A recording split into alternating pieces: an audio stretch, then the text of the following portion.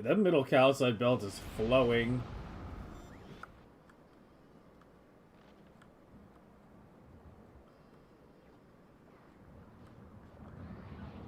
We're not actually getting lulls in production, are we? Where the fuck does it go? Goes... Wait. Here.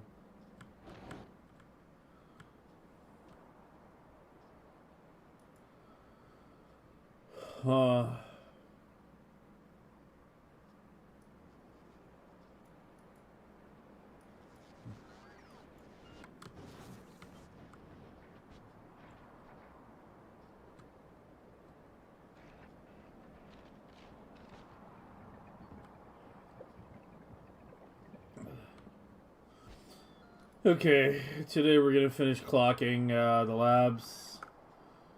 Get some of the other clocked builds deployed. Various time-related shenanigans. You know, just call me Marty McFly. Such quietness. I just started like a minute ago. Would you like me to howl into the mic?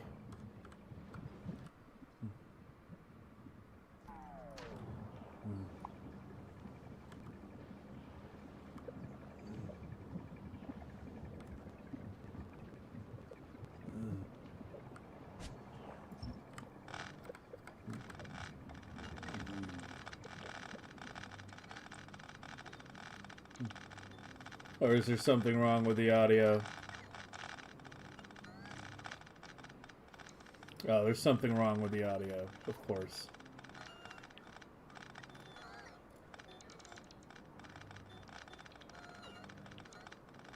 Here, I'll restart the playlist even.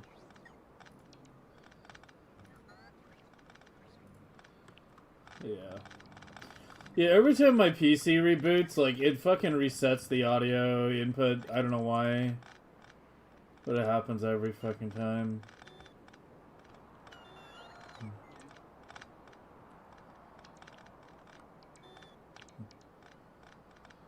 No game audio?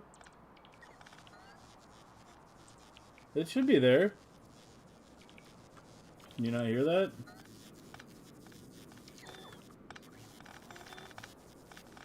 It's showing up on my thing.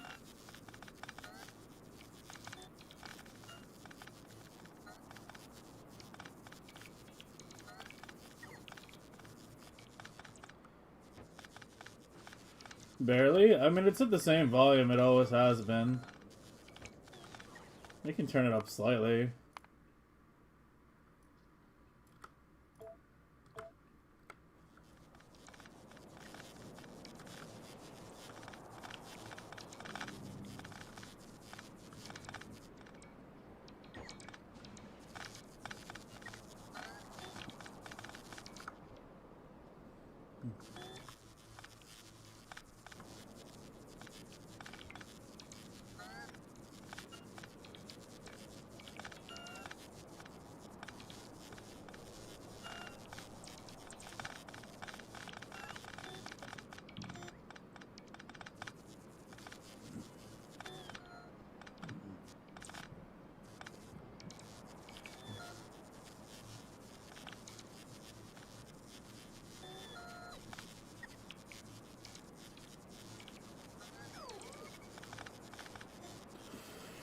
Should try to refactor a couple of the Prometheum ships to the stacked version today, too. I wanted to do the Akilo Blade refactor today, but I kind of got on a bit late, so we'll do that tomorrow. I want to have, like, a full stream for that. As opposed to, like, a 2/3 stream like today. But, yeah. Wound up getting on a bit late again. What's new? Might as well call this the new default stream. Kind of remembering. I mean, I literally haven't touched these settings at all.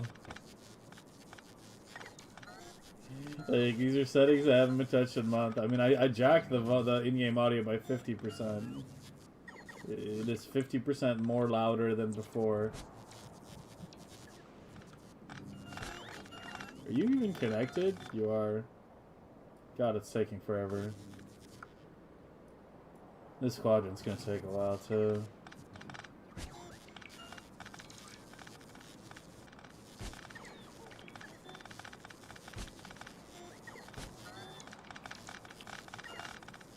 Music is a tad loud.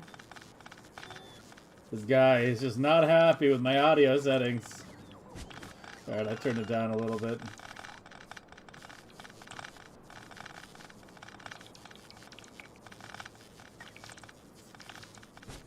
You know what'd be great if Twitch just let us broadcast, like... The thing is, Twitch does give us the option to separate audio tracks. I guess there's only 2 on Twitch. But if they let us, like, broadcast everything separately and just gave everyone, like, 3 fucking volume sliders.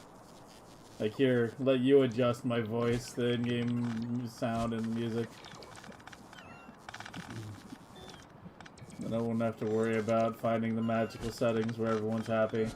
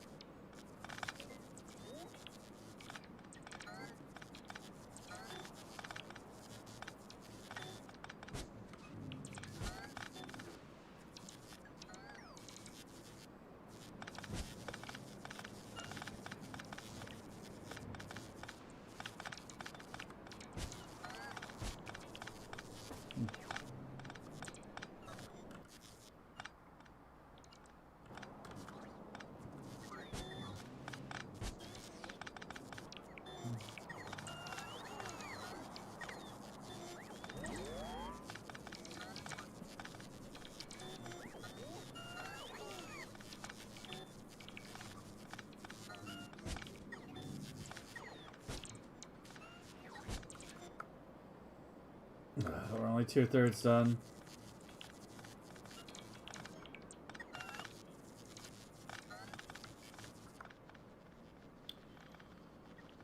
Oh, ships are running. How are we doing? The time, all time is going to be high while I'm deconning this much. Inserters are like 6 point something. Yeah. Yeah, we're gonna deploy the clocked red, green, gray, and blue today.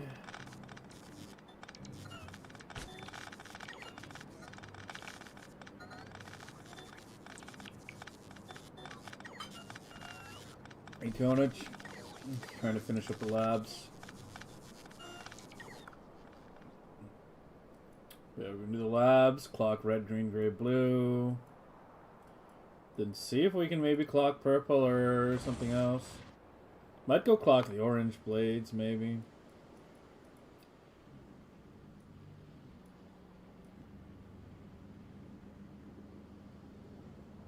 Yeah, I might go clock the orange ones today, because I don't think those are changing.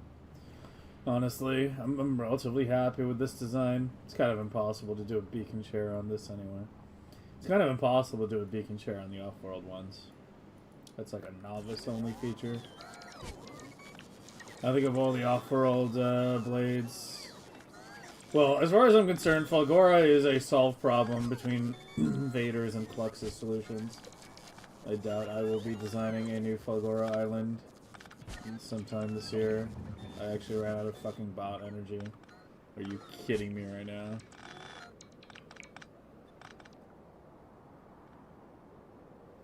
And we got all the trees. How is pollution? Looking decent. Left side's a slight cause for concern.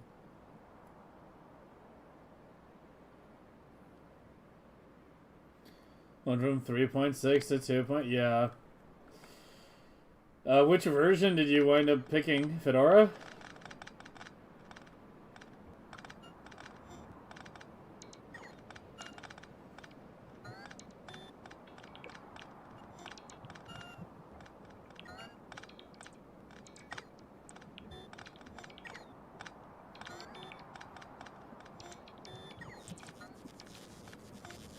Same, yeah. Yeah, no, I would probably do the same. I mean, I've already said I was gonna do the same. Oh.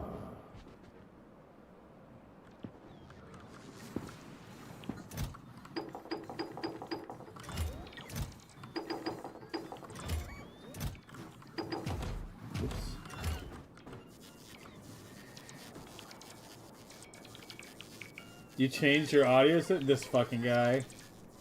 Making me tweak everything, and then at the last second goes, oh wait, it's on my end. Jesus fucking Christ.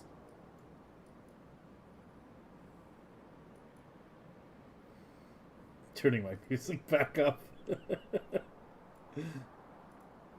Hey, Oleg. You have experience, but not much? Yeah. Yeah, I mean, I think the way things are going to play out for me here is we're going to clock everything once we get our update time down to like, I don't know, 11, 12 ms. Ideally like 11-ish consistently with the Prometheum ships running. We'll scale up to 6 million. Get that stable, get things all nicely set up. And then at that point I'm probably going to take a break, play some other games. Sometime during that, I'll work on setting up Linux. And then once I get that set up, we'll maybe try an 8 million push. I don't know. We'll see.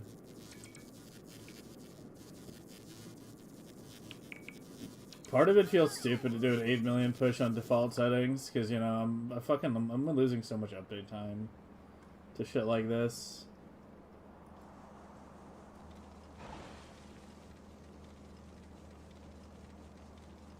But I don't know.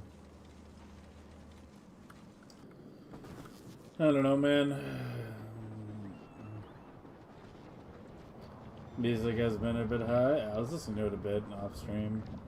I tend to crank it a little bit when I'm not streaming.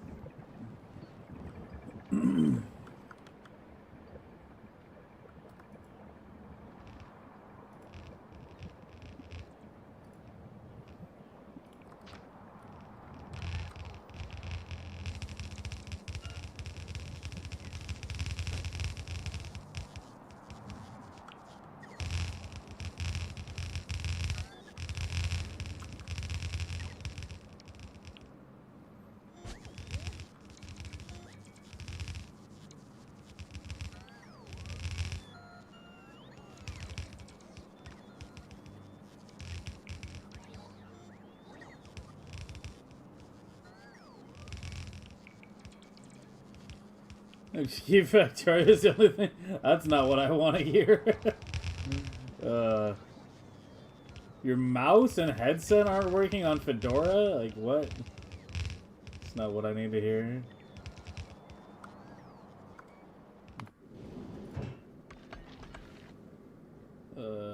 You'll be at Novice shortly. I'm not gonna be fuck sending the ship. Oh no, you're already here. You already have some, but just drop some. Oh, we forgot the fusion reactor last stream too. Yeah, we need to do that today.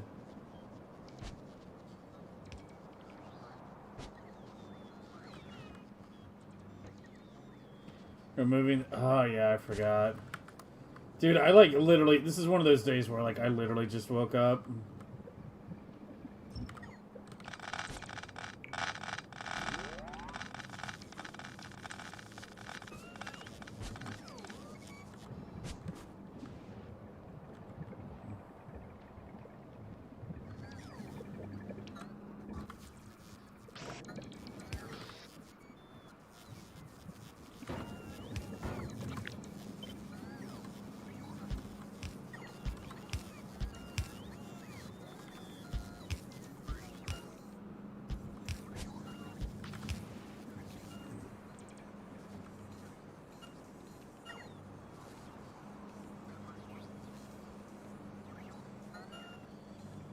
No fault to the devs? Yeah, I mean, I don't know.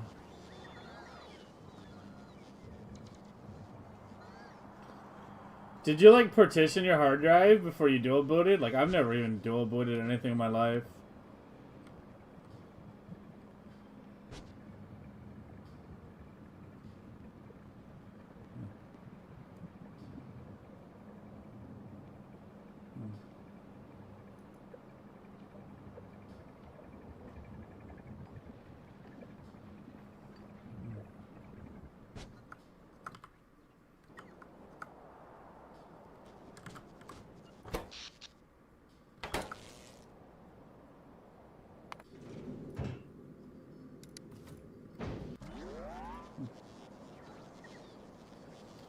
I have a couple. They all have like stuff on them. I have 3 actually. But yeah, they all have shit on them.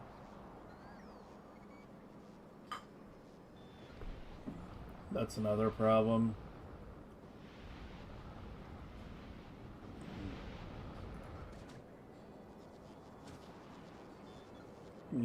Yeah, I mean, like, I don't know, I need to, like, clean one of them out and install Linux on that one.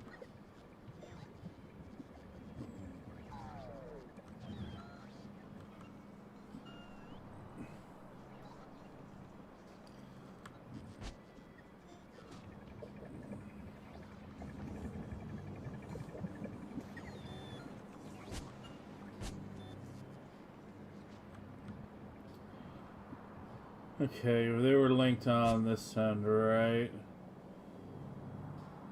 Yeah, that part's already linked. On some end.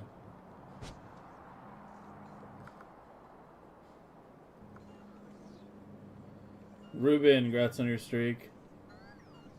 Just don't install before asking you? Okay. Yeah, I'll keep that in mind. These warnings are so dire. We're on 9 hours per robo speed level now? Yeah, we're fucking getting up there. Yeah, it's up to 2 billion. Yeah, we might be at the point where I start letting the game run off stream a bit. I've been trying to avoid doing that because, you know, having everything on stream, but once you get a certain stage of Megabase, it definitely helps to have, like, you know, like just running bot speed only, like off stream kind of thing, getting a couple more levels.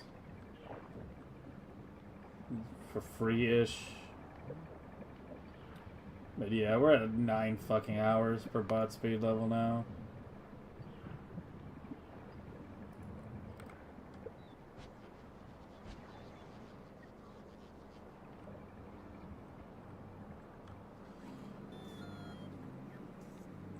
Still going.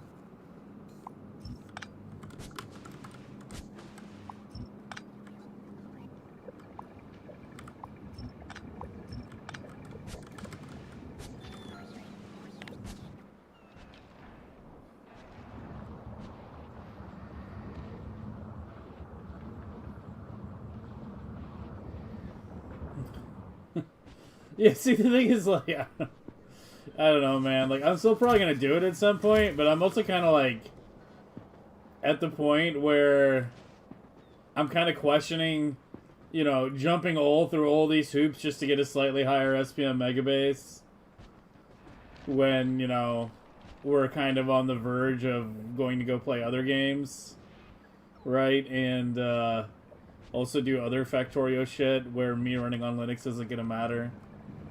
Like, it's a lot of fucking hoops to jump through. Like, literally just for one, you know, tiny aspect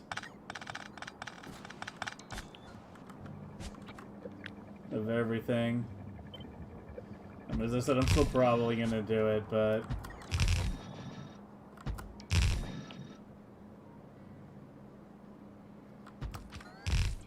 the absurdity of the work to reward ratio is not lost on me.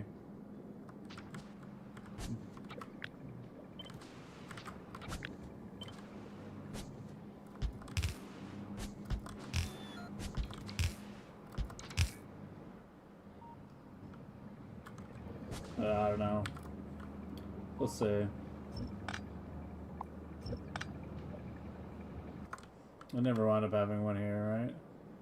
No, it's the other one, yeah. That has to be connected, this one. I forgot about that.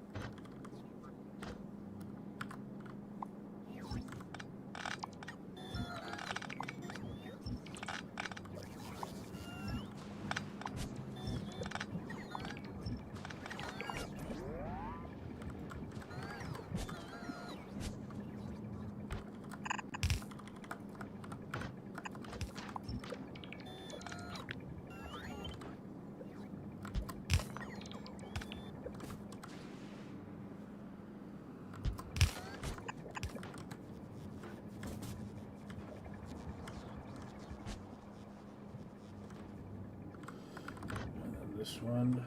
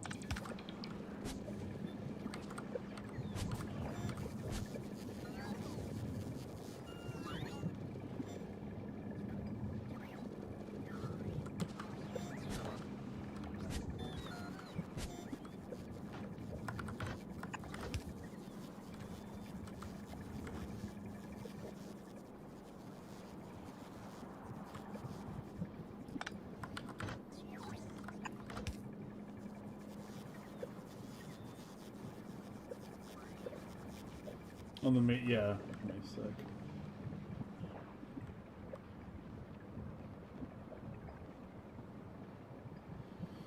So I mean, yeah, it's like it's just one of those things that, you know,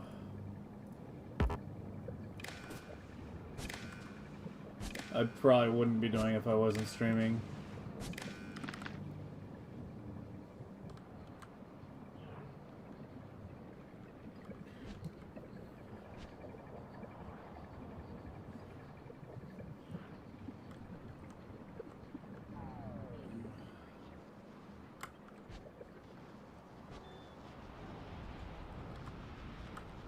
Okay.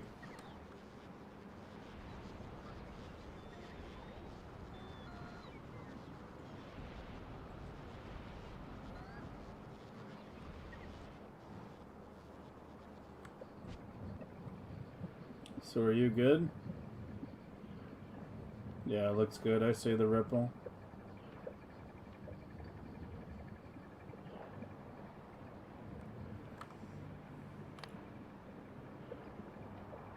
Dude, every time I look at the inserters, it's at like 7K though.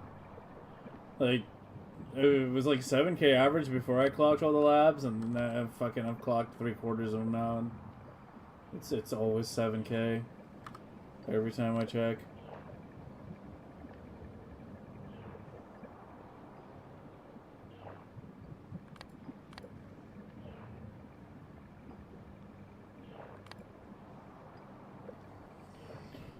Oh.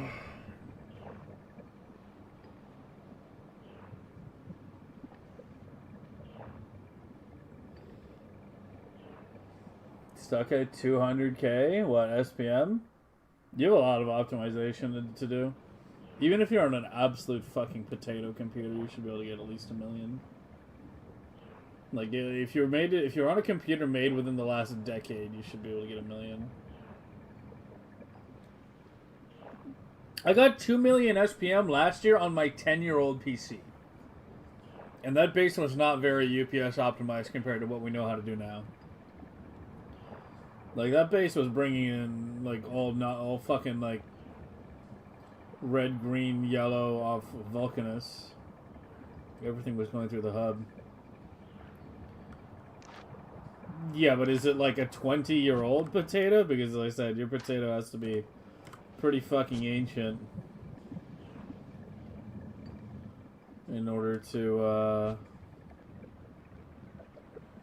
not be capable of a million.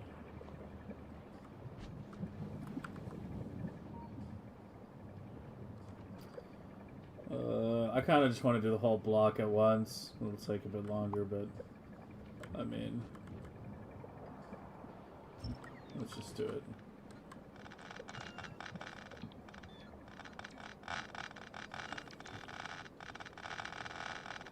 Shared potato. Oh no, the worst kind of potato. Egg grist. Pretty much hit the hardware limit, yeah.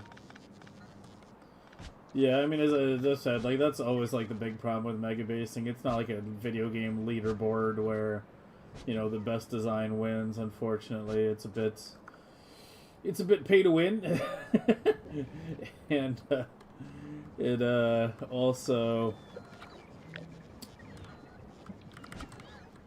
It also requires, you know, to go through setting up Linux and shit.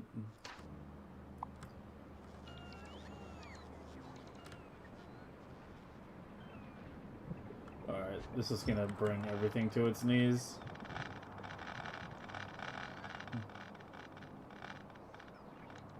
Hey, Ariana. Oh, it's chill. Just trying to finish getting the rest of the labs clocked, then we'll work on the science blades clocked. We've got 4 sciences already clocked, I just need to deploy it.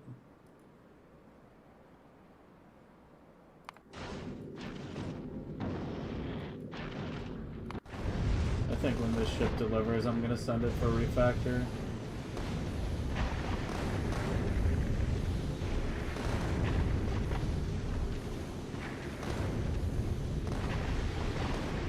I could just send this one now, couldn't I? You're already loading, actually, never mind.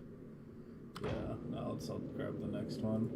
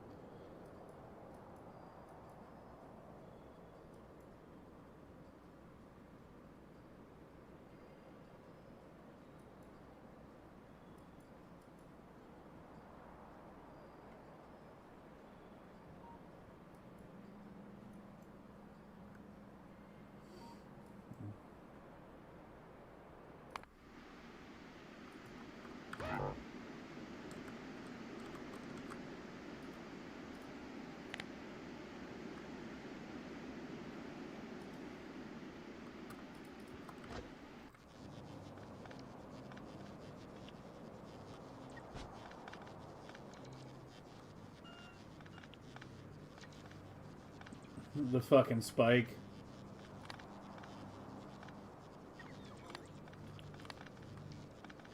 Construction manager at 7.7. Holy. Nearly 8.0.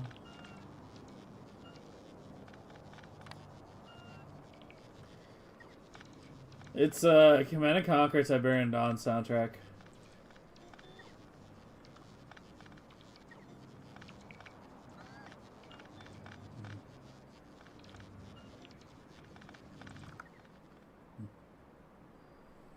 Well, it's my Rain in the Night playlist.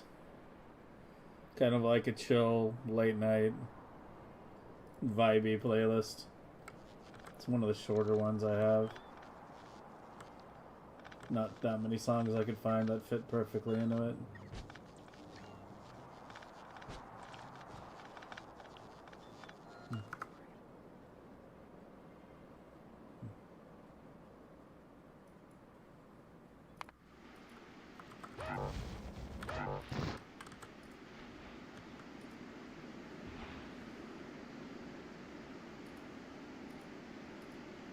That was it? Just that one? There we go.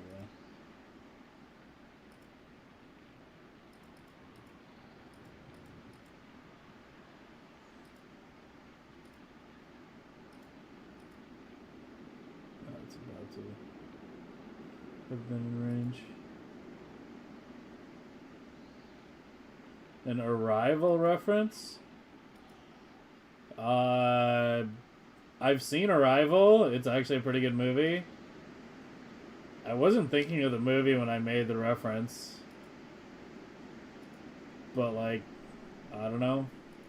It just kind of popped into my head. I might have subconsciously referenced it without realizing it.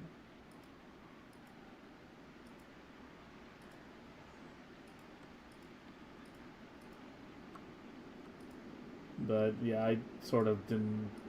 I wasn't thinking about it when I made it, but, yeah. I don't know. As I said, it might have been a subconscious thing.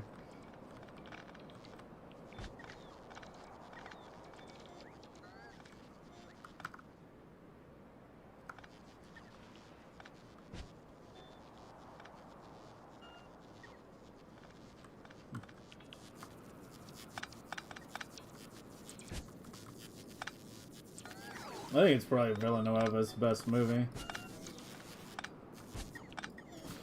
Dune is overrated. I will die on this hill. Fight me.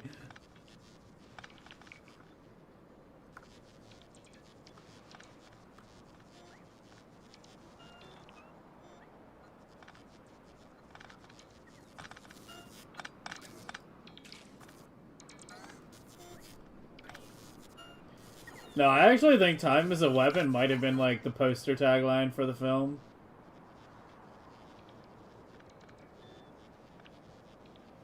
The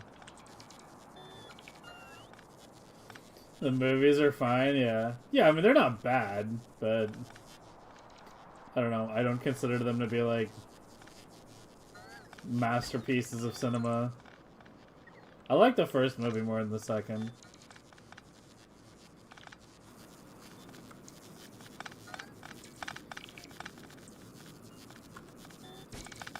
I think the third one comes out this year. I'm not 100% sure.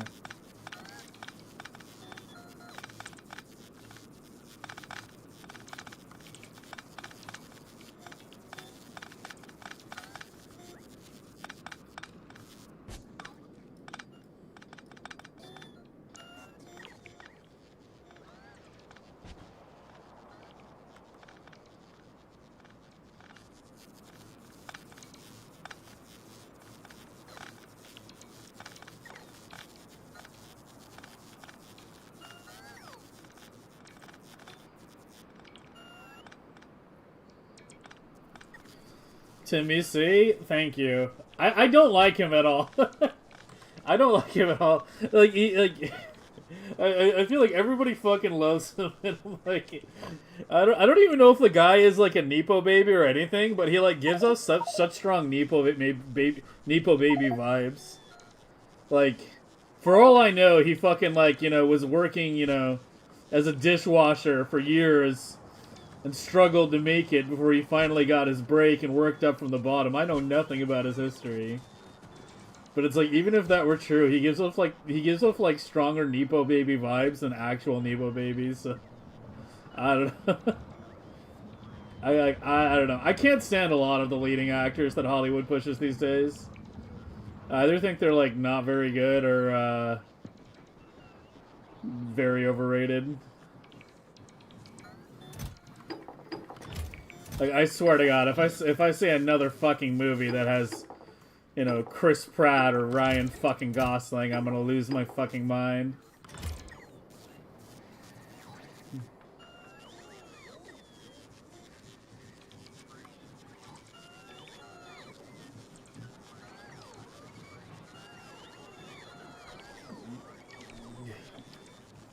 But yeah, I never particularly cared for old Timmy Creme Brulee. Kind of interested to do through most adaptations that go past the first book. Yeah, I mean, this seemed to be dead set on being a trilogy from the get-go. I'm more interested in seeing Villanueva's next project. I don't care as much about Dune. I want to see Rendezvous with Rama. That's the next one he's doing. It's already like set in stone. Like he's doing it for sure. After Dune, he's doing Rama. That's the one I'm more interested in. Some real fucking sci-fi, man. I've been starved. I've been starving for years. We got The Expanse, and then we've been parched ever since.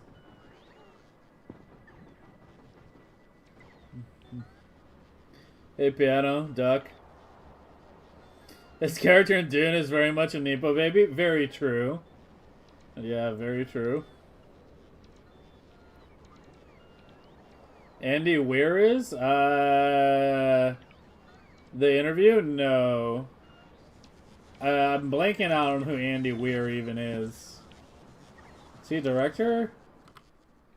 I feel like I've heard the name, but like I'm not like familiar. Yeah, tips on music. Oh, he was author of Martian. Okay, yeah. Yeah, Martian was good. I liked Martian. Martian was good. I haven't seen Hail Mary yet. I'm kind of sort of waiting for it to hit the interwebs. Like, I don't know. I don't really go out of theaters these days much anymore. Maybe I'll drag myself to, like, a showing at some point. But, like, I don't know. I kind of like watching movies at home over the theater. You know, being able to do it at my own pace.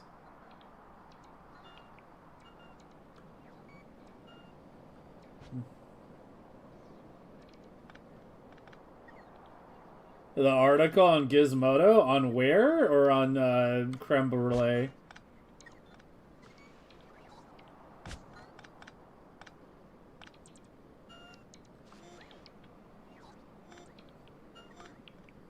But yeah, Hail Mary is supposed to be decent. I've heard it's like easily spoiled. I've managed to avoid spoilers for it so far. But yeah, we'll see.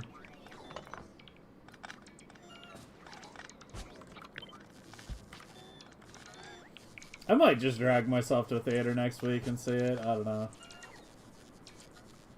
I'm actually trying to remember the last time I went and saw a movie in the theater. It's been a long time. Oh, I know the last time. Yeah. It was seeing the second Dune movie with my brother. Yeah. That was the last time.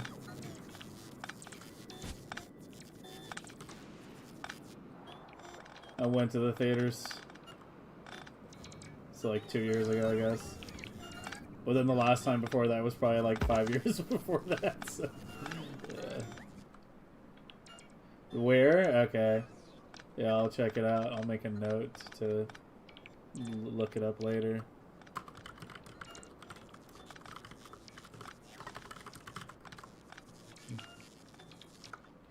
Oh, close. Okay, we're almost done. Thank fuck.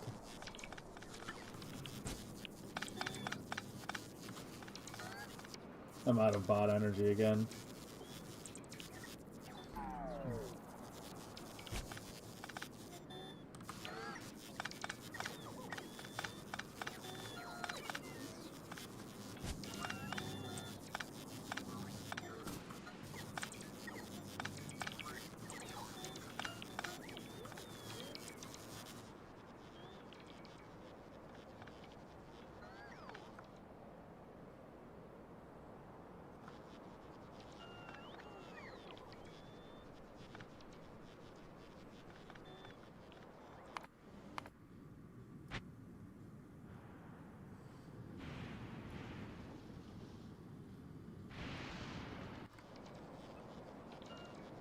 Wasn't there something else I wanted to do that I didn't get done last stream?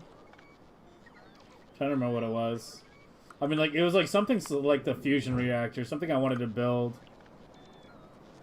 I can't remember what it was. If it was important, I guess it'll come back to me.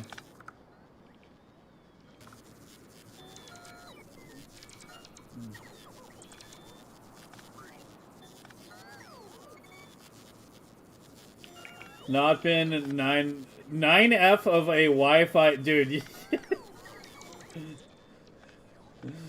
You need to get rid of your smartphone and go get a BlackBerry or something with an actual keyboard again. Because you and autocorrect are not getting along right now. Yeah,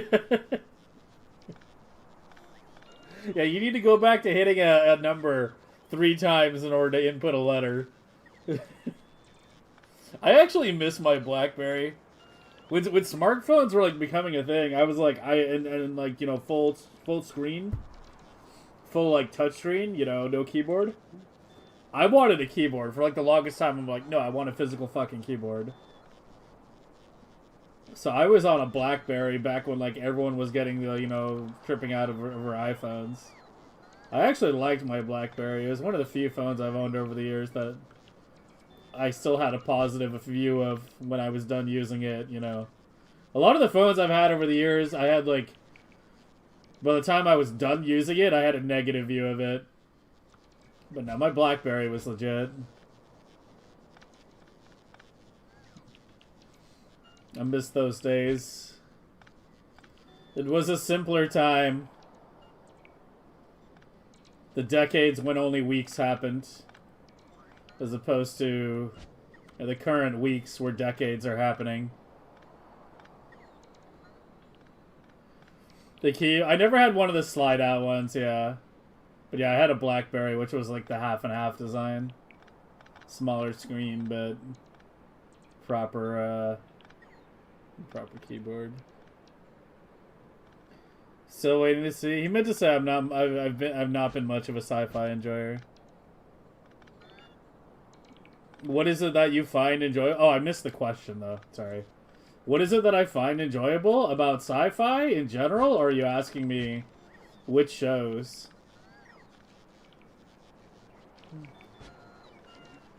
Yeah, are you asking me about the genre in general, or are you asking for show recs? In general? Oh.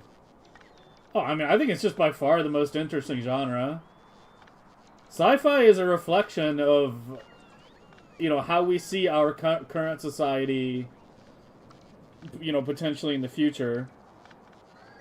It's always been kind of like the most philosophical genre. I've always been just kind of like, you know, big into that kind of thing. I enjoy like space travel shows, that kind of shit. But yeah, like all media, all art, all media that's ever been created and that ever will be created is a reflection of the society it was created in. Sci-fi is is that reflection projected into the future.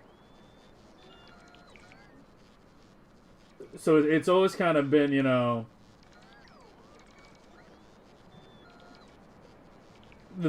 fundamentally the most interesting genre to me in that sense.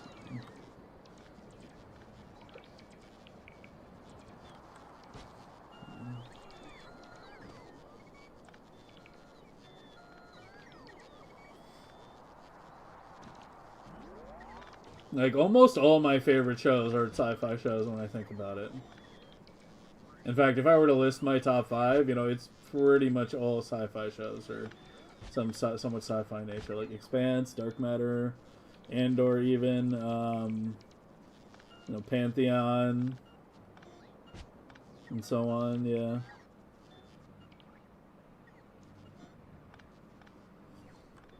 But I don't know, like, have you seen The Expanse, Sparks? Like, for people who are, you know, kind of like new to getting into stuff, like, I think that's one of the best recommendations.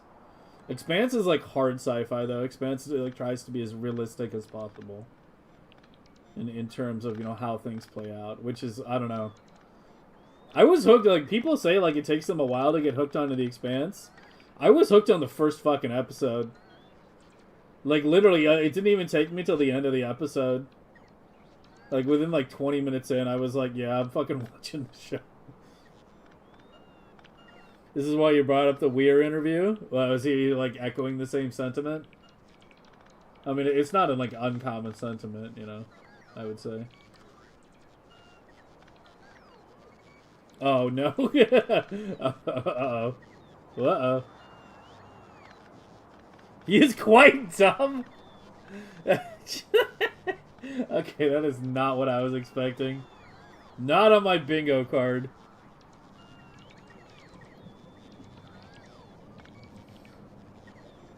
Expanse is excellent. Yeah, Expanse is good. You know, there's like the old BSG as well. Was a good show. The other shows like Babylon 5. Star Trek can be pretty hit or miss depending on which show it is and the episodes. Like, a lot of the older Treks had like a lot of filler because it was like 24 episode, you know, seasons once a week. One episode a week. But, there were also a lot of good episodes. Like, there's a reason, like, shows like TNG are still held pretty highly. I think DS9 is probably the best Star Trek, though. Out of all of them. Just read it for us. Is this a request?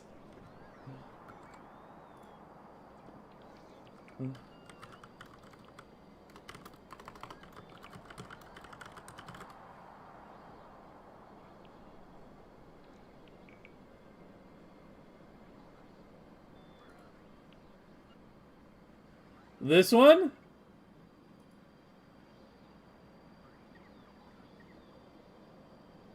The Star Trek comment backlash one?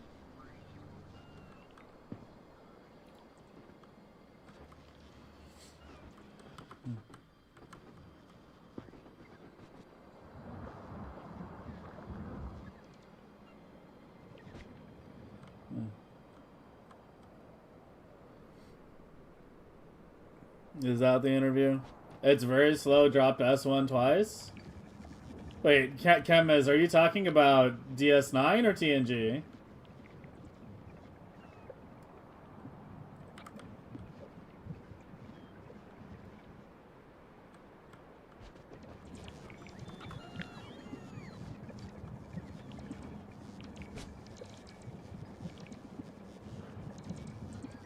He said something about he wants to say? Okay, I'll check it. I'll read in a minute. Let me at least get my bots starting to build.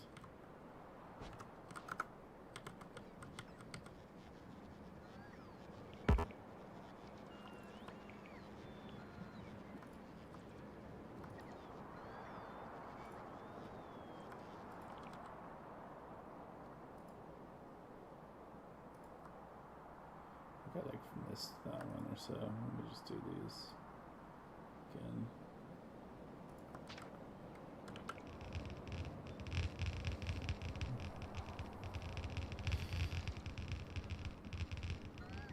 Hey, Chemez, which one were you referring to?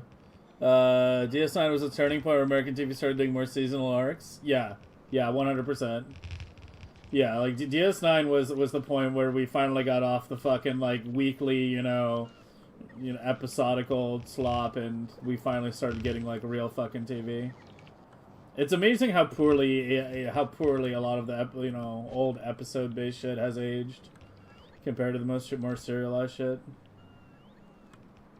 But yeah, DS9, Babylon 5, those were like big turning points where we started getting like actual good content.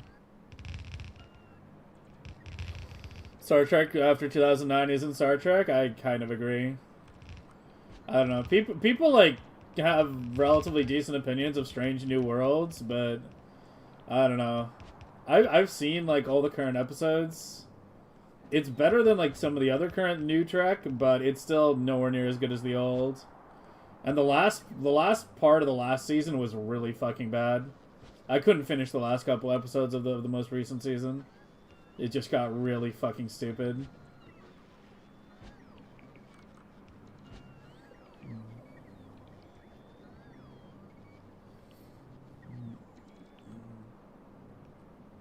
His opinion, what do you think Star Trek is? Okay, but I just wanted to make sure that is the interview you wanted me to read before I started reading it. TNG was more episode of the week? Yeah. Yeah. There was a big movement in more serialized TV? Yeah. Yeah, DS9 was where it started. Game of Thrones was where it got set in stone. Like, DS9 is where it, like, originated. Like, Game of Thrones was, like, where it was, like, actually fucking formalized that it was, you know, this is the way to go forward, right? Like, episodic is essentially a dead format these days.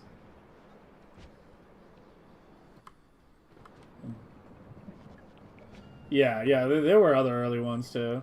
I can't remember which was first between Babylon 5 and DS9.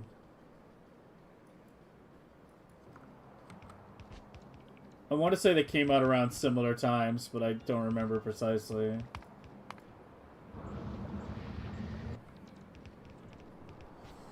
Alright.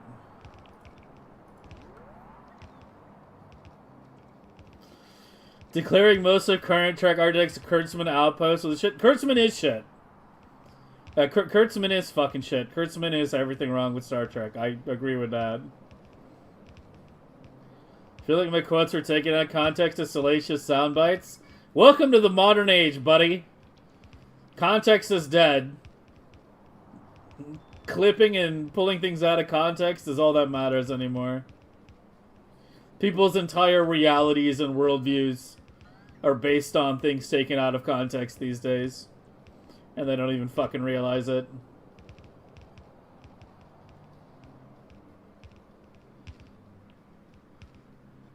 But yeah, I mean, Discovery is definitely the low point for Star Trek. Like, Discovery might be the worst Star Trek show ever created. I'm trying to remember if I've seen all of Lower Decks. I want to say I've seen a couple episodes, but I don't know. I think I might have seen actually most of it. But I think I found it kind of forgettable. You'll just find what he said? I mean, it's not a long interview. Or at least this article is not very long.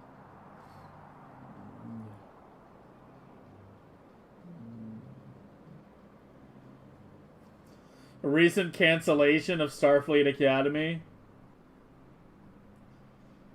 I don't know. I mean, I never watched this show. I never even really heard of it. But the last thing I want to do is watch some, like, teenage Star Trek show. The thing that people don't understand about old Star Trek is it wasn't about, you know, flashy fucking, like, you know, people with their hair slicked back and, you know, quippy one-liners and shit. Like, original Star Trek was a relatively deep philosophical show. Especially once, like, TNG hit its stride. It was a very, very, you know, slow and pondering show.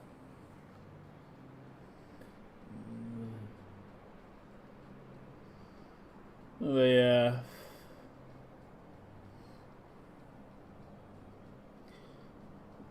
It's like so much media has been like trying to cater towards, you know, the young kind of like teenage early 20 audience. It's like they've lost the rest of us. My cousin was Lieutenant Jones? Okay, I'll keep an eye out for that next time I watch it. You'll link it in general on Discord.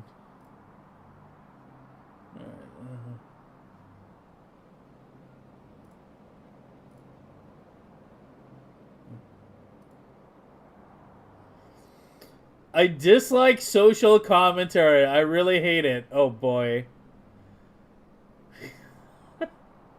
When I'm reading a book, I just want to be entertained, not preached at by the author.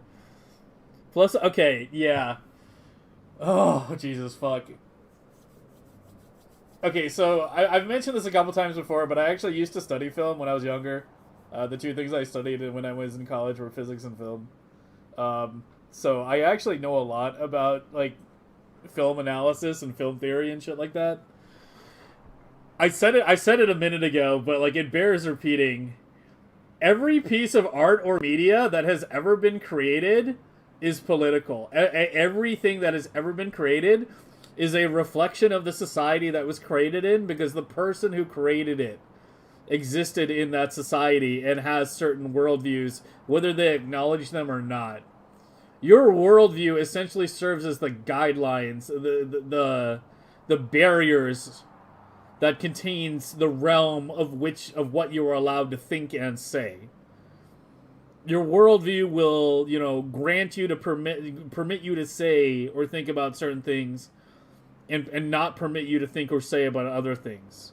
Everybody is subject to this. You cannot escape it.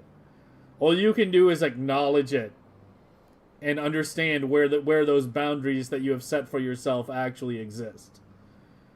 People that think those boundaries that don't exist are usually the most highly constrained by them, because they don't even acknowledge their existence. So yeah, him saying I put no politics or social commentary into your stories at all is literally one of the dumbest fucking things you can possibly say as, you know, an author or an artist. No, you are putting politics and social commentary in your stories. You just don't realize you're doing it. You just don't realize you're doing it. No, yeah. Yeah, I do agree with this guy's comment. You know, he is actual like dumb. Like, this isn't just dumb. This is like actually genuinely fucking stupid.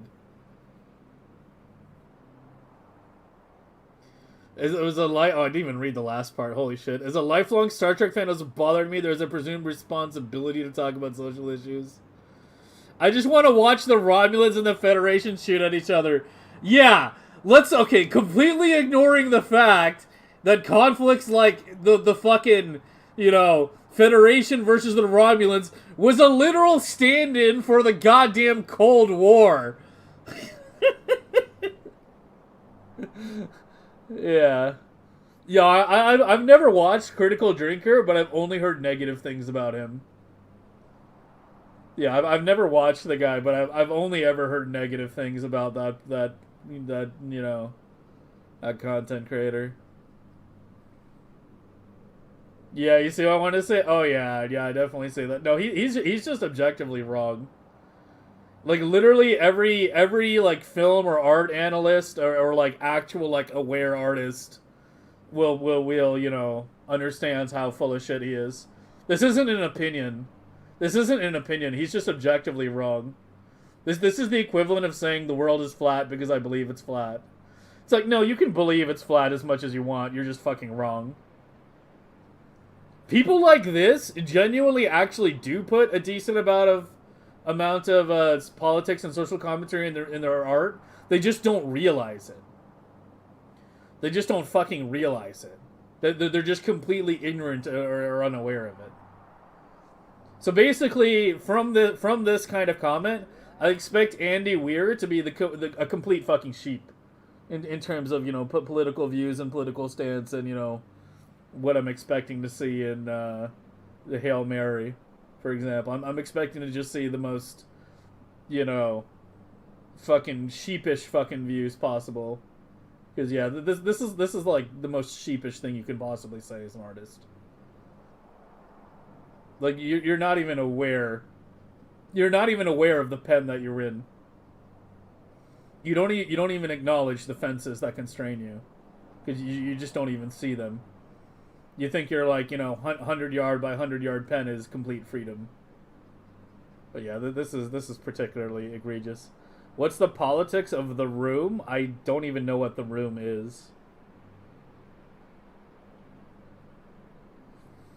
It's always been about social issues. Virtually all media is. I mean, that's the thing. That's what I'm like. That's an important concept to understand. Every piece of art that's ever been created is a reflection of the society that's been created in, because the people that created it are, you know, people that exist in that society. They have worldviews, whether they acknowledge them or not. The art that you create is always a reflection. You can tell a lot about someone's personal political philosophy by reading their art. Like, I haven't talked about it in a while, but I've heavily criticized Harry Potter in the past as being, like, you know, a perfect example of, you know, essential neoliberal philosophy, because, you know, that's exactly what it is. It perfectly encapsulated.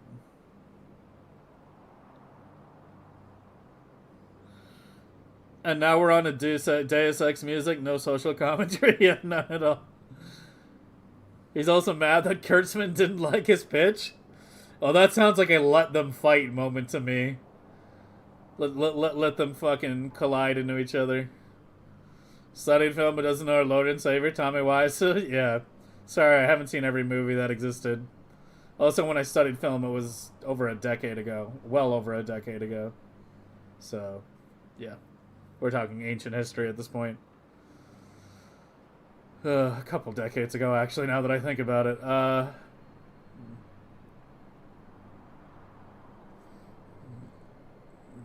Most art is about stuff. All art is about stuff. Don't think Tommy Wiseau understand politics? I mean, most people don't. The Room is hilarious. And it's just an amazingly terrible film? Okay, so you're trying to bait me. Never read any Harry Potter? I've never read it either. I've never read a single book. They came out when I was, like, too old for that kind of stuff anyway. To be reading about, you know, teenage boy wizards. But it's something that, like, heavily gets brought up in the political circles I fucking run around in, because it's such a perfect example of neoliberal philosophy. I'm not gonna go over the whole thing, but here I'm gonna link you something. Like, once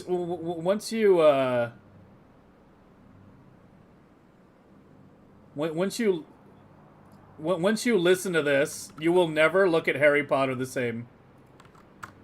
Like, it's a bit long. So yeah, you'll have to watch it later. You know, can't close my stream. But, yeah.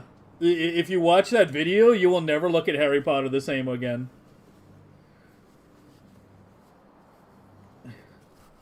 It's probably the best critique I've ever heard of that show. And you know, by proxy, the author. But yeah, this is... Anyone who thinks they see something like that is reading on his own.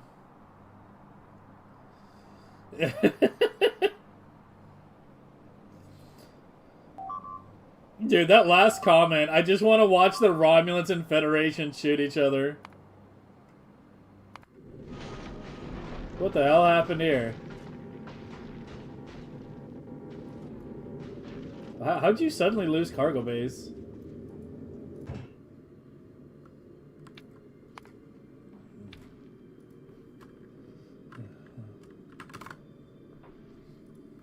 It's fucking whack.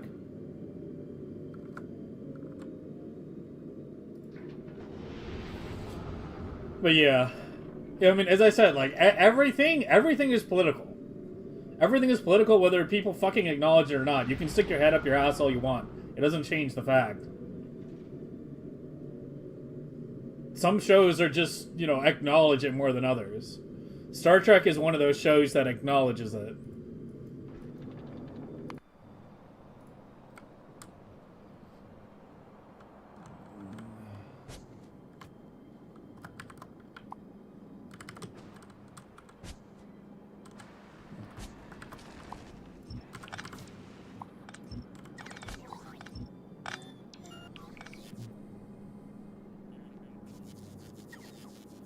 The pic does it alright? Is it his thumbnail? I don't even look at it. But yeah, like, that video, like, will give you a very good understanding of what I mean. When I say that, you know, even if you're not trying to make your artwork political, it will be political, whether you like it or not. Because you exist in a society. Right? Like, you know, we all, it's, you know, the whole, we all live in a society meme. Like, you live in a society whether you like it or not. You exist in that society whether you like it or not. Your worldview will be a reflection of that society whether you fucking like it or not. And if you're not aware of these facts at a very fundamental level, then, you know, chances are you will be, for lack of better words, a complete sheep of that society, right? Because you're not even aware of the forces that manipulate you.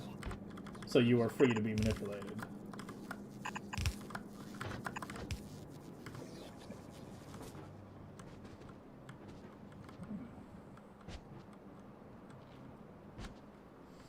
But yeah, but it's a great little critique of Harry Potter.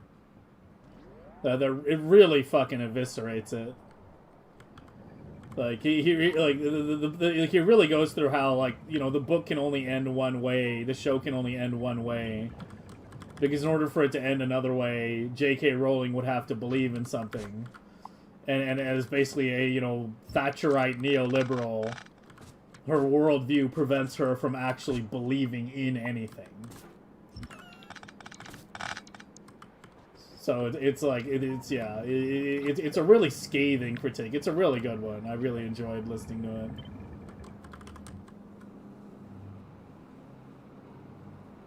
it. What did I do? Wait, what did I fucking do?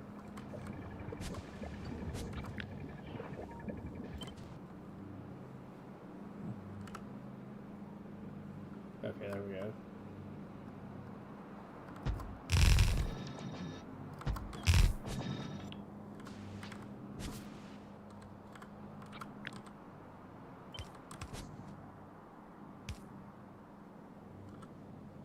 What am I? There we go.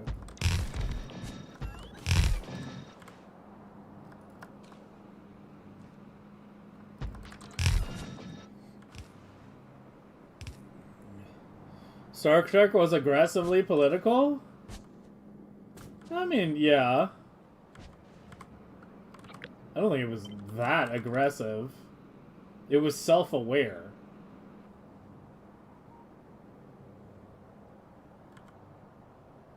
It was self-aware.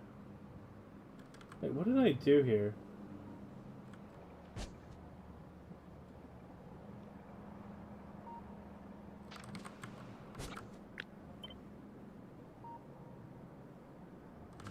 Oh, it's just missing one.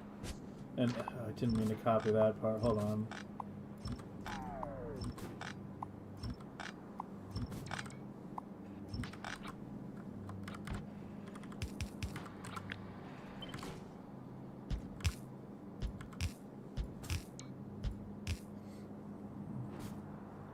And copy. Yeah, I realized. I figured out the problem.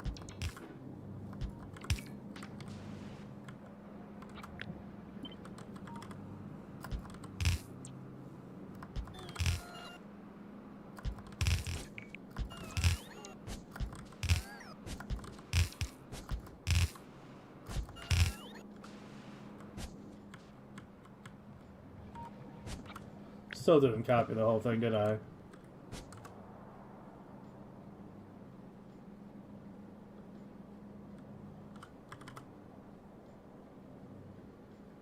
Oh my god. Alright, there we go.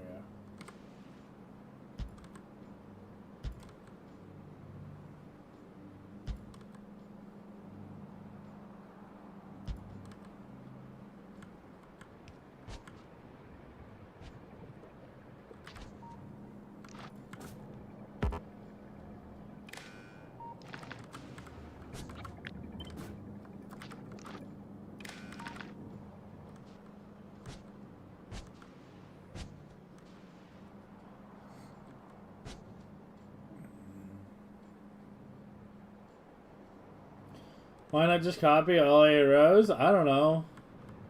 Good question.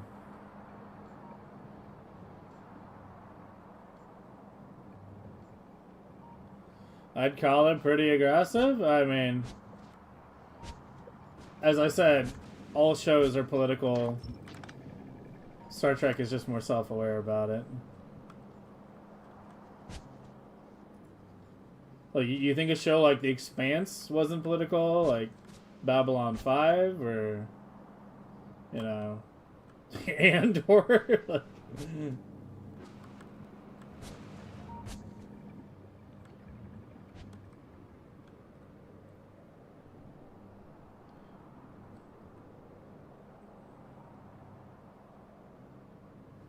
why aren't we started up? I need to hook you up, right?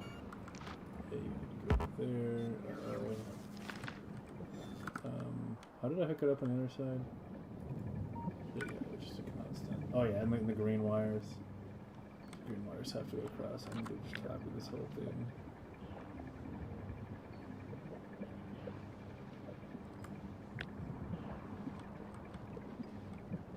It should be the same spacing on both sides, right? Robos, I hope.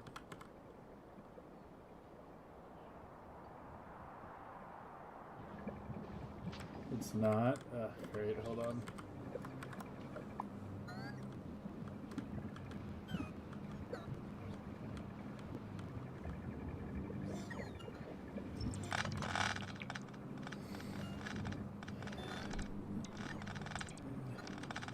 I mean, even a show like Breaking Bad is heavily fucking political, right? Like, the entire theme of the show is a dude who fucking, like, starts making meth because he can't afford his health insurance. Like, this is a show that can only exist in a country that has privatized healthcare, right?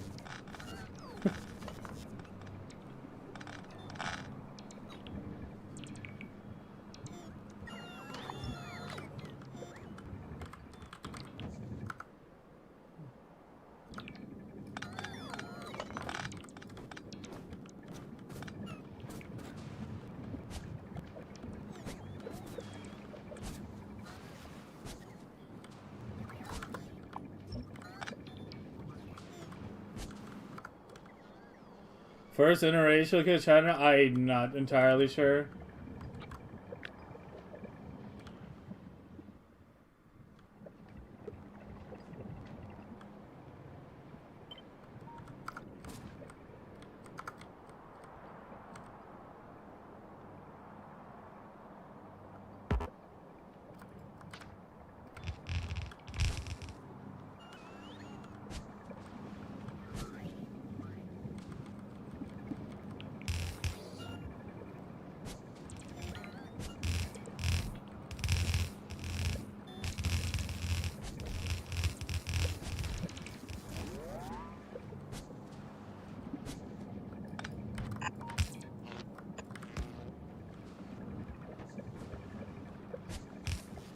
It was, yeah.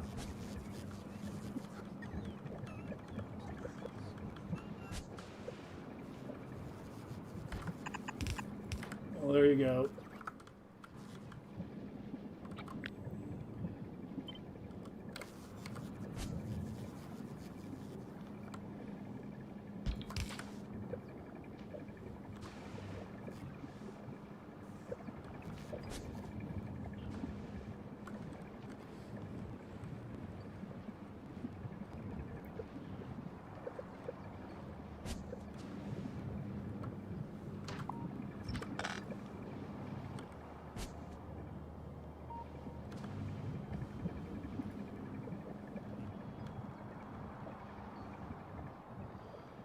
Are we good? Let's give it a minute, see if it's solid.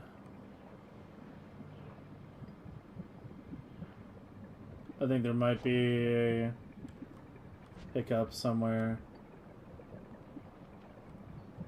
Seems to be a little low.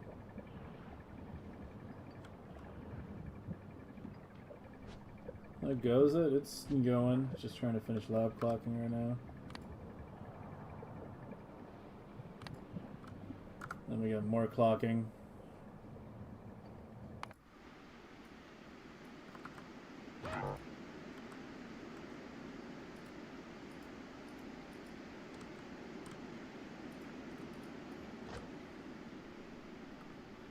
Oh yeah, that's right.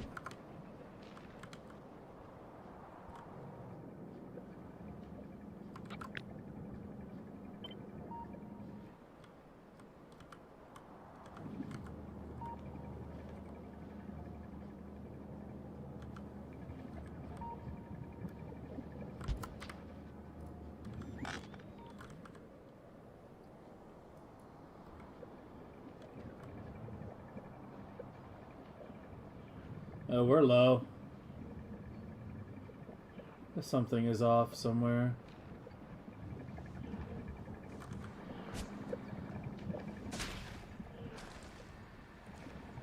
We gotta stop and go.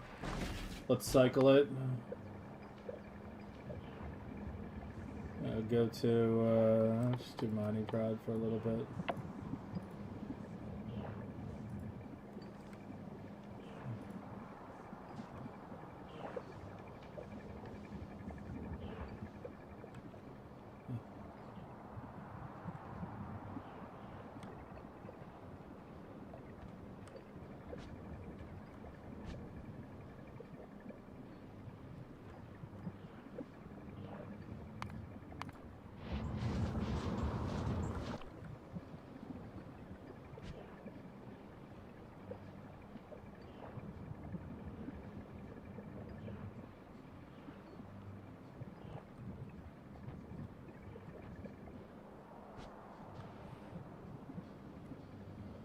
Box, bring it down. We haven't clocked enough things yet. You delete aggro spoilage for 30 minutes? What, you using the manual signal?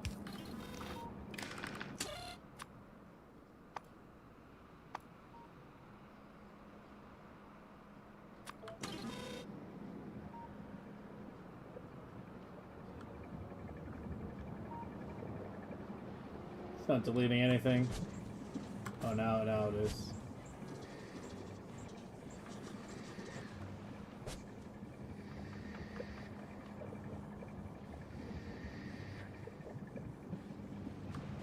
Something's weird.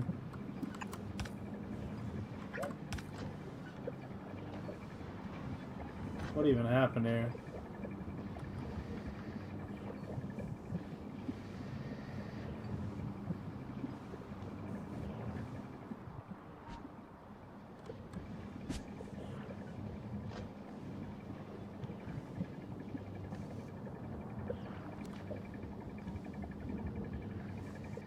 How did those get flipped?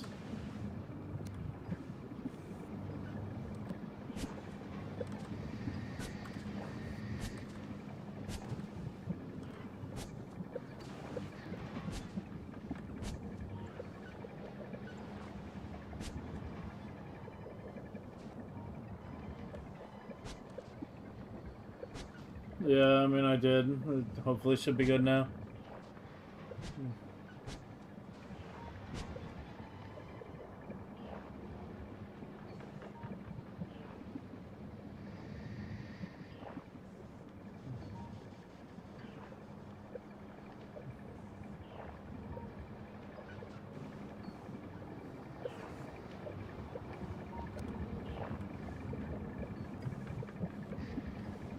Maybe I really should just check all of them. Well, I guess we know where the copy-paste mistake originated. It was from there.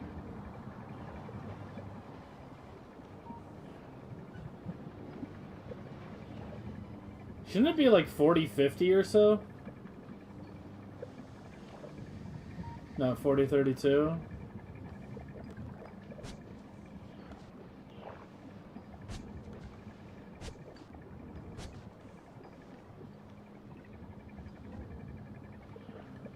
See if we can spot any labs that aren't working.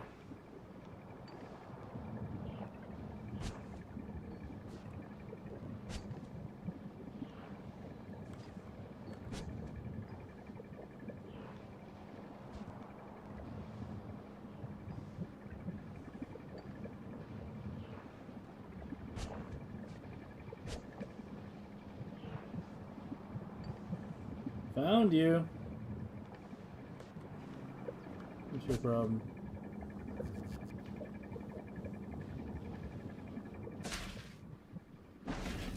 White got fucked.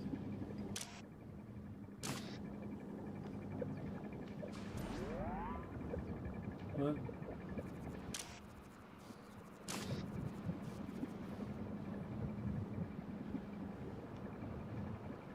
Well, the other ones in the column are working.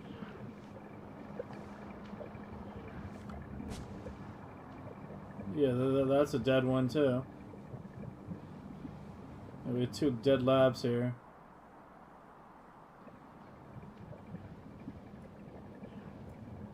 And 2 dead labs here as well. Oh, we found 4 dead labs. Right in the middle. Maybe, I already checked. I mean, you'd assume it would be the white science, right? But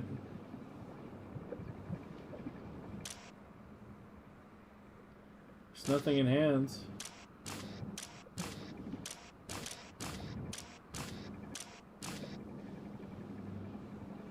This is weird.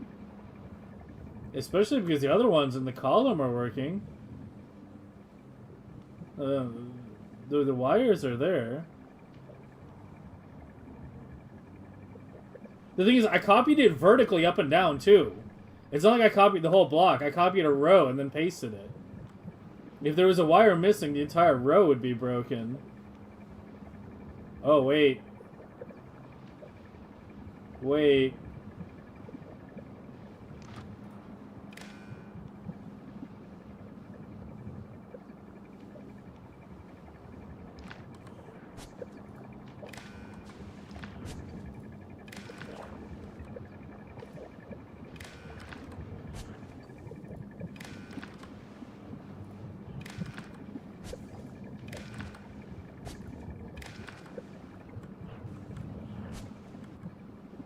I mean, that still didn't get it working though. That wire should be connected.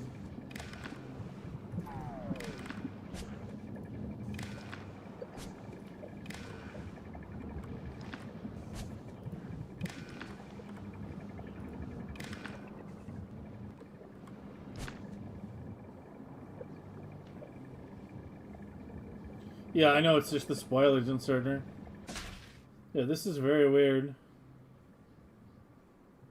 Let me just clear this lab manually and see what happens.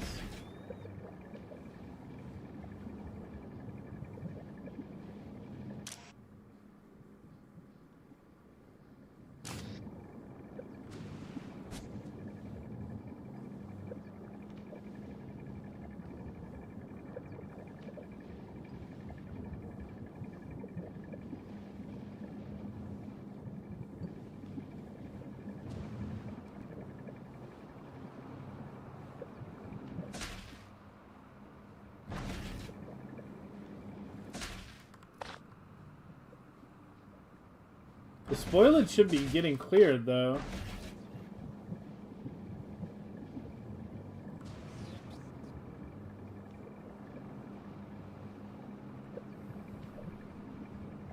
Yeah, it is bizarre. I'm about to just decon the whole thing and repaste it.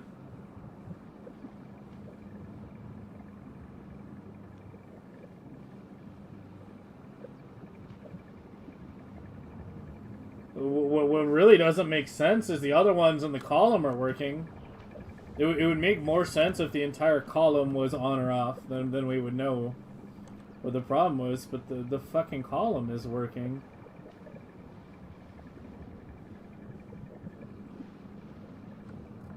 I'm just gonna try. Just remove the whole thing. And then copy this.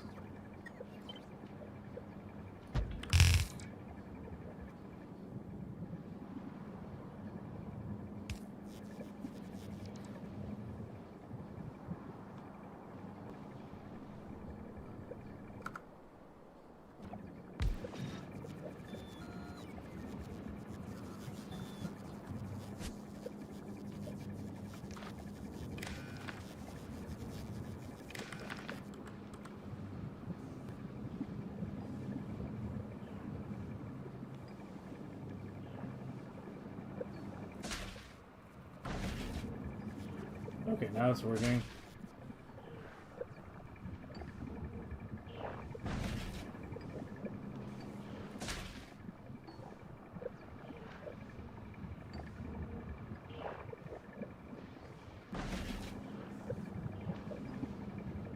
Yeah, I have no fucking idea. Well, let's fix the other ones, I guess.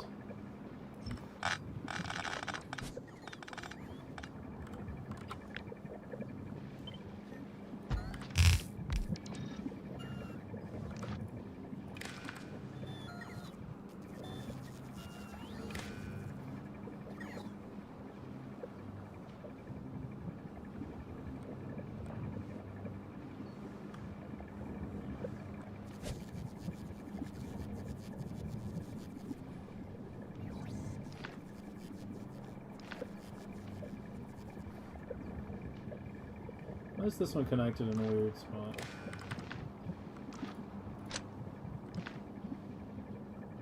It's supposed to be directly under that right underground.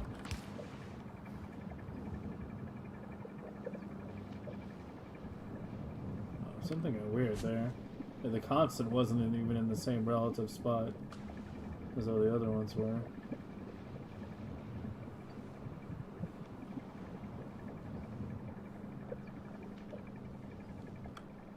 Dude, half of fucking, like, all this optimization is just Waldo bullshit. Where were the ones not working on this side? It's the same issue, I'm pretty sure. Yeah, these two. Right, so we have this wire here.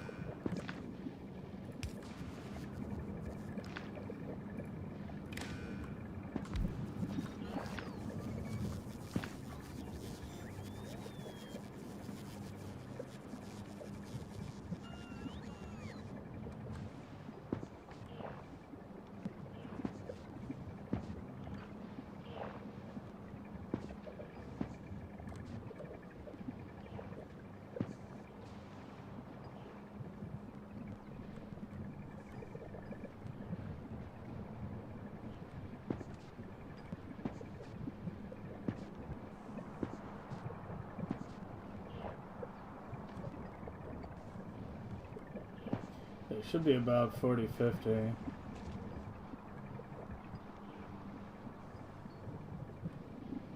I'm gonna cycle it one more time.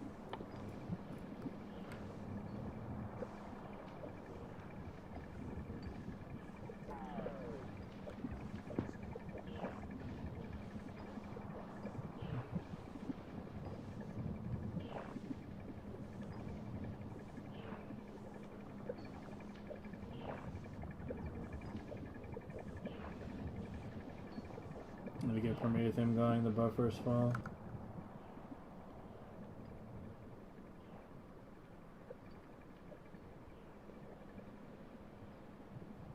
How are you all at a kilo? That should not happen.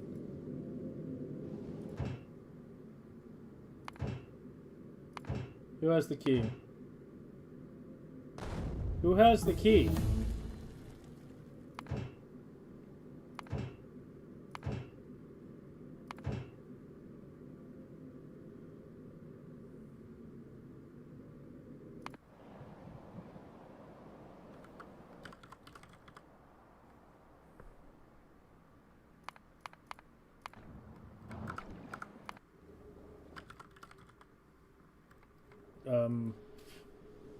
Hello?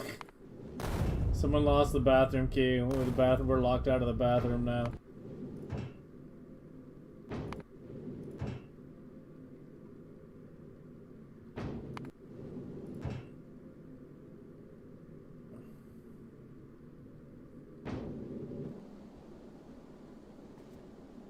No, really, where the fuck is the key?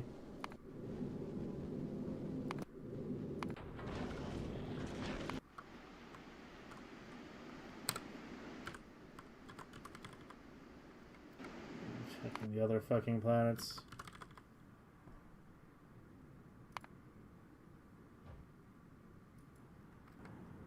Bro, I have no idea what happened to the key.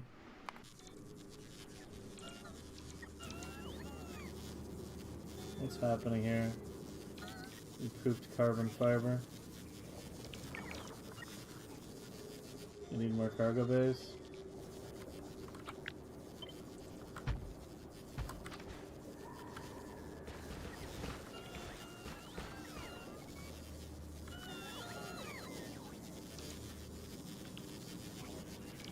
Yeah, that's what I'm thinking.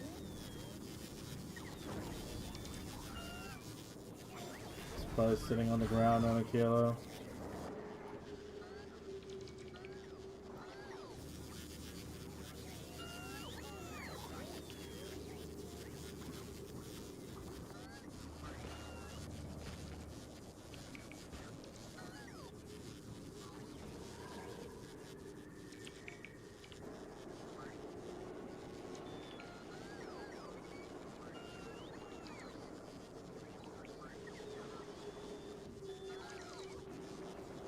I mean, if it is low, they should have picked it up and sent it by now.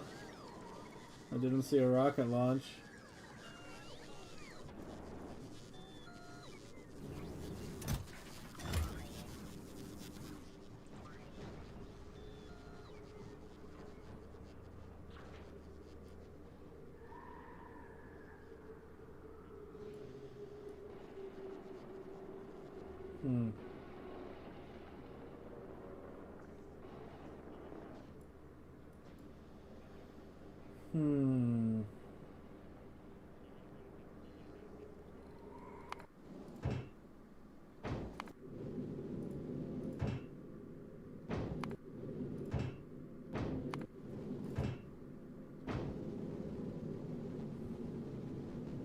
No.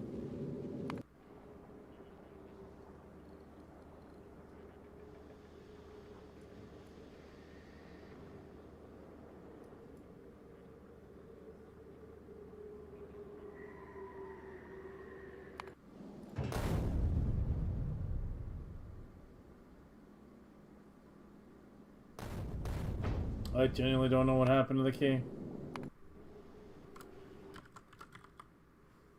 It's just gone.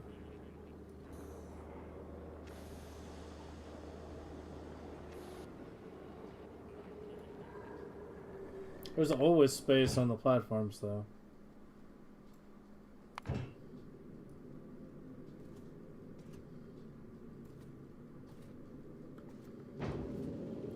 Dude, it's a kilo. What do you mean something doesn't have robo coverage? Are you high? It's fucking a kilo. The entire goddamn planet has robo coverage.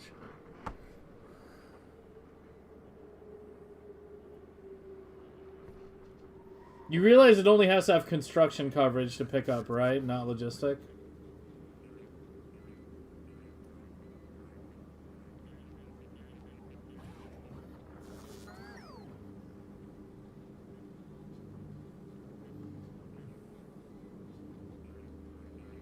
Yeah, it's construction bots that pick stuff off the ground, not logistic.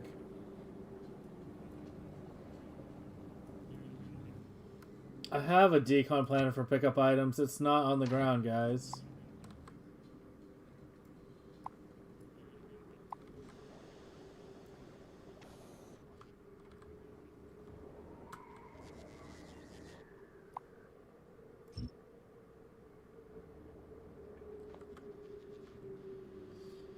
He's just gone. I already checked Robo Logistics like 5 times. It's not there.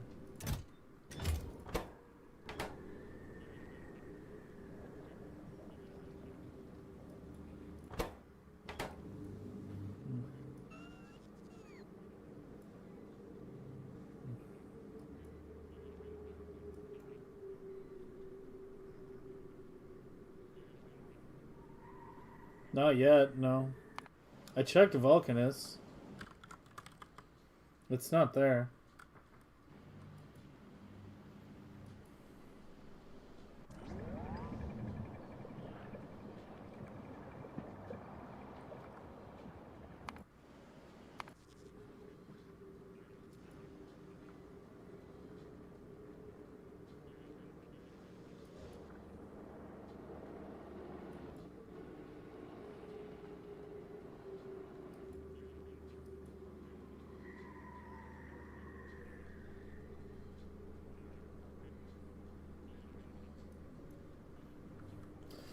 Yeah, I don't know. I'm about to just make another key.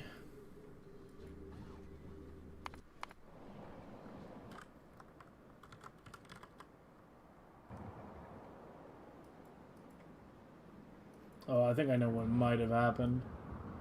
What if it got dropped in Novice and then the power got cut to whatever does the key stuff? No? No, it's not there. Oh, no, it is here. It's in the silo.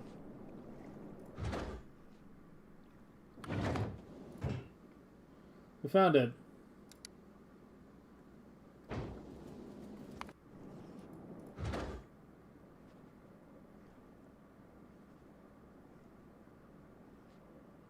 Make sure it gets restored properly this time. I have no idea.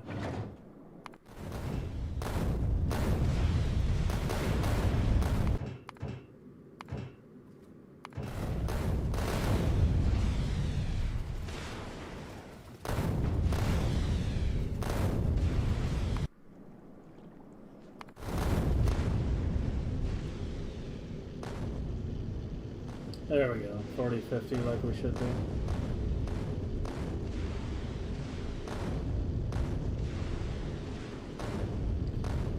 $40.50.696.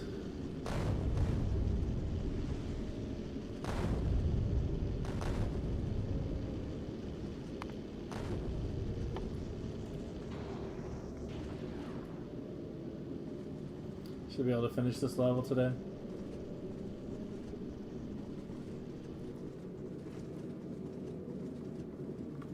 Stop the aggro? Yeah. I'd kind of forgotten about that.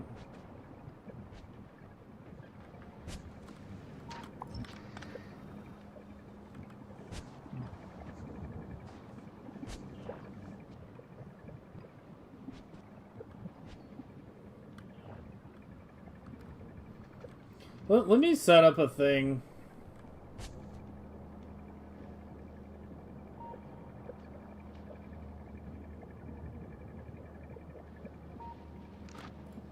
Here, I'm gonna hook up the agri to the... Oh, wait. That automatically engage... Do I have it set up on the other side?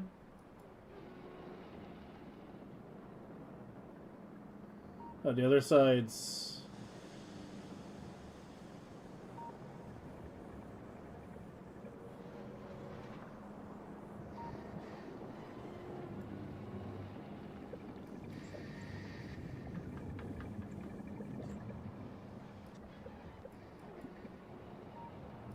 I'm sending a recycle... Yeah, I already hooked it up on that side. I'm sending a recycle signal somewhere. Uh-oh. It's Waldo time again! Okay, apparently the idea I was about to do over here is an idea I already had. Which is to hook that up to there. So I can just send one recycle signal over the radar network.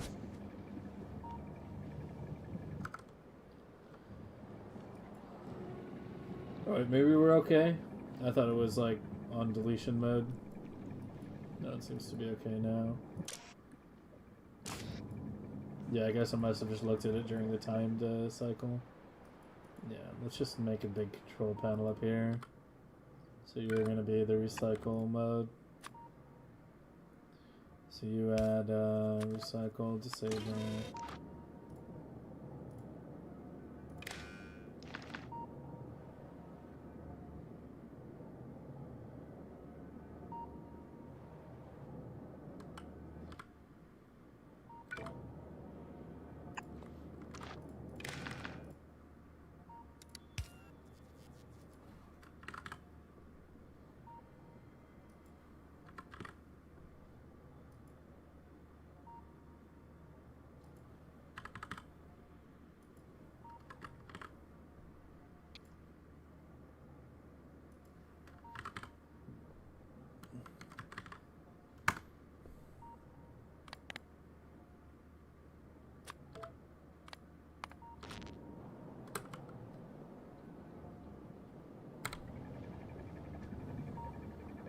Start on Green Grass World for extra? No. No, that was a happy accident. I mean, for the speedrun shit, we were picking temperate seeds over desert to begin with. But yeah, I happened to wind up picking a particularly green one, which wound up being good. There's very little sand on this seed. I think the only sand I managed to find was like down here or something. I don't even remember. Like, I actually had to look pretty hard to find sand.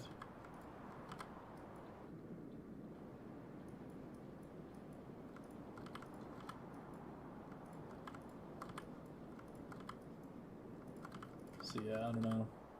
Yeah, that wouldn't have been good. Small rundown of what I'm working on. I'm clocking stuff right now.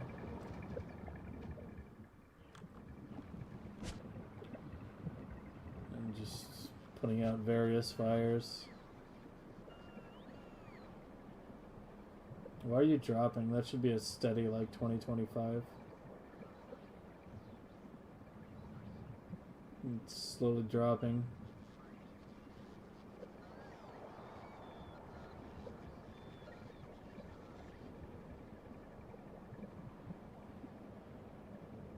Still dropping.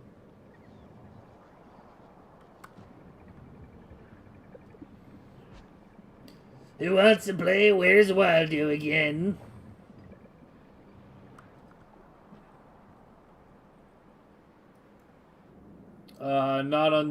Not when I had it enabled. There was no radar connection on that side initially.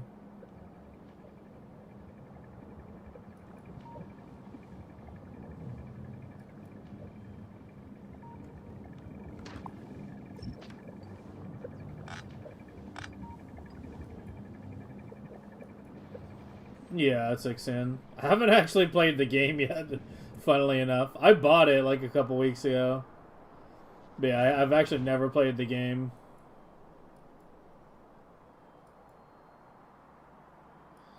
When I stumbled across the soundtrack one day and was like, this shit's lit. But thanks, man. You own the OST, but not the game yet.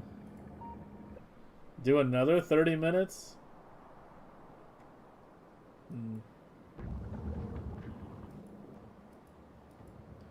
Okay.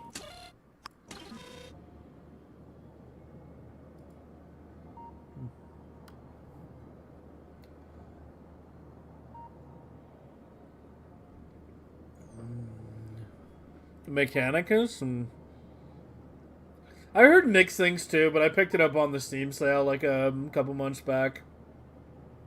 It was like under $10, so I went ahead and got it.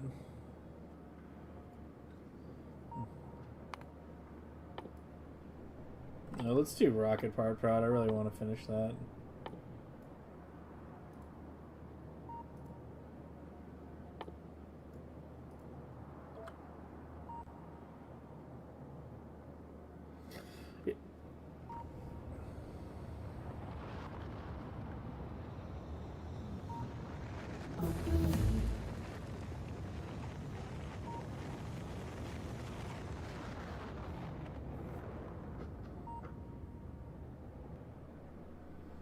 I think there's like one or two songs from the Mechanicus on here as well. I can't remember. Yeah, Guillaume David. Guillaume. Yeah, Guillaume David. That was correct.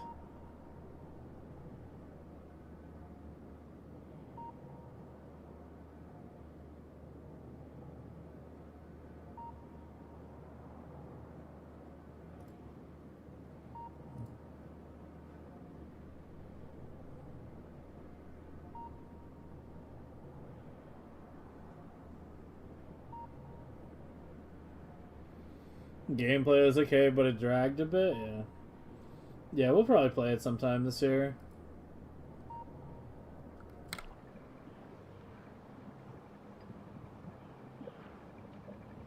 It's still in cycle mode.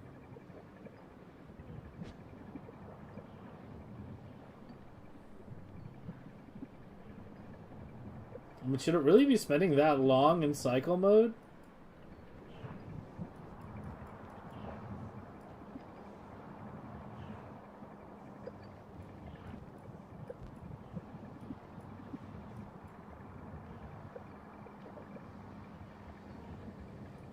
Seems like a very long time to be cycling.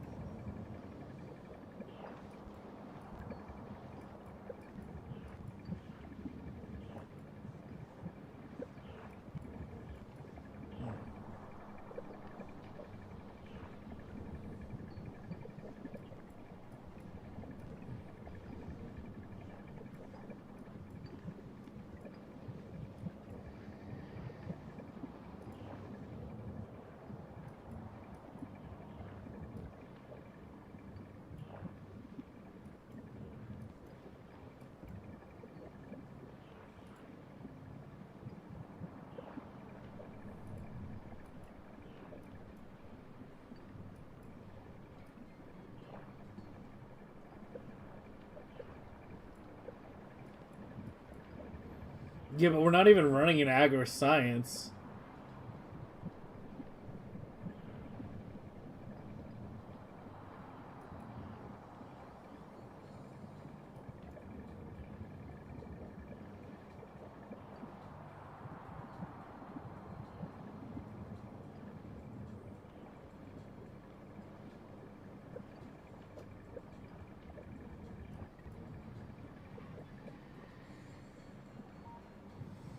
$30 minutes is a long fucking time.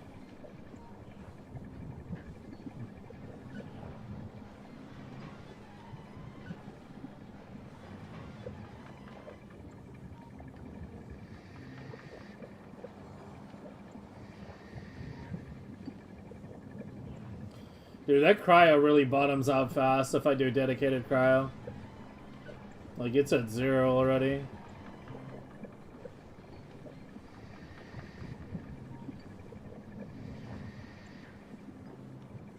Literally just dropped some, I think.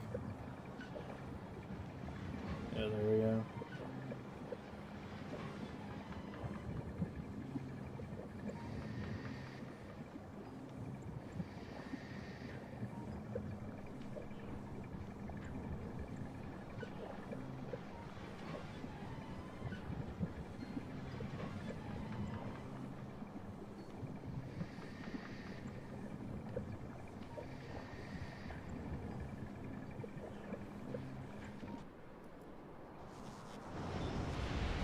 Yeah.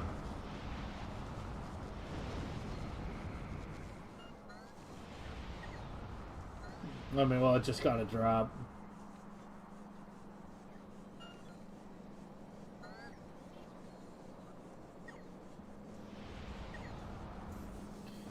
Yeah, the chests are like 12k each or so.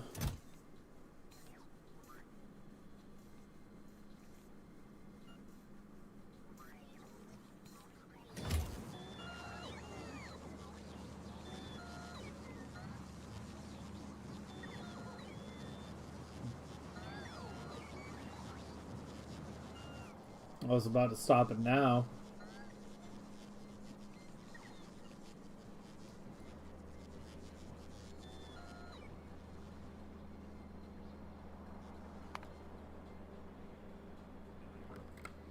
It's 170 million.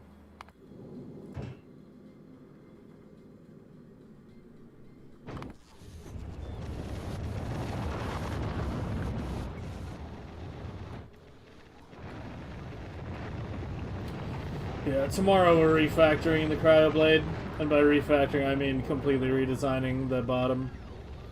The top part will probably stay the same.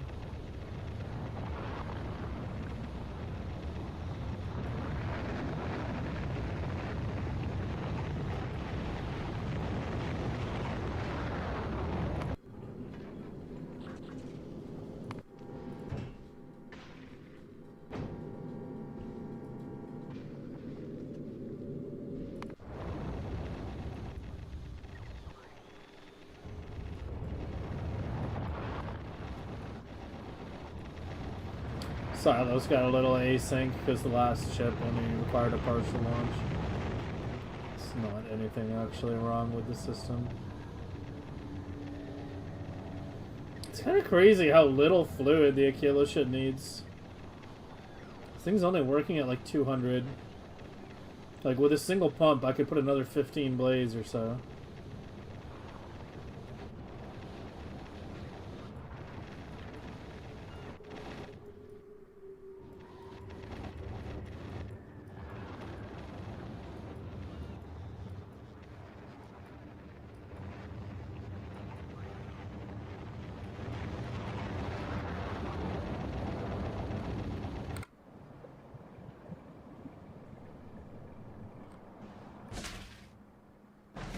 I'm running out of cryo.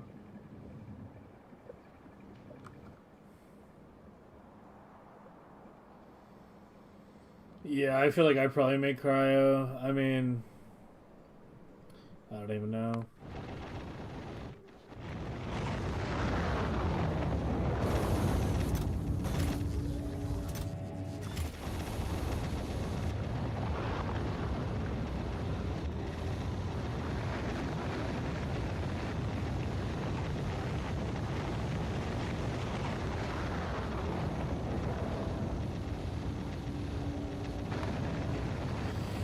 I kind of don't want to deal with the kilo today because we're going to be dealing with it so much tomorrow.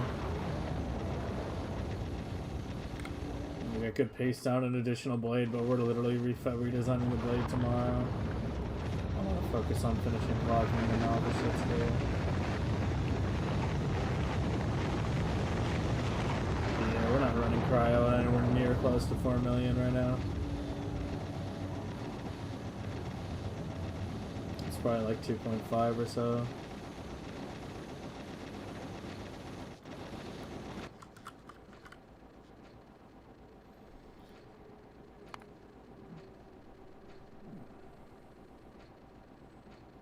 Do we make it about 13k a minute?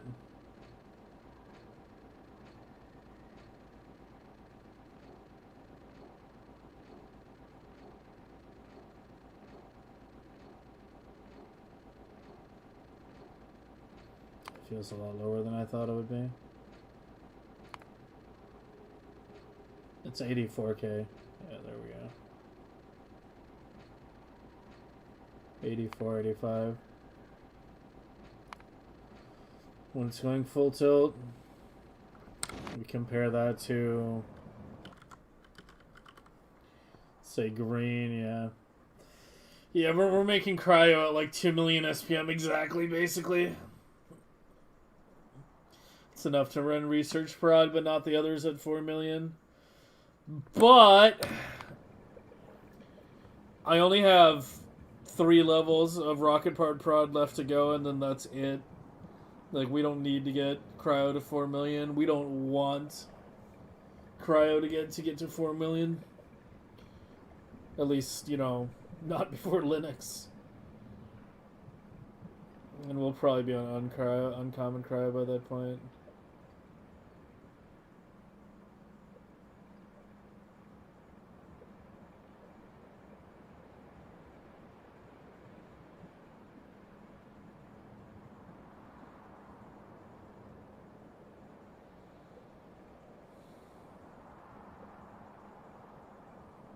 I mean, I am going to have to push it another 1 million SPM at some point.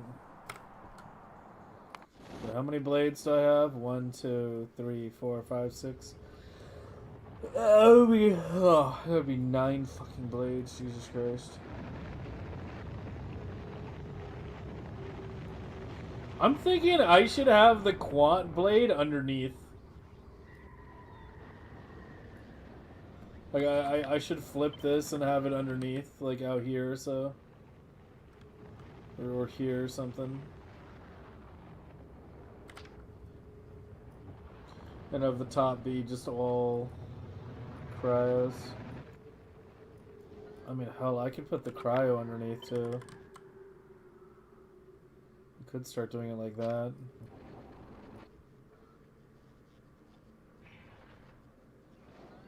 It's honestly not the worst idea.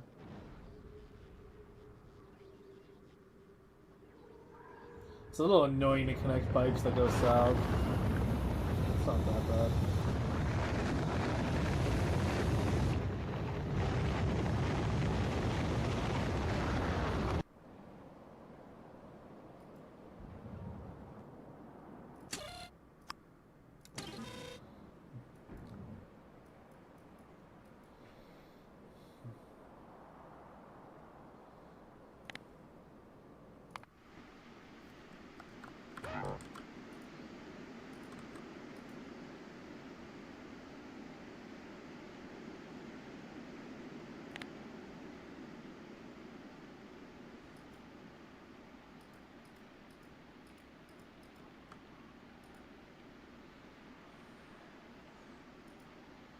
No, we'll be able to tell by the number.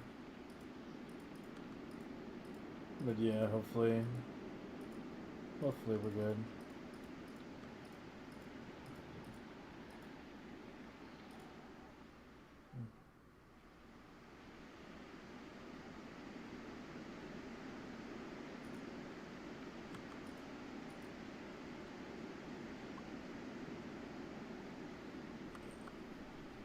Correct. They don't exist. They don't exist. That's the way to think about it. Like, there's no enemies that exist out here yet. The chunks that they would occupy need to be generated first. That's why we have the green square debug option on. Like, these bright green squares, like this color, these are already generated. The black and the dark green too, those are ungenerated. The spectrum, I just think, shows how likely they are to be generated compared to where things currently are. I'm not sure exactly what, like, the intermediate gradient means.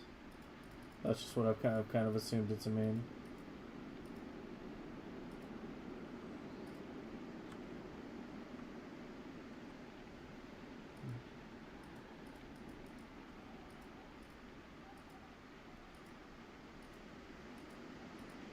But the reason we use spiders is they generate very few, is they have a very small chunk generation distance. The player has a massive chunk generation distance. It's something like 30, 40 tiles or something, 30, 40 chunks. But spiders is very small.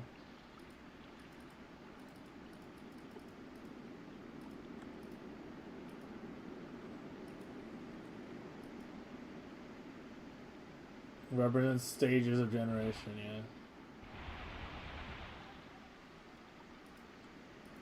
30,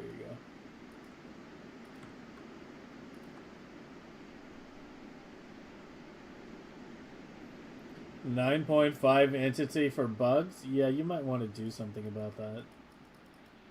What, are you playing on, like, Death World and things are going badly or something?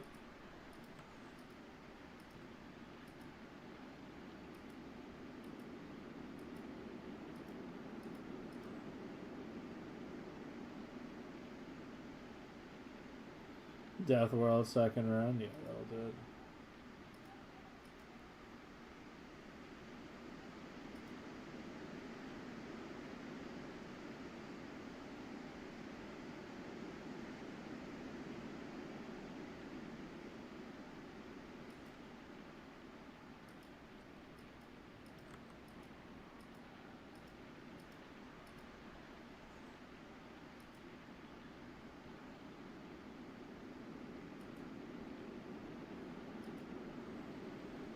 Playing tower defense with 45 UPS. Nice. What's your favorite tower? And why is it flamethrower?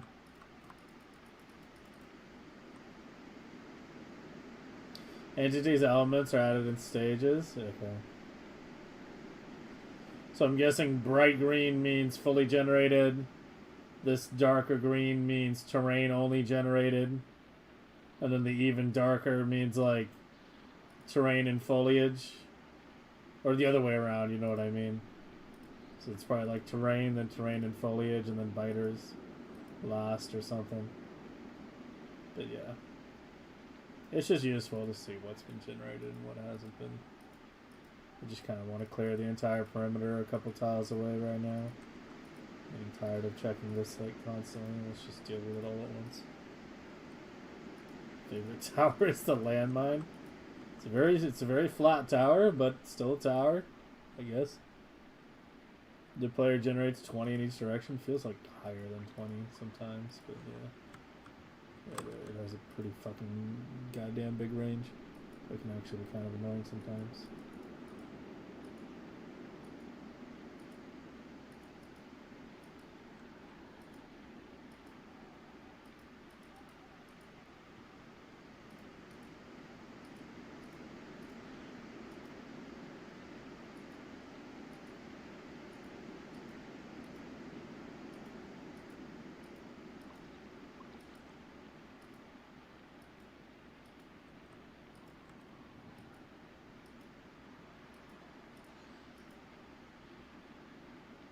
Yeah, it's all over right now.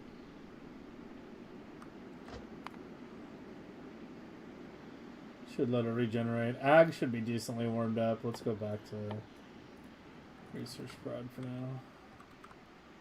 Make a bigger buffer for just that science.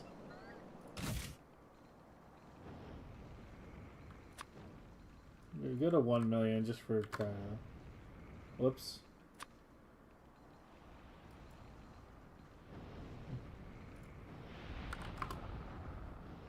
What am I fucking doing?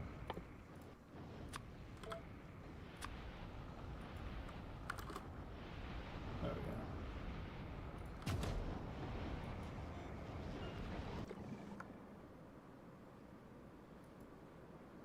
We can lower that buffer later.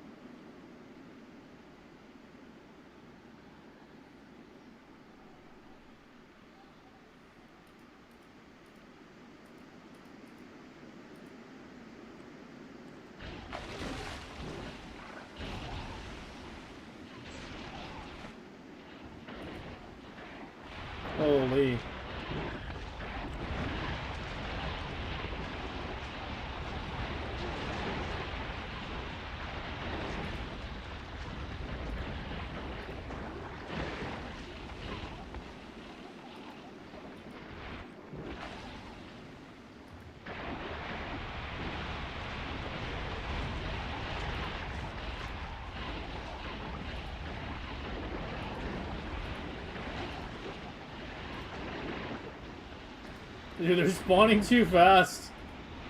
I need to get in there and get some of these nests down.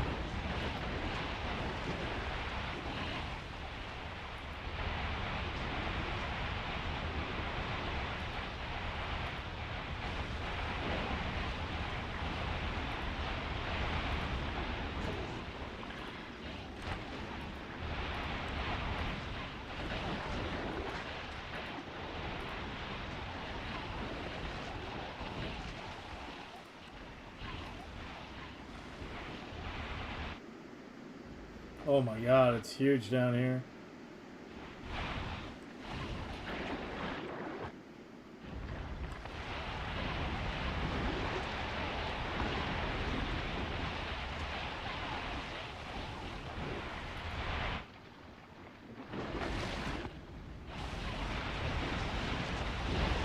Hey, Whistler.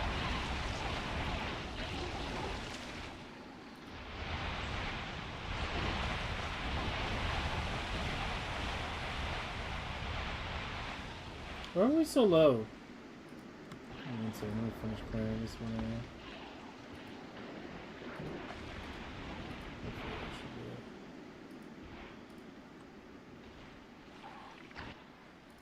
First, just one. Please don't spawn another. Thank you.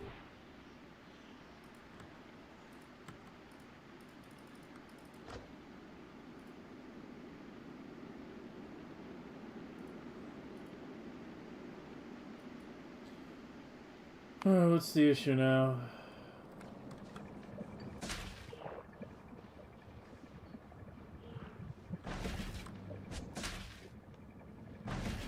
It didn't cycle properly? It just doesn't have cryo. Yeah, it just doesn't have fucking cryo yet. That's the issue. Ship's coming.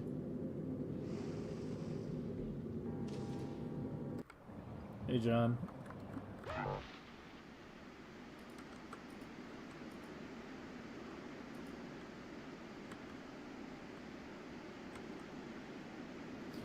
Alright, we've cleared out a couple tiles beyond the edge of the cloud.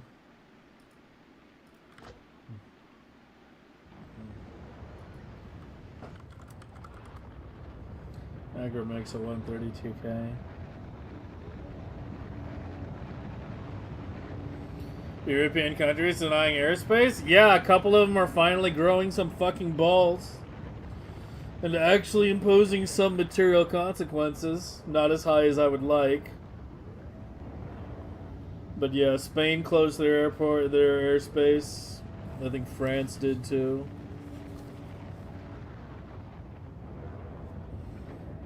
Although, I'm not hearing other good things about French domestic politics right now, so I'm not going to give them too much praise just yet.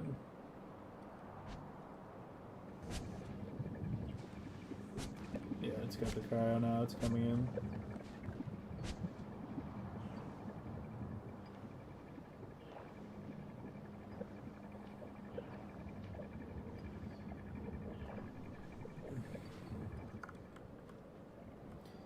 Yeah.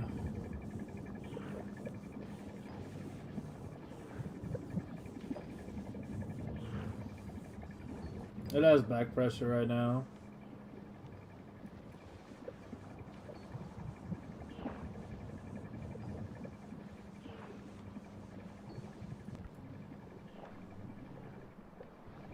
Where would I send this signal? Is there a way to force a back pressure true? Like, where would I send the signal? Where's the back pressure detection?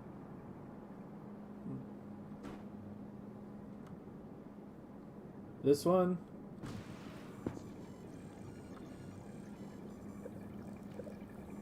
There's no avoiding it? Okay.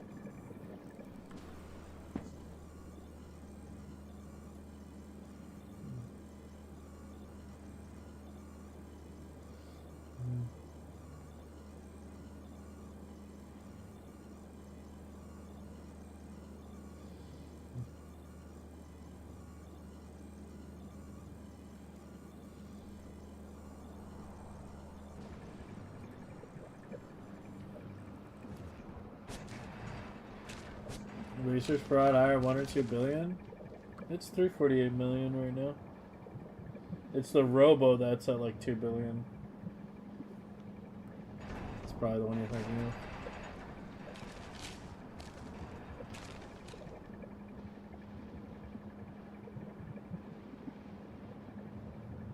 So it feels like we have a dead lab somewhere.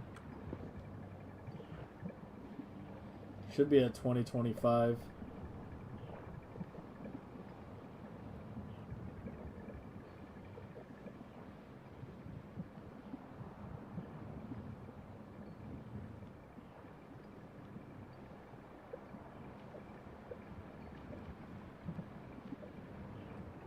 Yeah, we still have a dead lab somewhere. Alright, where's Waldo? Where's Baldo Waldo?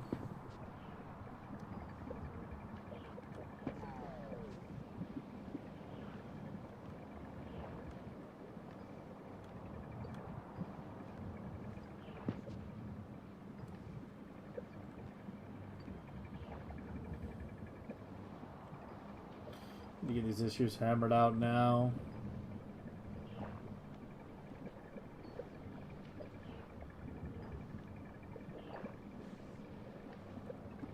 It's not in transition anymore, though.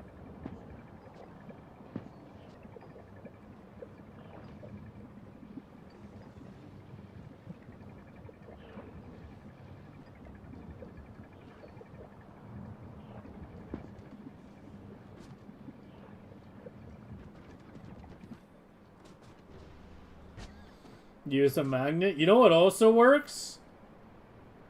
Flamethrower.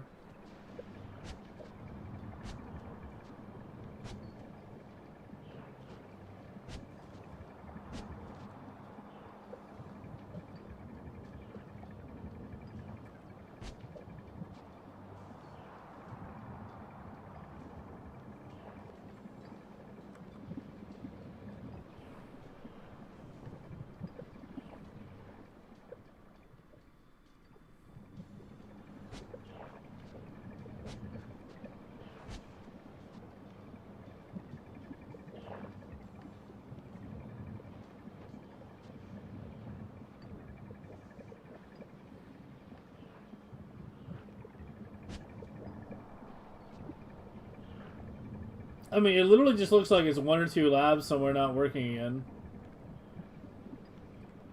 It's perfectly flat, but just a little bit low.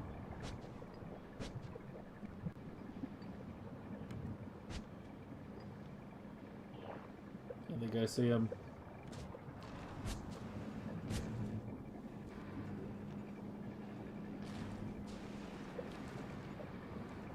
It's got spoilage on the belt.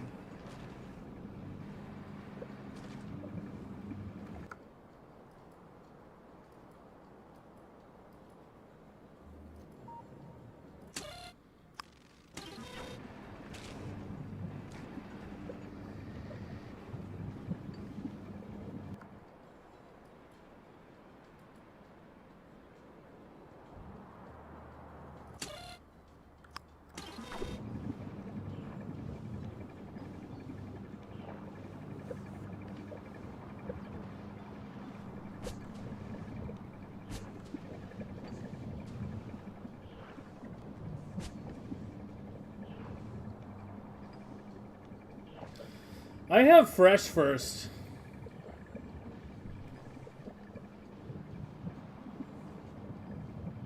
No, it's fresh first.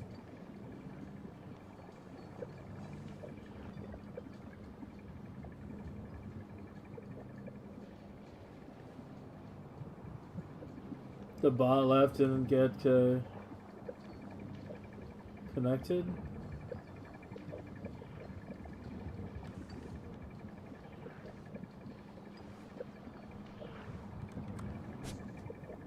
It is connected. This belt is separate.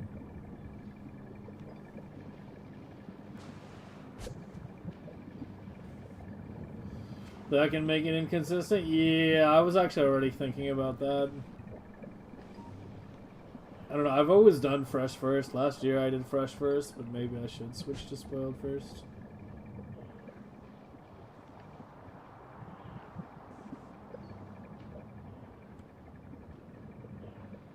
Would have to go in the sandbox and flip them all. I can't do it in the live game.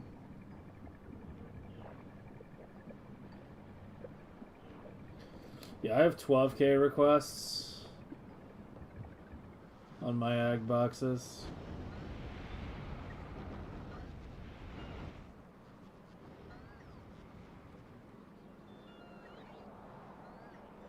Yeah, now it's back to 2025.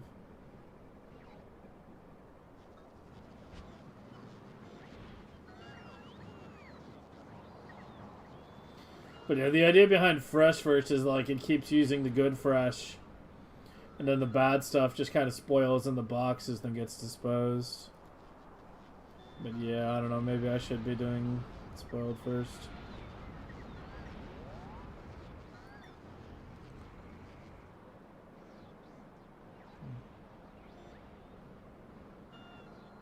It's dipping again. I bet you it's the same issue.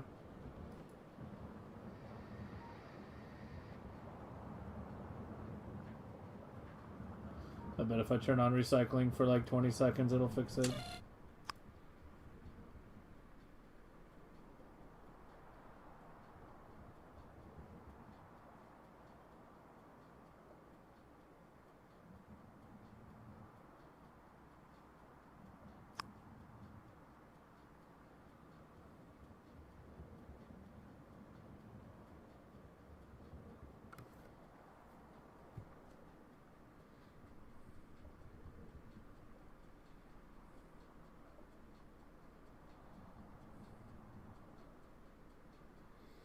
Yeah, and then you wind up with a bit of good stuff at the very end of the belt, and then the lower freshness stuff is behind it, and then that spoils, and the good stuff at the very end blocks it. Yeah, I see the problem.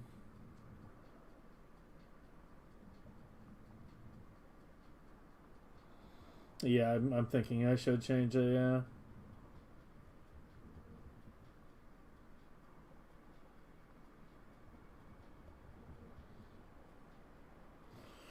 Alright, this blueprint should be more or less unchanged. I've been very careful with adjusting it.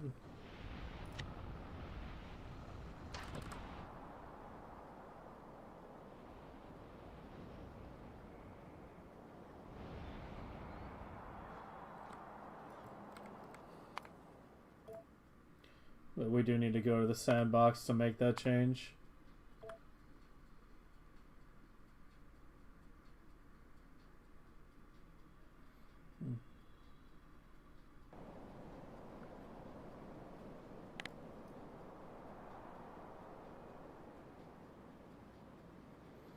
Oh my god, I'm so far to the left. Holy shit.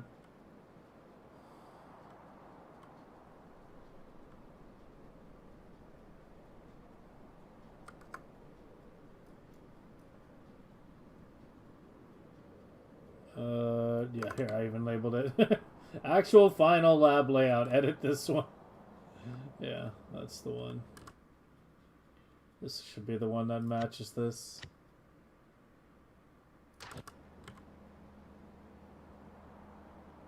Yeah. And yeah, it has the lights. Okay. Okay, so we need to change all the ag. Spoiled first now.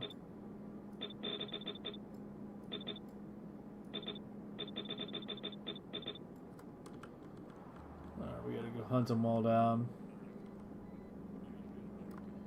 Make sure we don't miss any.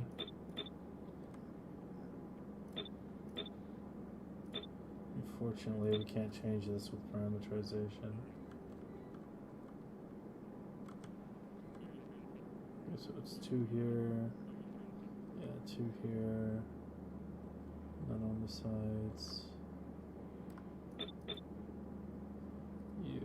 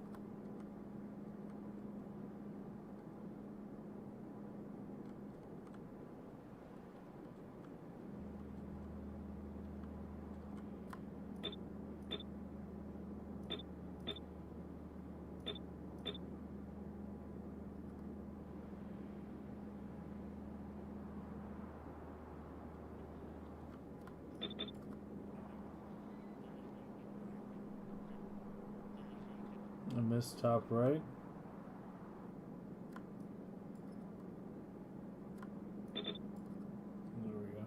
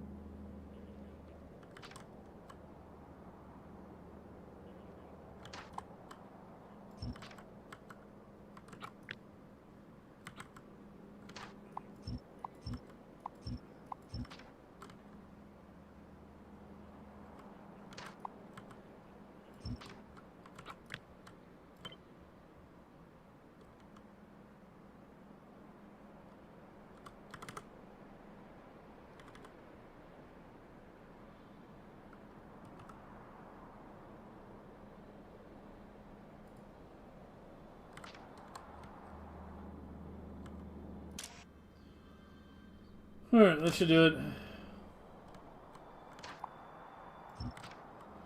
I guess the other question is, while we're here, do I want to edit down my ag requests? Should I go down from 12K? You would do 1K?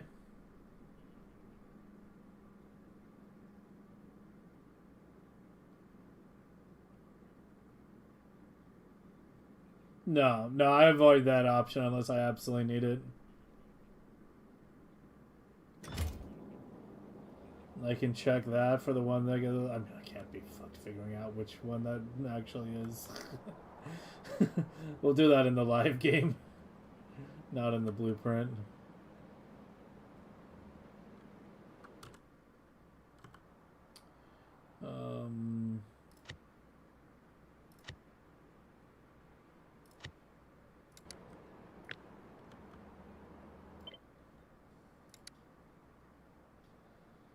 Oh, it's gonna be in like everyone, isn't it? Yeah. I can't change it here.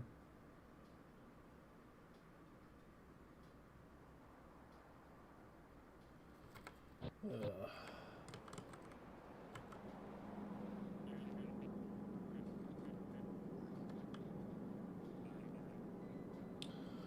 So are we doing the chess? Fuck, I guess we are.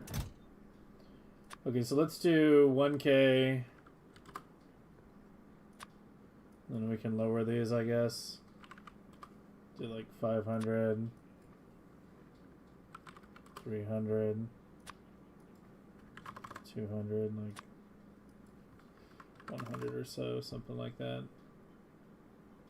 Maybe this should be 200.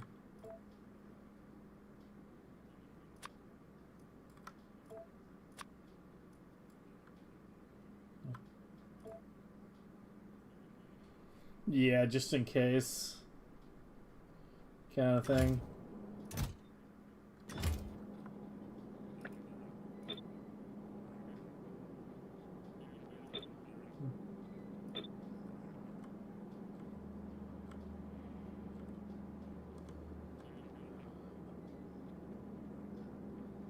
Okay, these are all ag unload only.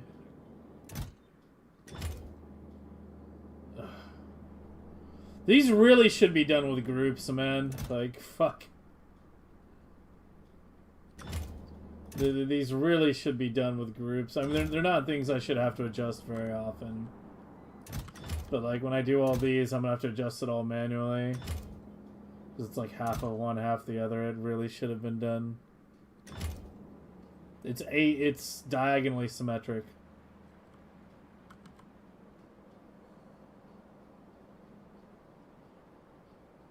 Yeah, it's diagonal. You have to take it. Oh, there we go.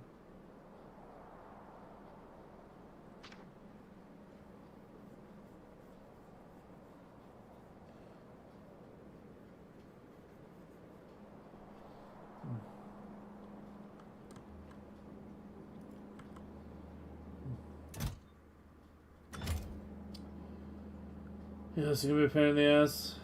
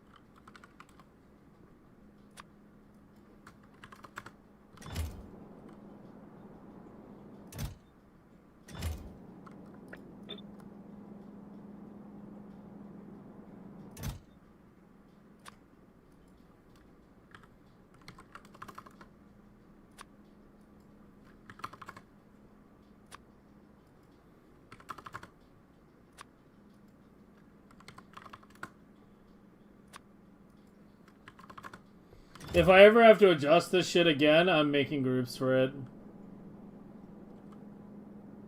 Alright, this is the same. Cryo left, ag right, so I can at least copy that. So is this actually.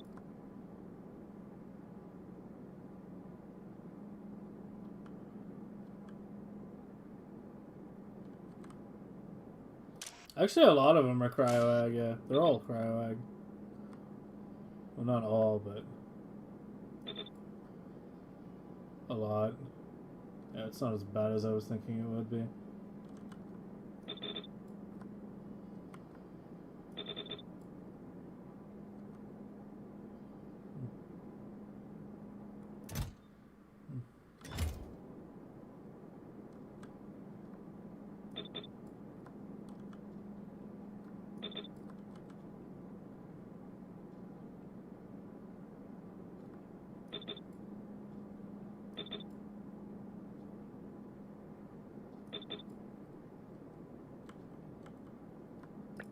Just a couple of white science ag. That should be all of them, right?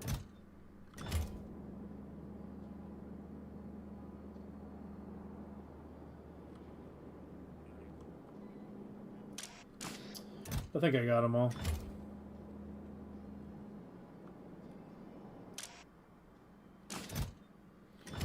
Alright, spoiled first and much smaller ag buffers. It hath been changed.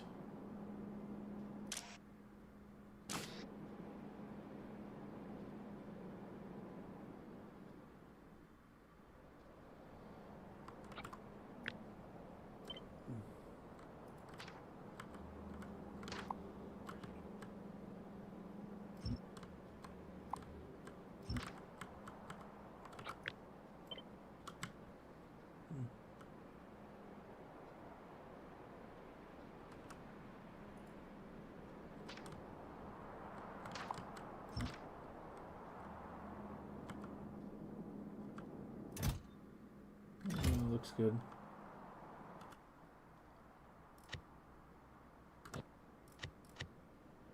Where are you?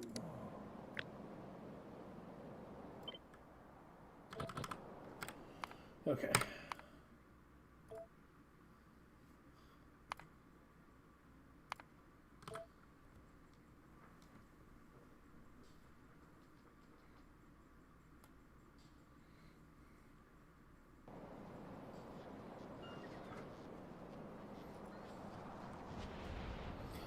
Switch to burst request instead of constant stream? What, so you're like latching it or something?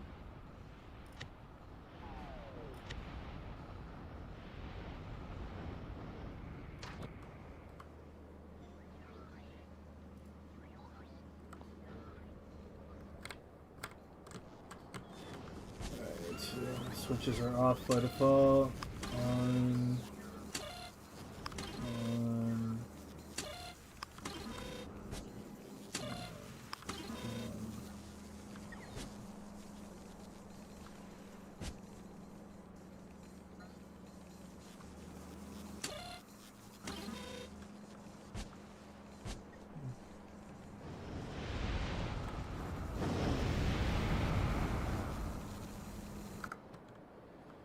Should probably run trash for a bit now.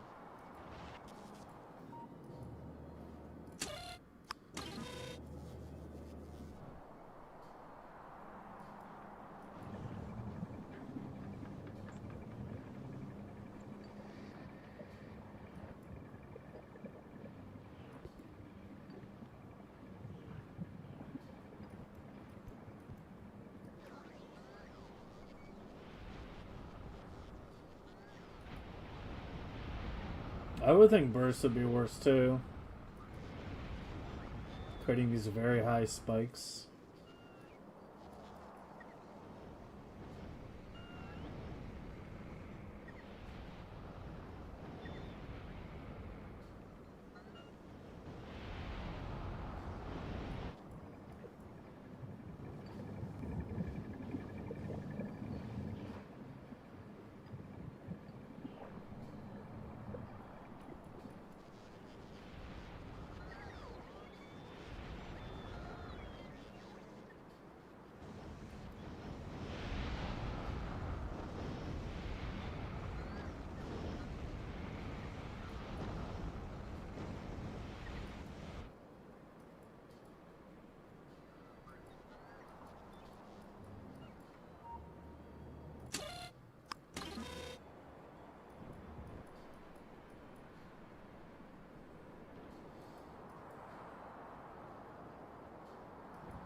Let me just run trash for a while. And let's go to this for a bit.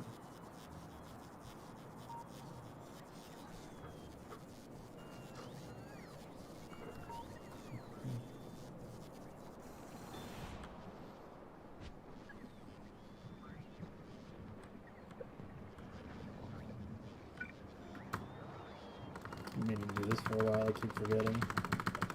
Let's get some concrete down here on this side.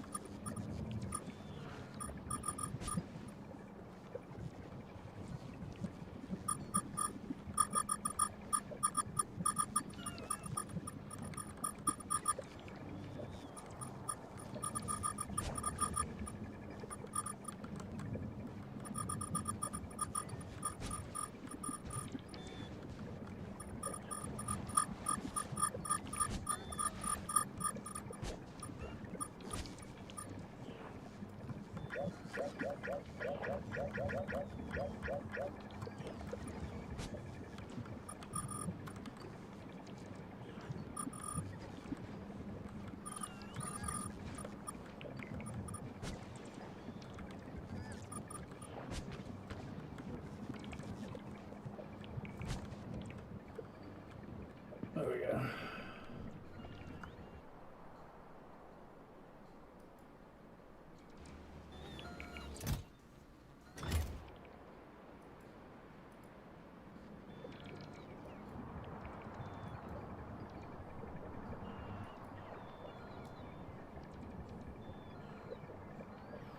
This is not a real nice concrete. I kind of like the visual of the natural ground sometimes, but I'm kind of going with a bit of a contrast here. You know, we got the natural ground on the outside, it's concrete on the inside now. But yeah, it really depends on the planet. I don't bother concreting Fulgora. I mean, we never even fucking look at it. But I could concrete these at some point. Vulcanus, I always concrete. At least in the important areas. It's very dark and monotone otherwise. Gleba I never concrete. Gleba actually has cool looking terrain.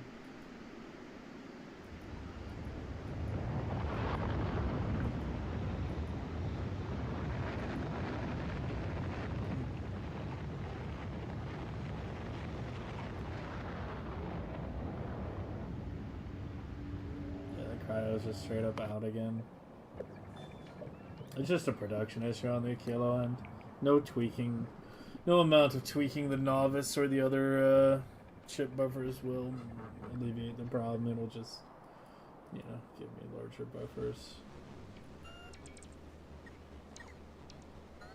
I mean, there's always one chip in a Kilo orbit loading. That's all that matters.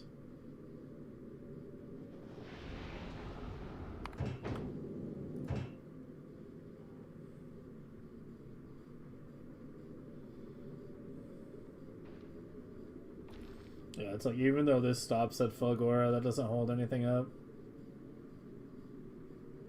This will be back at a Kilo before this one can leave.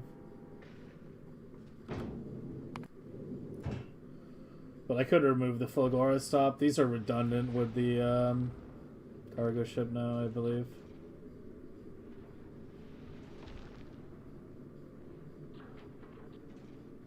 But yeah, it just doesn't matter.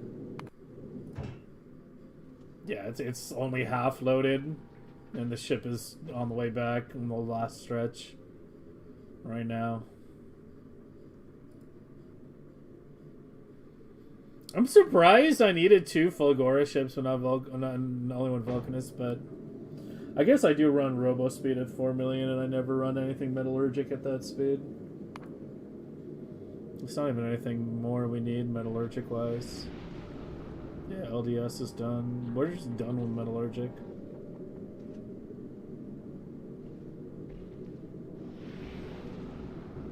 I think that physical bullet damage should take Metallurgic at some point. Or something, I don't know.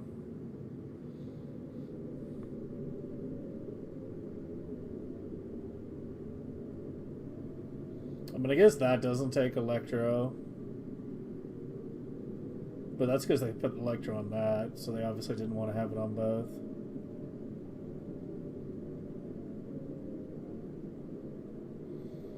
Yeah, I agree. I don't know. Like, I do kind of think something else should take Metallurgic. Like, bullet damage would be the most logical past a certain point. But I think they didn't want to have that one. Because usually if they take an off-world science, it starts at like level 7 or something. And I think if you put bullet damage, start taking like Metallurgic at level 8, it would really fuck a lot of things up. It might make Death World like unplayable if you did that. If you just get capped so low on the fizz damage. But I don't know. I do think they should add Metallurgic to something. I mean, they could also just add more infinite techs. Steel Prod? Oh, yeah. Yeah, Steel Prod 100% should, yeah. Yeah, that's a good suggestion. Yeah, Steel Prod only takes 4. Could easily add a 5th there. But yeah, Metallurgic is definitely underutilized. Gleba is used for too much. Maybe. I don't think it's as much of an issue of Gleba being used for too much more than it is like some of the other ones being underused. I mean, explosives taking Gleba makes sense because that's, you know, missile turrets. Flamma, I admit, is probably kind of weird. Like, this could probably lose Ag. But Flamma also, like, really doesn't matter. Like, you don't need to get it very high at all. Because it's so high damage to begin with. Fire damage to take the fire science, yeah.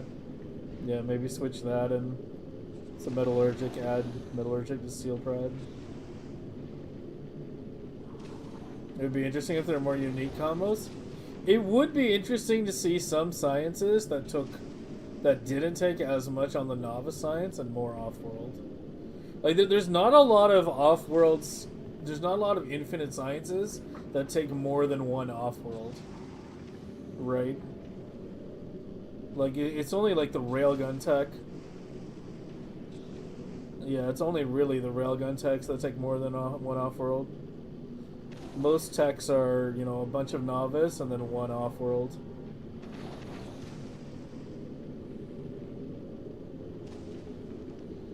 The real problem is there 3 techs for the arty, yeah. Yeah, I mean, I don't know. There are 3 techs for the arty and you don't need, like, any of them.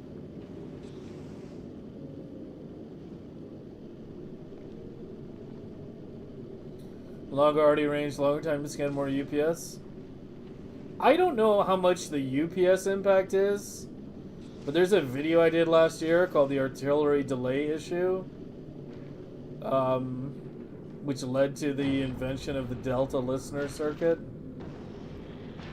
that I made a little discussion about, if you haven't seen that one. But generally, yeah, like, if you push arty range really high, it takes a very long time to acquire targets. Like, the biters can actually expand pretty far into the territory.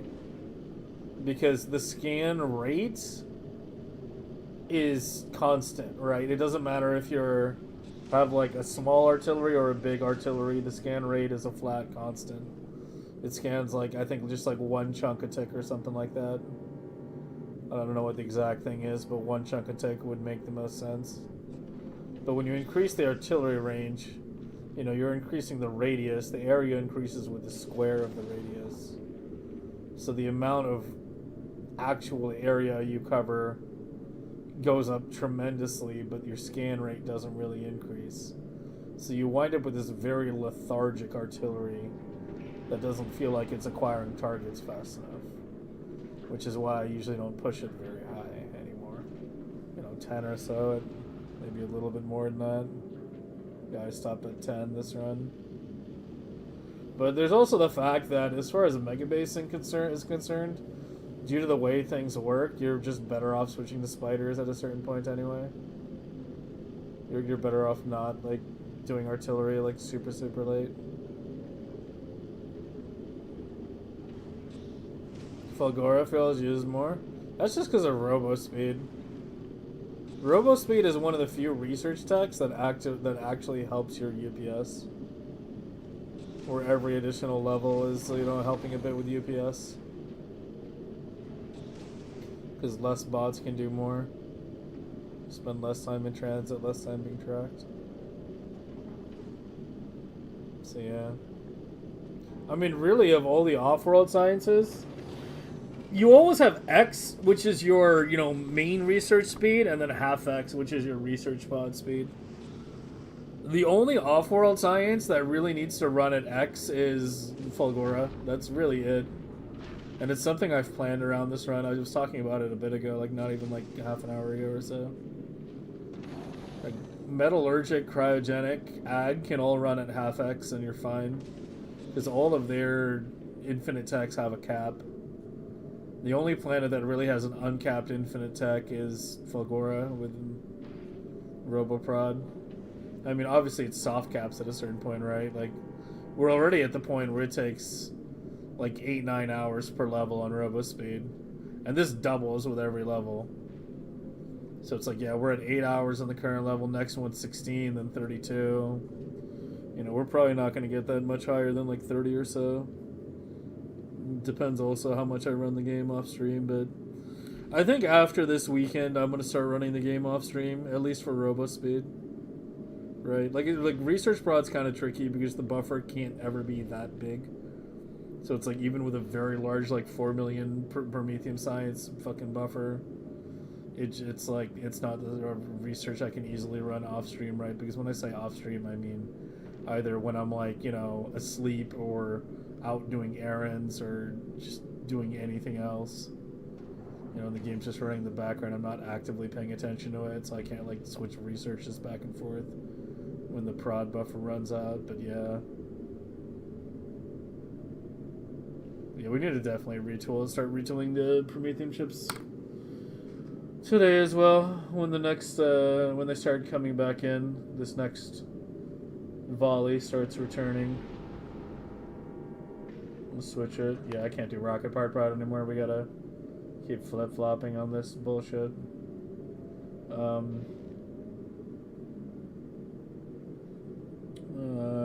Yeah, you should be able to good to go back. I need to turn off the junk now, right? Yeah, turn that off. Already only scans a chunk per tick. Yeah, that was my guess. I actually had zero idea how much it actually scanned. But it was just like, if I were to just venture a guess, I would say it's probably a chunk per tick. It makes the most sense, and yeah, not surprised that was correct. Is the scan independent for each artillery turret? It's definitely independent for each turret. It's definitely per turret. I guarantee that. If it was one scan, if it was one chunk only being scanned per surface, like holy, artillery would be so fucking slow. With the clock being able to turn off half the labs when not running the research prod? I mean, we're not running it like that, though. All the labs are running no matter what. There's no half to turn off. Like, I want to run at 4 million, right? Not 2 million. Would I not want to run the explosive at 31? The explosive 31. God, what was it? Um.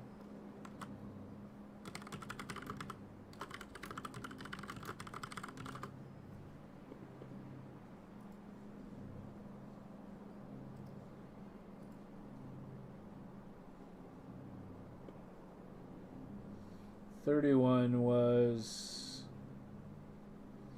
at 31.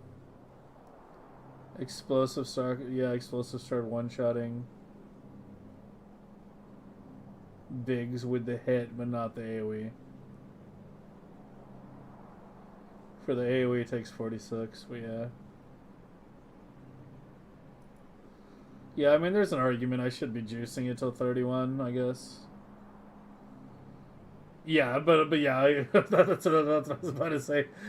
So I was like, but the question is, like, how long is it gonna take? Yeah, it takes a month at 1 million SPM.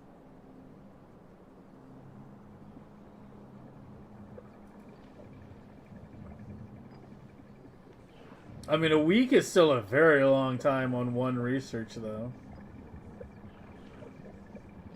I mean, you know, it's the kind of the question of how long are we spending on this Megabase, right? Like, I was actually thinking we would start to wrap things up by the end of this month. You know, I kind of have a bit of an itch to go play some other games. Right? Like, I'd like to go play, like, DSP and the Beaver game and Opus Magnum, whatever the fuck it's called, and all these other games that we've been talking about but never playing. But yeah, as I said, as I've said this a couple times, but for those that haven't heard it, currently I think my loose plan is we finish clocking everything, you know, redesign a few blades that are not as optimal, like the cryogenic, go through my to-do list of, you know, whatever there is to do this month, get to like 6 million with clocked or whatever, and then, you know, we take a break from megabasing, go play some other games, and during that time that I take the break, I'll probably like look into doing Linux at some point, and then we can come back briefly and then finish it off at 8 million. Or maybe I just do that all in one go, you know, the Linux and all that. As I keep saying, the part of the reason I keep pushing off the Linux shit is like, it's a lot of work. B, yeah, I basically have to take a week off from streaming to get that fully set up. Like, I don't think it's going to be anything less than that. I think it's going to be at least taking a week to get everything like properly set up and making sure everything is working. But I don't know. As I've said before, I've never dual booted anything in my life. I've never used Linux before in my entire life, and I do have plenty of people offering to help me, and I do appreciate that. And I will be taking advantage of that, but, you know, it's still just shit that needs to be done.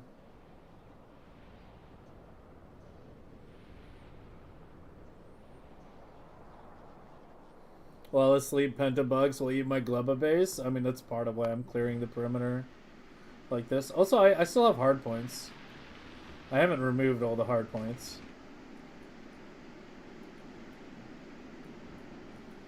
So they would have to, like, you know, it would have to get pretty damn aggressive for that.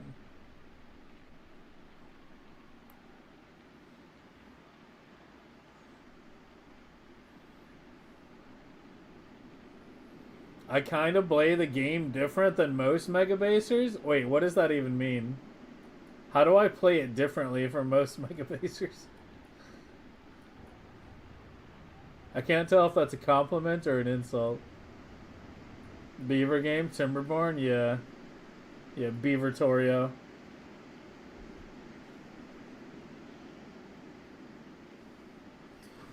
Isn't installing Linux that's when Windows eats your bootloader? Yeah, it's all that shit that I'm not looking forward to dealing with. Yeah, I'll probably install it on a separate SSD. I have 3 right now. The problem is, like, I have 3, but the other 2 are, like, fucking full. So I don't even know. Like, I don't even know what I'm gonna do. Most keep one running? Oh, yeah. I mean, I already kind of want to do a third. You know, on non-fucking default settings. Because we could get higher SPM if we weren't on default settings. Because we wouldn't have to silo mine. Silo mining is not good for UPS. So I'm using it like in what, like 5 different locations? How much stone is even left here? Holy, it's almost done. It's actually starting to run out. We finally hit that point.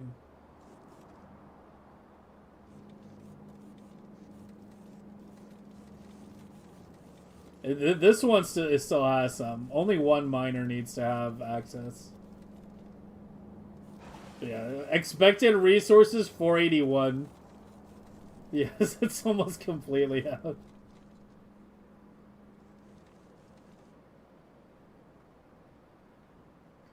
But yeah, I'm using silo mining 1, 2, 3, 4, 5, 6, 7 locations. Every silo mining setup is, you know, something like, what, like 100-ish inserters constantly running. It's not good for UPS.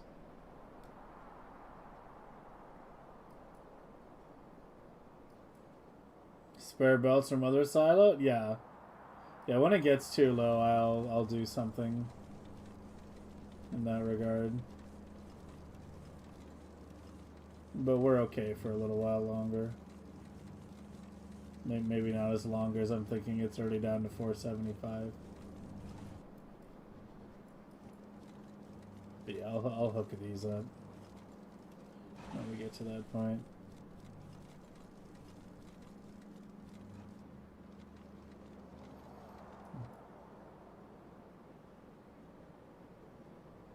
But on default settings, yeah.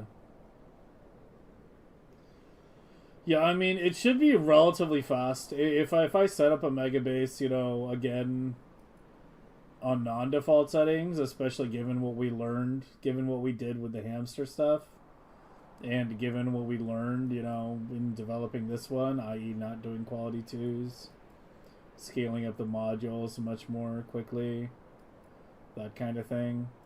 I now know, like, exactly, like, how I want to lay my base out on Novice. There was a lot of planning and pondering this run, but we've kind of figured out that putting your builds over the water so that you have land for trees is generally a good idea. Stuff like that, you know, we can just deploy right away. Knowing what our final lab setup is going to be from the very start will also speed things up a lot.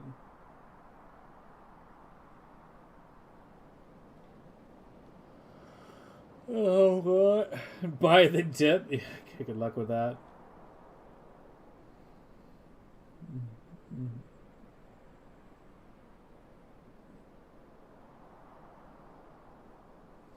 It's okay, guys. Ram sticks and barrels of oil. Those are the currency of the future. I'm going to fill my house with barrels of oil. Barrels of ram sticks in oil. I'm going to be rich.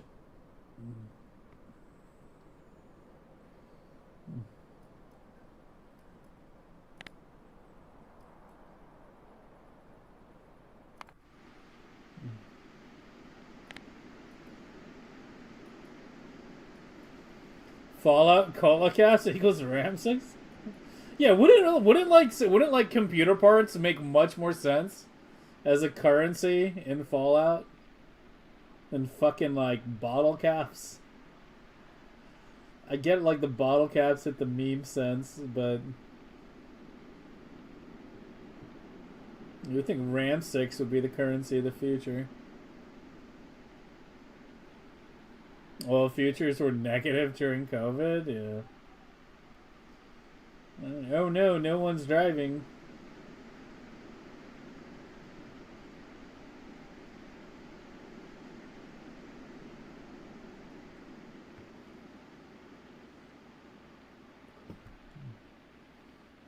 That's a big squiggly. Oh, am I still recycling? No?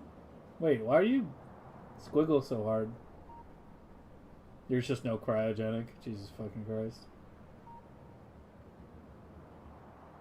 I need to like not do cryogenic for a while. Can I increase your requests? Maybe. I mean, I know it's not actually gonna help things. You've got some room. How big is the ship? The kilo ships are actually still pretty fucking small.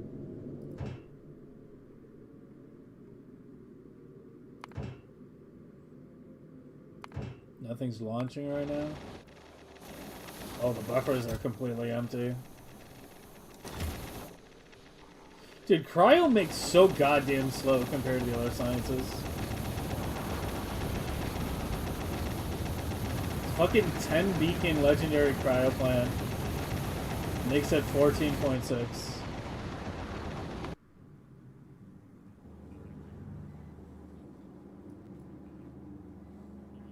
This is slightly higher beacon, but yeah. This makes 30.1.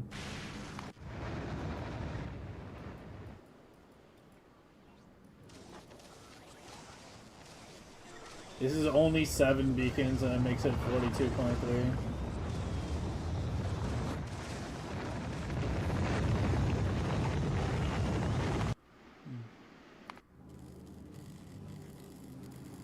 And Gleba makes pretty fast too, it's like 40 something. Only 4 beacons, 40.3. Can I get more beacons on here somehow?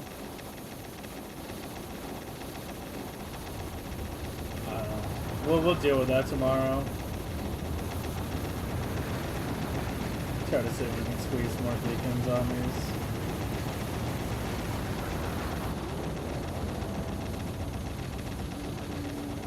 Currency needs to be durable and easy to handle, store. I don't know if you're aware, but modern currency is mainly made out of paper. I wouldn't call modern currency particularly durable. RAM sticks are more durable than paper money. Kinda, I guess. At least you can't snap paper money very easily.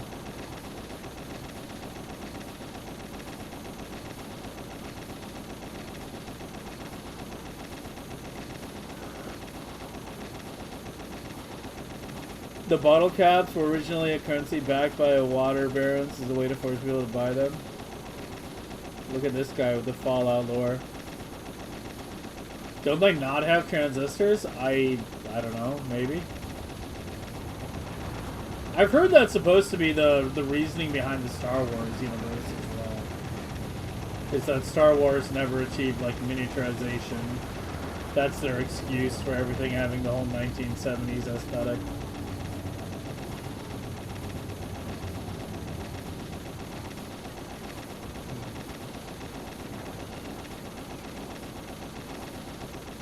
A stick of RAM wouldn't fit in the wallet? Not with that attitude.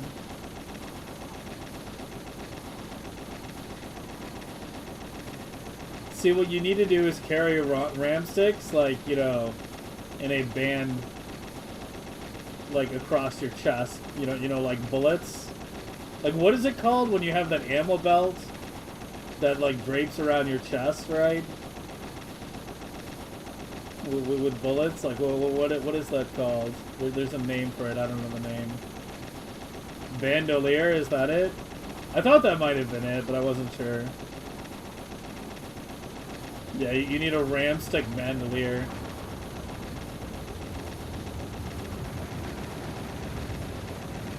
Just be walking around flaunting your RAM, man.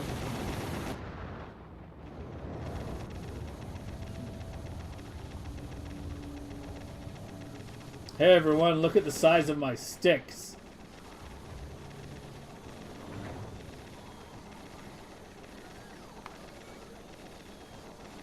Do some Gleba only shit. Because we have Ag freshed up. I need literally 2 levels of plastic prod. And I think these are the same, right? Yeah, 191 million. Yeah, 2 levels of plastic prod, and then... Well, the thing is, Gleba doesn't actually produce at 4 million either, so that's another fucking story.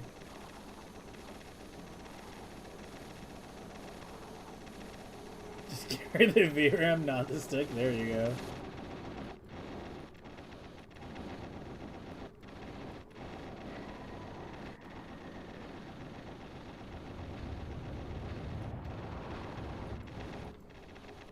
I mean, what would a post-apocalyptic currency actually be, though? Like, if you know,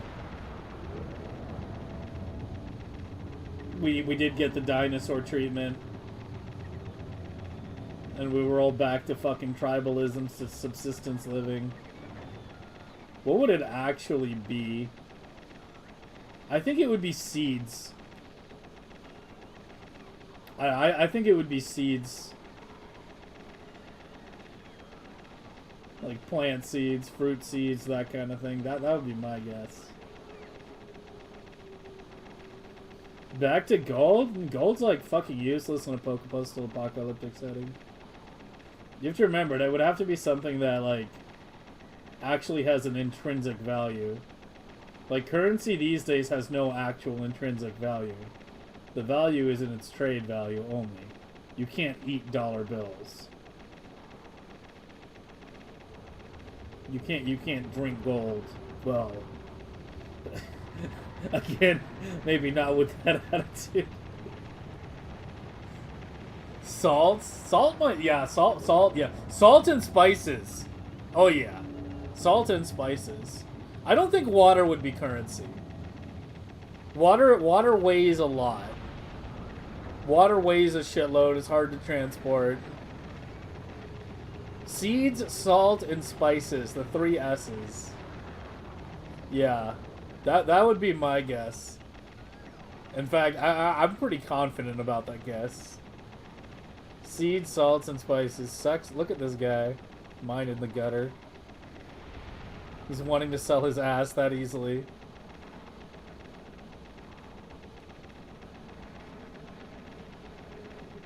Bullets? Oh yeah, bullets. Bullets to a certain extent.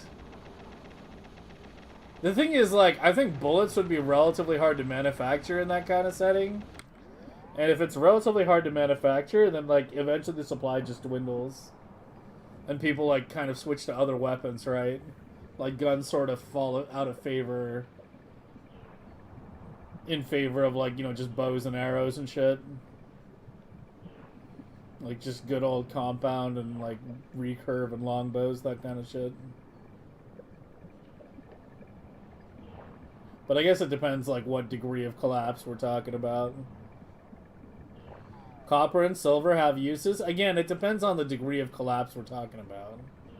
Copper has much more use than silver or gold. Because you can make, like, cooking utensils out of it. But yeah, salt, spices, and seeds. I think that would be my guess. All 3 are relatively small. You don't need a lot of them. They'd be relatively hard to acquire. And in very high demand. Seeds not as hard to acquire, but in very, very high demand, right?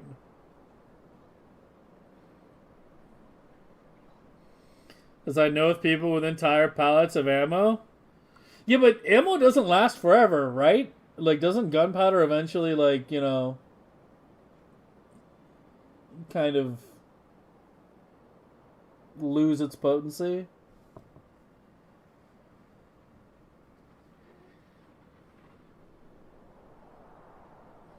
Labor? Yeah, I mean, labor, of course, but I'm talking about what would actually be used as currency. What would actually be the barter? I feel like you guys aren't appreciating the spices enough. Like we were saying seeds and salt. We all agree on salt. I think people don't understand how important spices are for creating like decent food. Like, just basic spices would become incredibly fucking valuable, incredibly fast. Like, I mean, just how long, you know, was the spice trade going on? Like, the spice trade was huge in the old world, you know. Not even that long ago, just hundreds of years ago. Spice trade was absolutely huge. Spices were big money.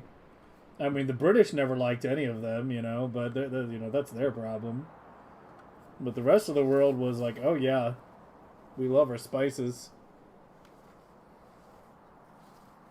I can live without spices. Definitely found the British dude in chat.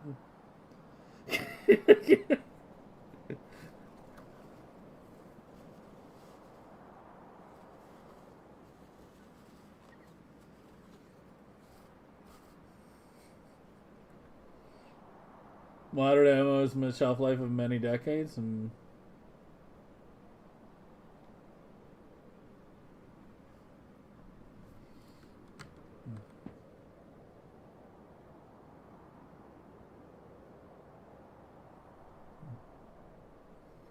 Spice Girls.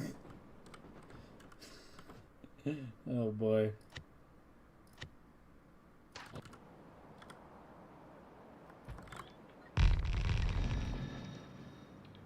Not wrong, you did, Brittany. Yep. You can't escape. You can't fucking escape.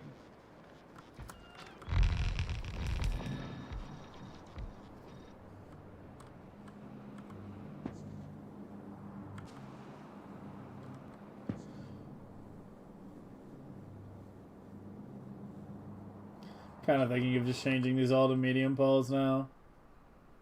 Am I even requesting them personally? Here's my polls.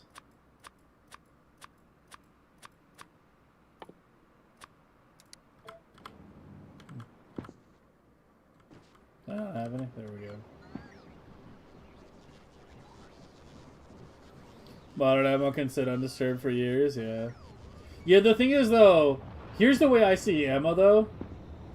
It can sit undisturbed for years. But, A, it's, you know, a relatively difficult thing to manufacture.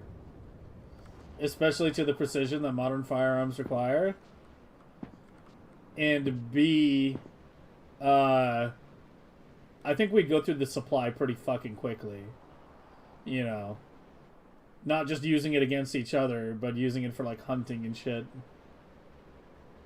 Right? Like, I think ammo would be, like... The depletion rate would be very high compared to the consumption rate, which would make it unviable as currency. With something like seeds, the consumption rate is high, but the production rate is also relatively high. With salt and spices, the production rate is low, but it's non-zero, right? Compared to the consumption. So, yeah.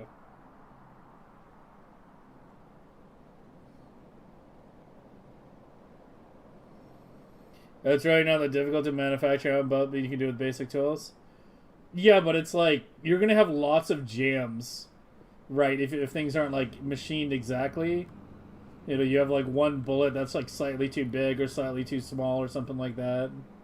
I feel like jams would be a pretty significant issue.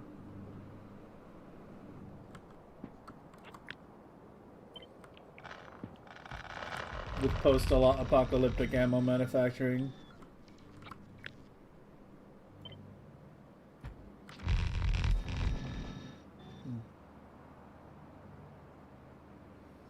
Yeah, exactly. Yeah. Yeah, exactly, Doug. That's my point. Like, we're talking about, oh, going through all this trouble to make bullets and worry about these precision, you know, guns and shit. Like, arrows are incredibly fucking easy to make compared to bullets. And an arrow, you know, for all... a bow and arrow, for all intents and purposes, is just as good as a weapon as a gun, like 99% of the time. Right? Especially, you know, again, in a post-apocalyptic setting, where it's like your main concern is, you know, once you've killed all your neighbors, is going to be hunting. So... yeah, I think that... yeah, we would be back on...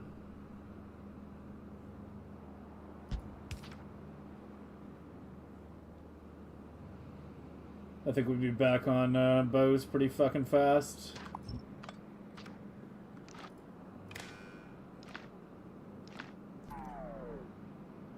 Okay, so you don't even hit anything unless you're like in the middle.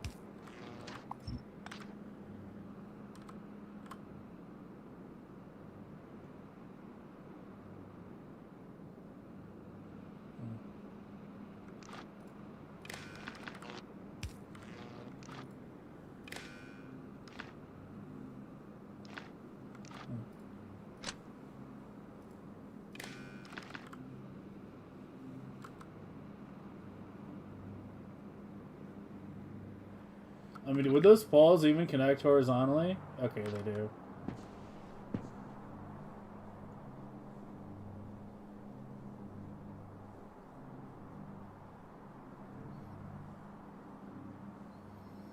A bolt rifle that doesn't give a shit you put in it?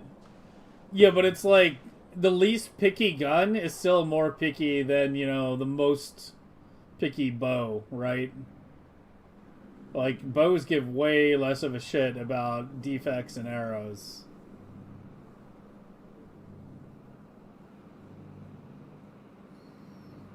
Something like a Mosin? Yeah, I mean, I can see, like, flintlock, like, type, like, single shot rifles lasting a bit longer. But yeah, I do kind of think... I do think we would be back to bows and arrows really fucking fast.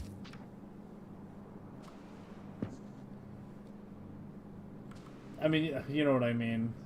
I shouldn't have said flintlocks. Too many gun nerds in chat.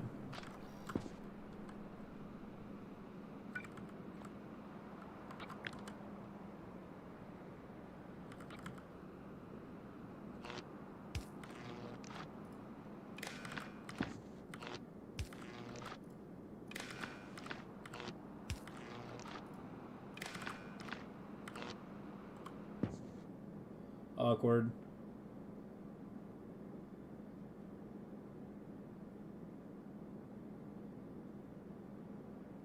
Whatever.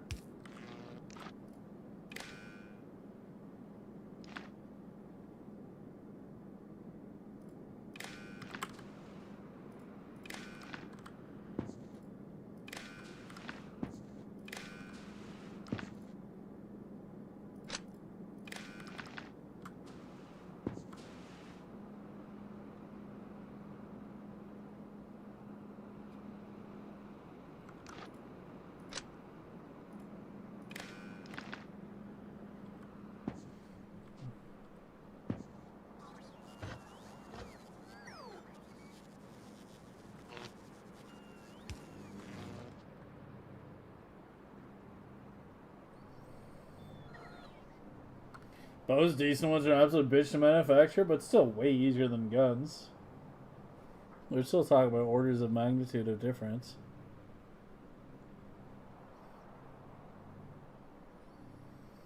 Yeah, I think it would be. I think it would just be quick reversion to bows.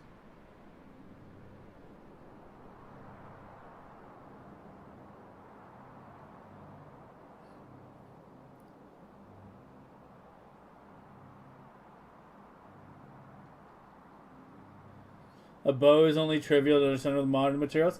It's still easier than a gun, though. Like, I know what you're trying to say, that it's not that hard, but, like, yeah, you still need metals. I've watched primitive technology, man. I've seen how hard it is to get basic metals. when you have, like, basically nothing. Like, it's a lot of effort. Even just to get temperatures up. When, speaking of primitive, I haven't actually checked his channel lately. I'm probably missing out on a bunch of stuff. He doesn't have entire cities full of metal to pillage. That's true.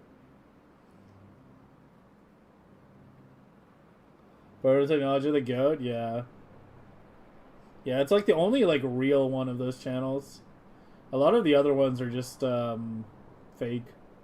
Like they use machines to like get everything going.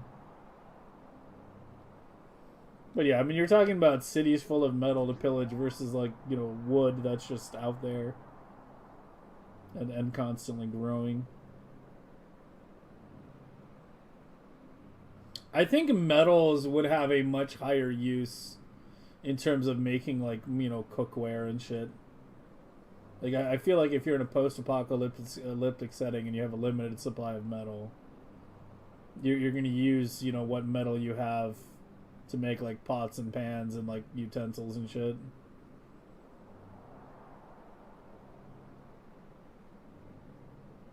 But yeah, I mean, again, like, it depends on the exact scenario we're talking about. I was imagining, like, pretty severe collapse conditions. Like, no intact cities to rummage through kind of thing.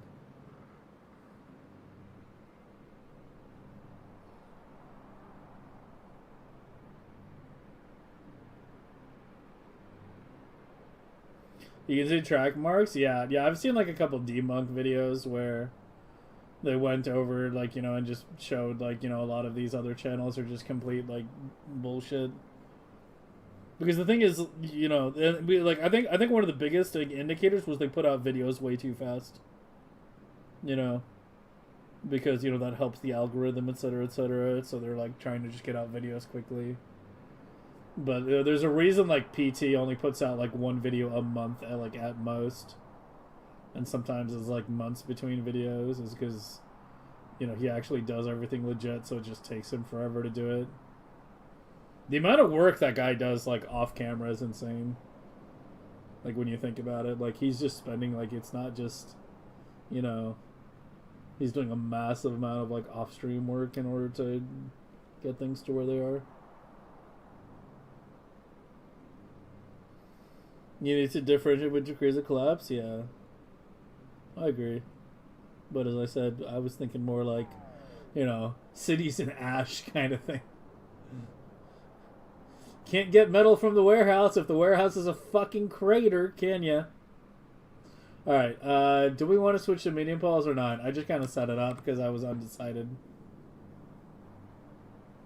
And I don't know. I guess, like, on this one, I did need that pole. Or do I? No, that pole was completely fucking redundant.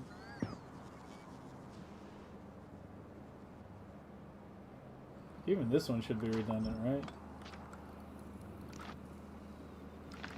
Yeah. Why did I have so many extra power poles? I think on this one we can leave the substations.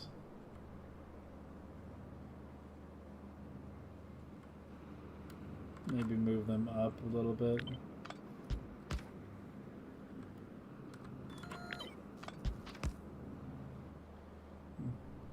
So they have nice even spacing.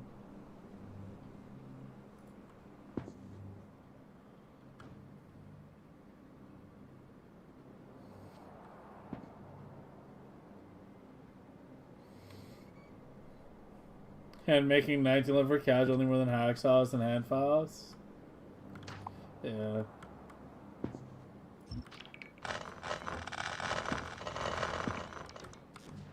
I guess it depends if we're talking about a metal rich or a metal poor collapse. But the thing is, like, even in a metal rich collapse, getting the temperatures high enough to actually do something with metal, you know, it's one thing if you're like, hey, I fucking ransacked the city and found a pot that was already, like, made and intact. But getting temperatures high enough to actually work metal properly, and the tools to actually, you know, make something proper out of it, definitely not a trivial thing. Definitely not trivial. Didn't this have to be in, like, the middle, if I remember correctly? Otherwise the tiling doesn't work right.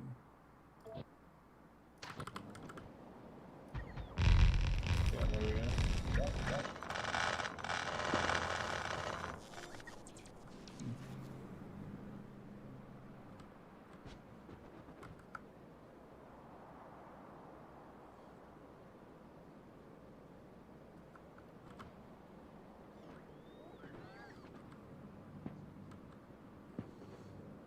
I need, like, a bigger workspace.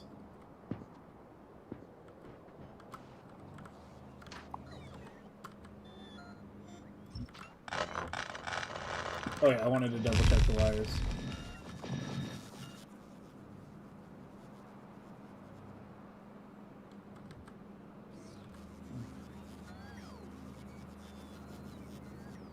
I'll clean that up a bit.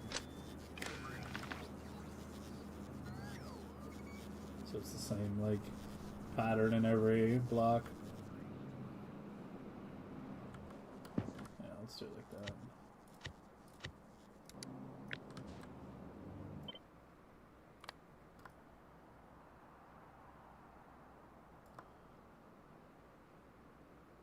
you're good.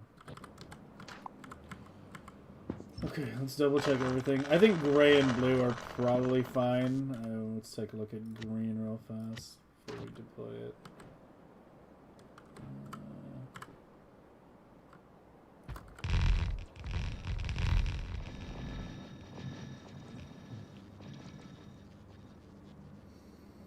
Pattern welding with a hammer and charcoal heated steel.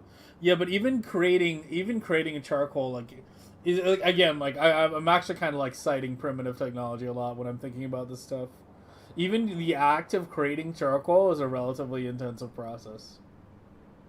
Like it's not something, you know.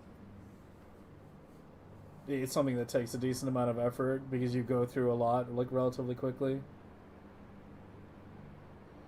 Like, the amount of charcoal that guy has to make just to get, like, the smallest amount of, you know, metal warm enough to do anything with. It's a pretty significant amount.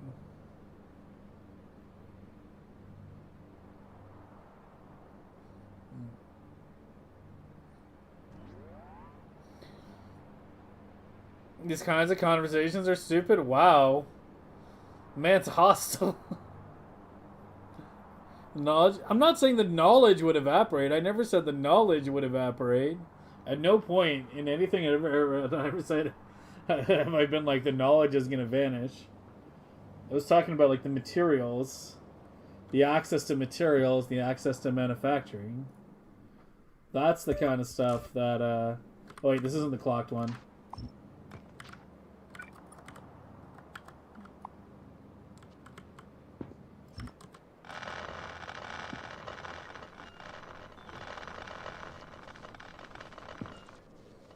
But yeah, like the knowledge wouldn't just evaporate. Like, that's true.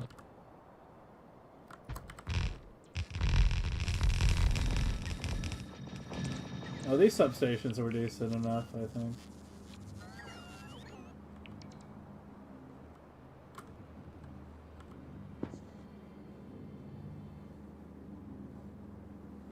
Let me clean it up a little bit.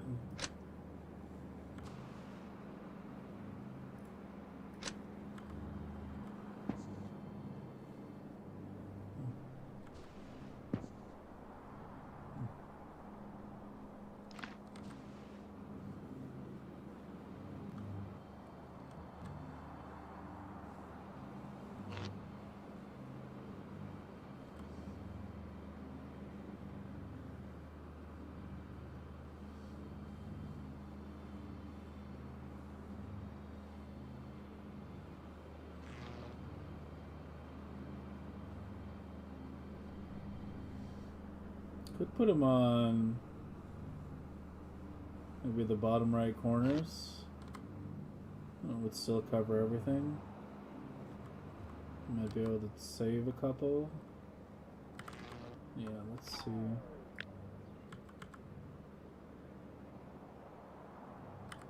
Here.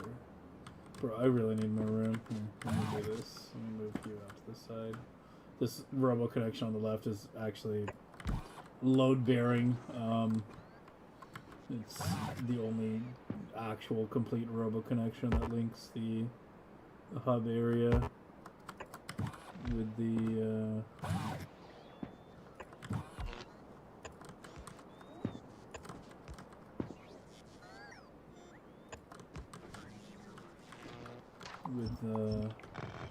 fusion. Oh, speaking of fusion, we need to get Novice's third fusion up. Here, let's do it before we forget. Yeah, you're here. You have the reactor. Yeah, you're like way too fucking close power-wise. I mean, right now it's low, but the spikes get up to like 40 gigawatts. And our capacity is only 45, so yeah, let's get that third reactor going. You're already at Novice.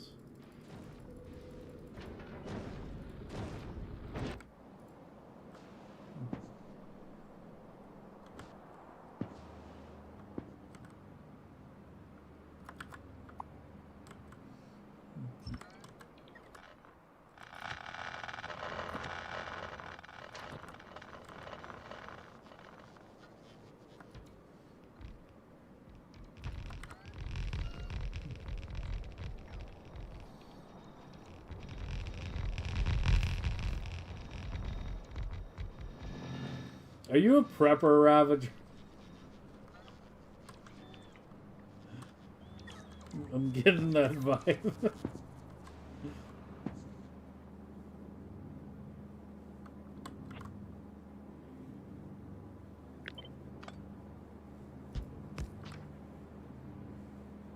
Yeah, let me just remove them all. It's one of those things where it's easier to just... Yeah, the reds... This is why I did this to the left, so we have one as a reference. What do we do here? Okay, that does connect. I wasn't sure if it would.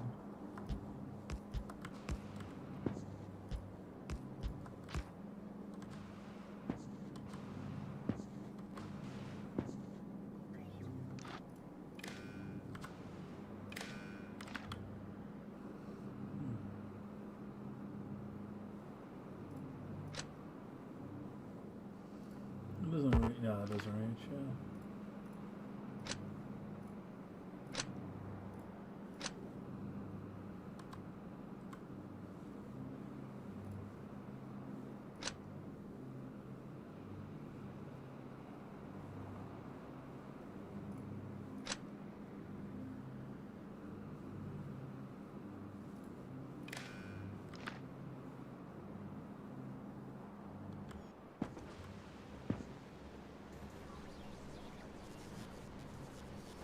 Cleaning blueprints? Yeah, we're about to deploy the clocked versions of 4 different sciences, so I'm making the blueprints nice and perfect before deployment.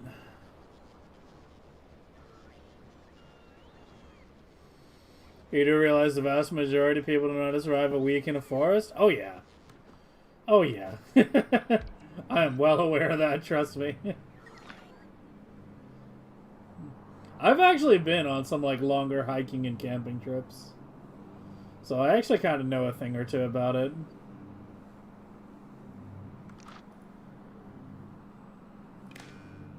Like, the longest I've been out in the wilderness for was for a month straight. So, you know, not that long. But long enough to understand.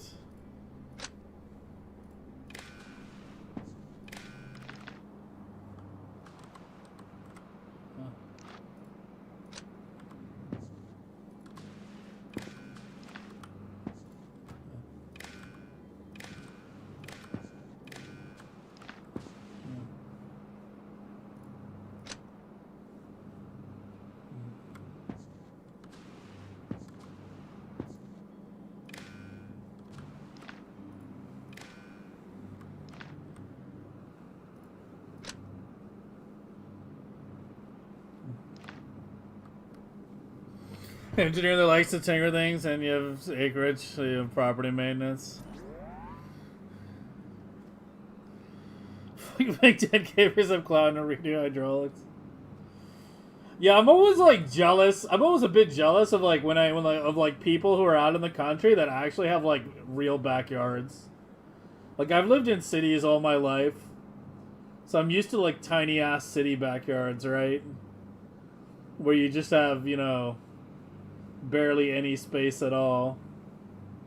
Like, whenever I see people out in the country and they have these like giant backyards, and sometimes like it's not even fenced off, it's just like the wilderness is their backyard. Like, I always get a bit jealous. I'm like, oh, I kind of wish I had something like that, where I could just walk out my back door and go for a walk in the woods or some shit like that. I don't know. As I said, I've been in a city all my life, more or less. I think if I actually lived out in the country, I would fucking, like, lose my shit in, like, a month or two, though. I'd be, like, a month in, I would be like, holy fuck, I can't get a decent burrito within 1,000 miles a year. That fucking is...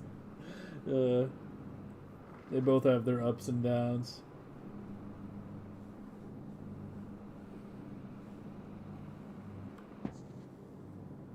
Rural is when you can stand naked on your front porch and no one can see you, and yeah, pretty much. Finally managed to get other casino ships done. Very nice. If the apocalypse comes, you're not surviving. I accept that. Well, it depends on what kind of apocalypse. I'm in Los Angeles, so if it was a nuclear apocalypse, yeah, I'd probably be pretty fucked. I don't know. I'm not near any of the areas that would be targeted. Like, there's some very obvious areas in Los Angeles that would be targeted, like, you know, the oil refineries and the ports. And, like, LA is a very fucking big city. So assuming that only the strategic areas would be targeted and not just, like, a leveling of the entire city, I would probably survive the initial blasts. But due to the way LA is, like, structured, like, we would be so fucked. Because, you know, like, all our water is coming from, like, infrastructure that brings it down from up north and whatnot, and to the east, etc. So, like, any, like, severe disruption to the water flow into Los Angeles, and, like, basically everyone's just fucking dead.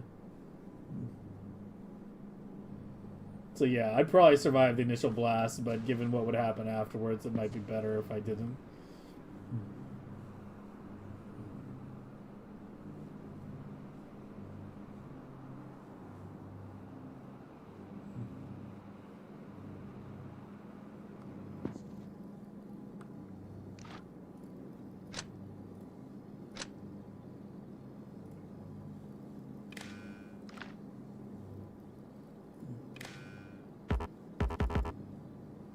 Wait, really? Oh, it's because that one doesn't have a side load.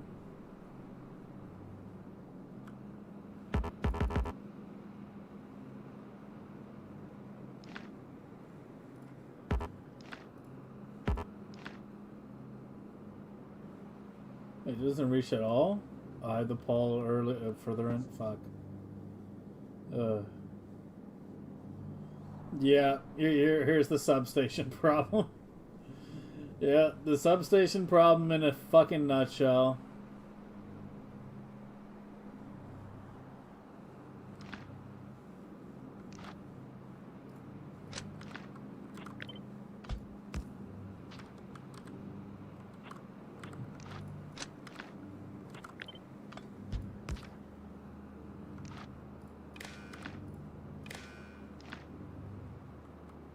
I guess they're going on the inside.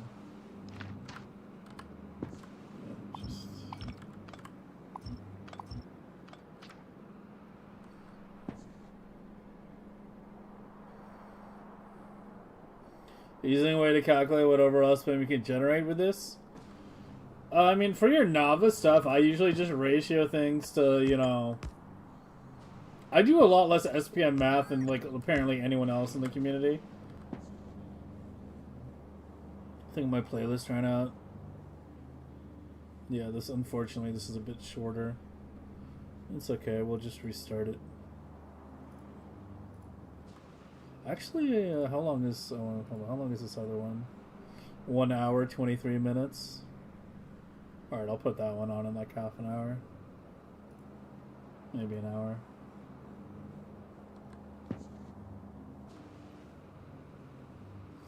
Medium pole master race? I mean, that's part of why I'm doing all this. Is I'm trying to decide if I'm switching some builds to mediums or not. I decided to keep these on subs for better or for worse.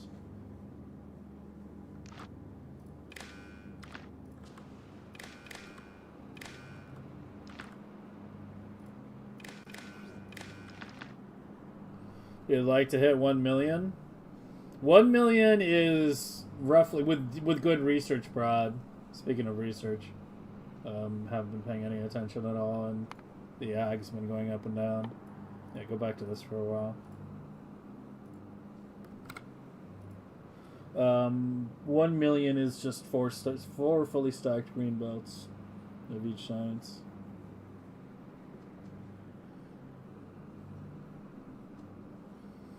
Wood actually has a slightly shorter circuit conduction range. All the other power poles have a connection range of 10. Wood is very slightly shorter, unfortunately. So yeah, it's probably not something you want to use for these. Wait, do you even reach? Oh my god, you don't. Okay, we might be doing mediums on this.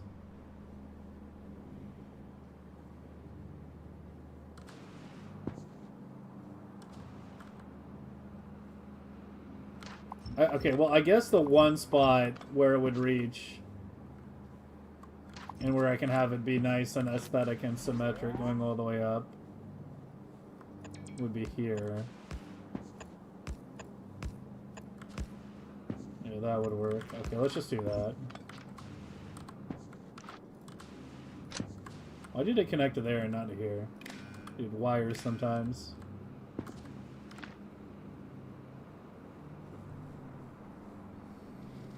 Eject medium and very small. I've already been in the process of getting over my beloved substations and switching to mediums, man. I was a substation believer for so long. I still would be.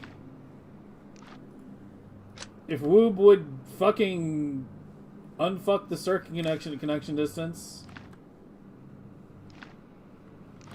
Oh, then this doesn't reach to here. Okay, you know what? We're going to mediums. Fuck this shit. Holy crap. I'm so done. I'm so fucking done.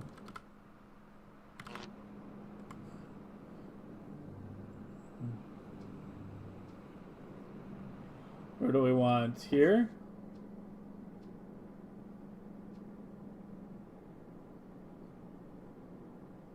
Can that even reach? It does. What if they're on the outside? Oh, it reaches there too.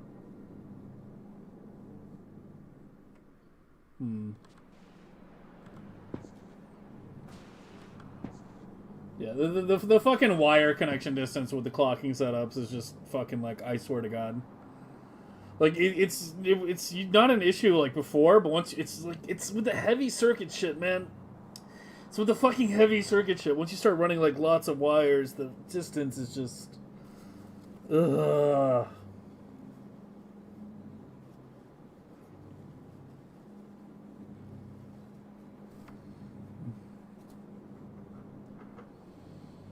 So annoying. But yeah, medium's kind of like... The one thing with mediums, though, is the medium radius kind of fits the default beacon size blocks, you know, relatively well, right? Of course, now we have to have twice the amount of power pulse total.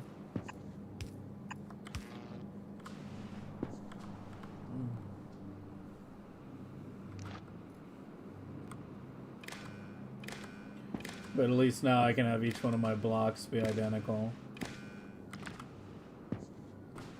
But why are you still cross-connected?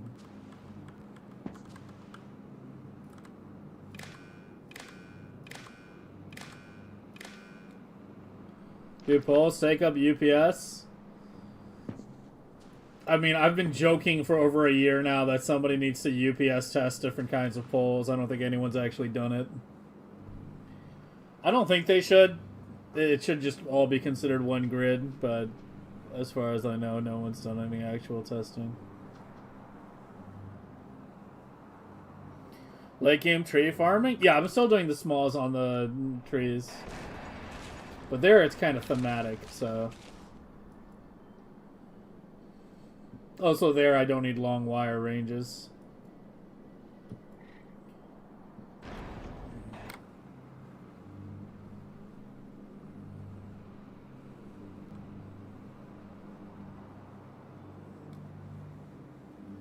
Where belt is going after making underrun? I mean, this works too. They both work. They both work.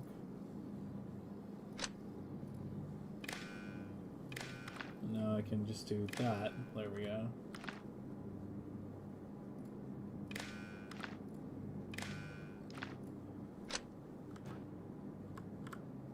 Or maybe we can leave the crosswire and just connect to one. I think I like it better coming from the pool like that. It's easier to see. Visual clarity, baby.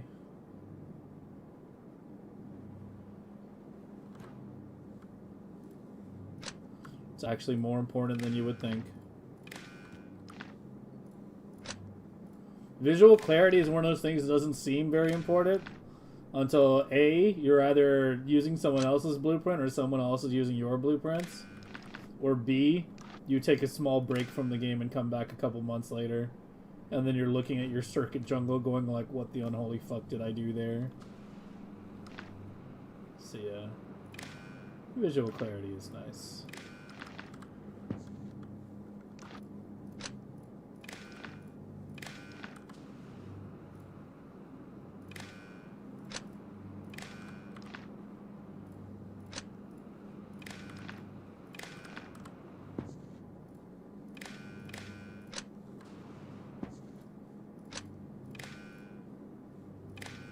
Oh yeah.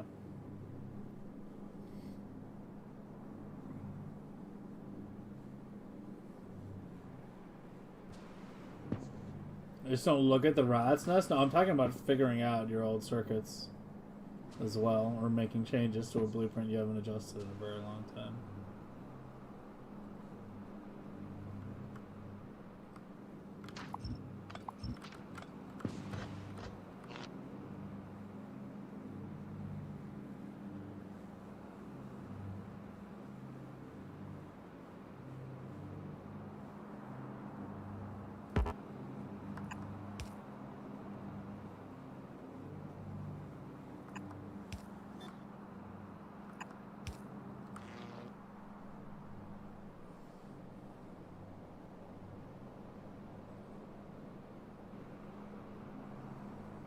I mean, maybe I shouldn't be. I shouldn't be bothered using a mix of substations and yeah.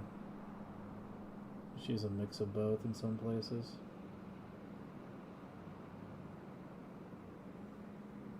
Just go like there, and there.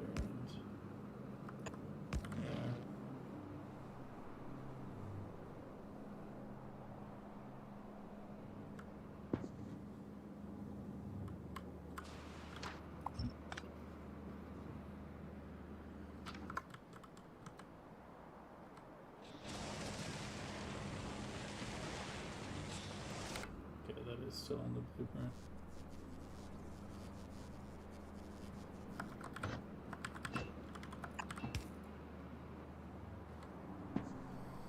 Yeah, exactly.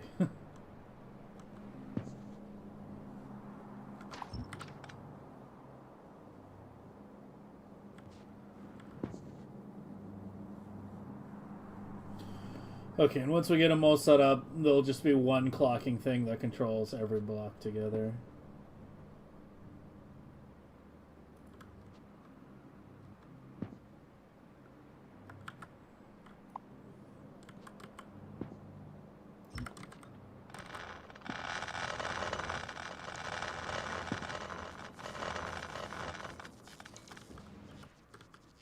Alright, that's green done.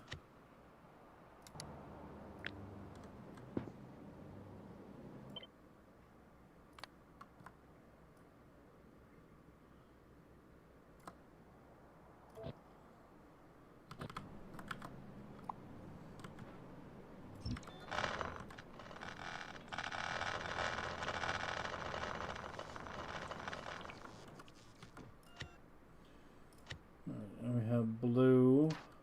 I think you were good, right? I don't think I wanted to make...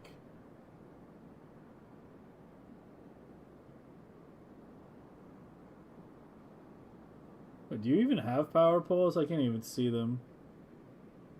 Oh, there's substations in there. This thing's too fucking big.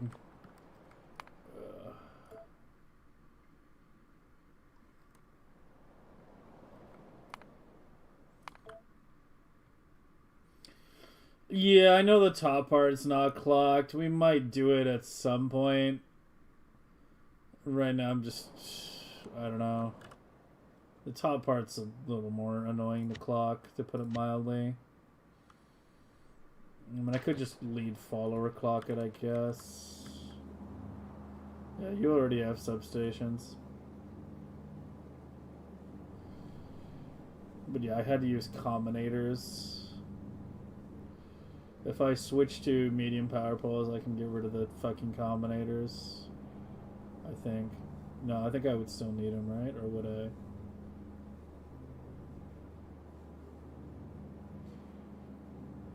There's two red wires. There's one that is able to connect just vertically down the left.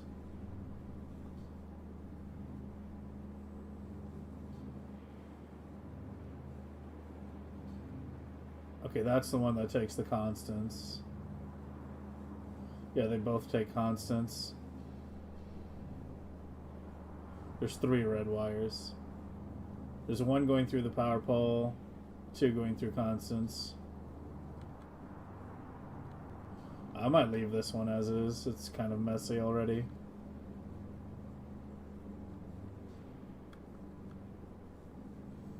One red and 1 green on each side. That's true. Are these video game OSTs? Some, not all.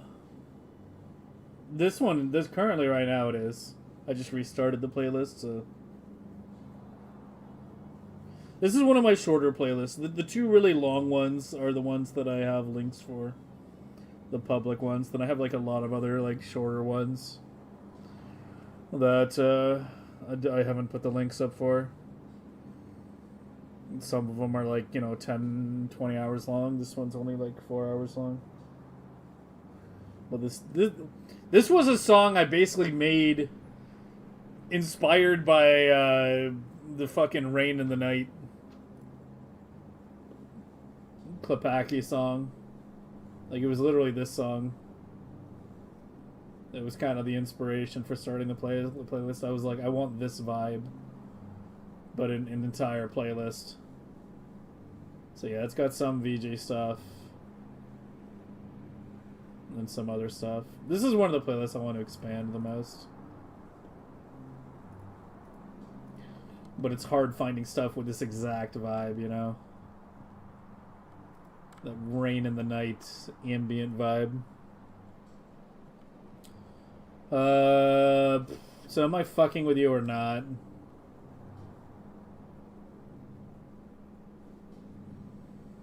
I was kind of keeping the wires separated into red for input, green for output. But yeah, if I did do mediums on both sides, then I could run 2 wires each down on each side, and it would clean things up tremendously. That's true.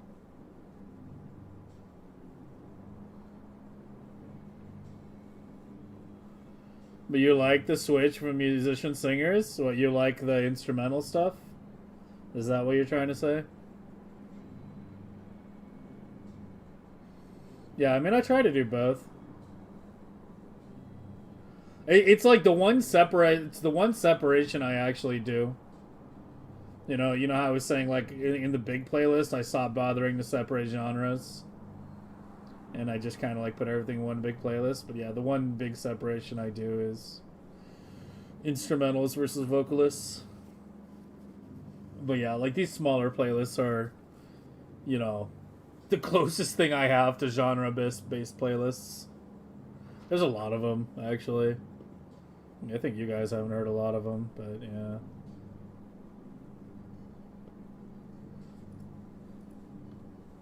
Some need work. Some I've just been sleeping on.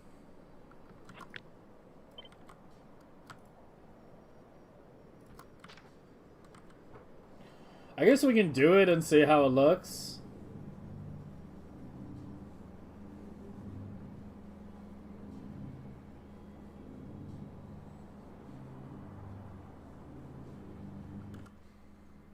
Go ahead and make a decon planner that removes all substations, power poles, and constants. And just make sure I don't hit the controller. Oh, there's no constants in the controller anyway.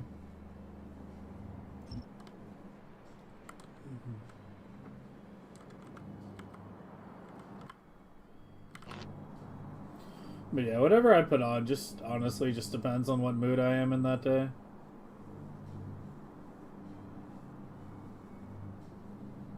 Where do we want you? Middle feels good.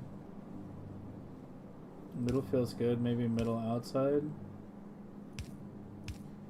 Like that.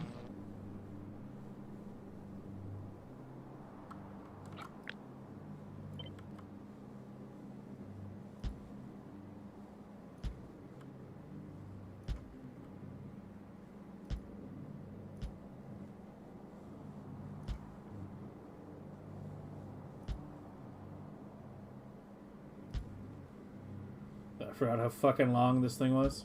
Oh yeah, when we do blue, we actually have to deconstruct the blue too. Because the blue changed in layout. The blue wasn't just merely clocked. The blue was altered.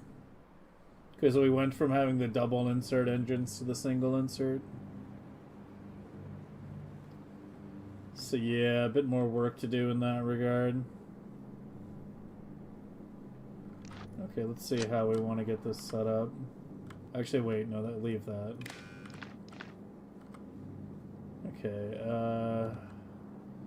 okay, so let's do green output to the left to begin with.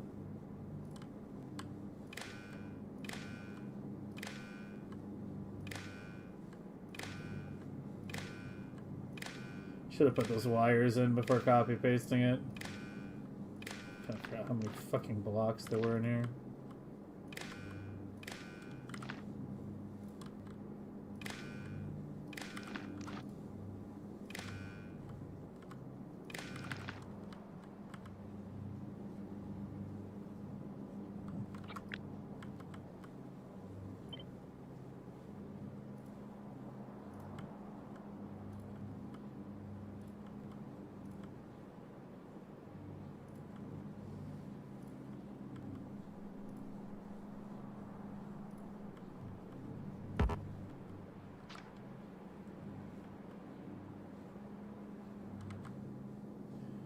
Okay, you're green to there.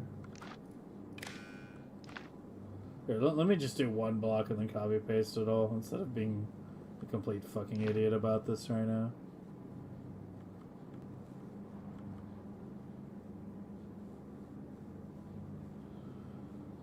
Okay, what's going on here? Alright, so we have steel, engines, and sulfur.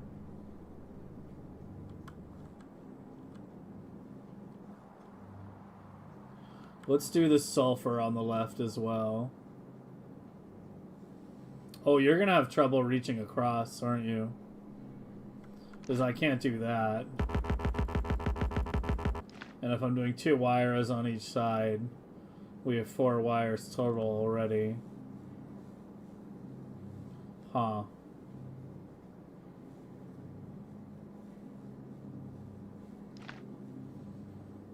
Where would I have to put it to reach across? There? That reaches? That just barely reaches? Well, this is why I made that decon planner.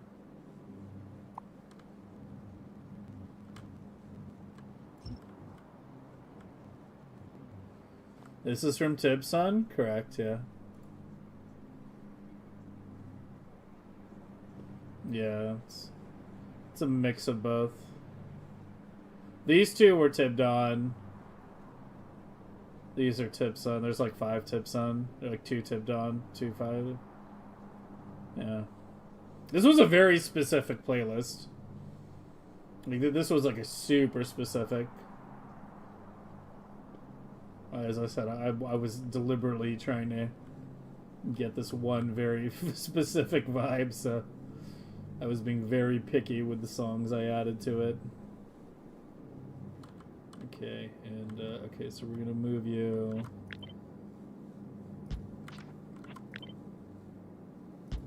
to the inside now.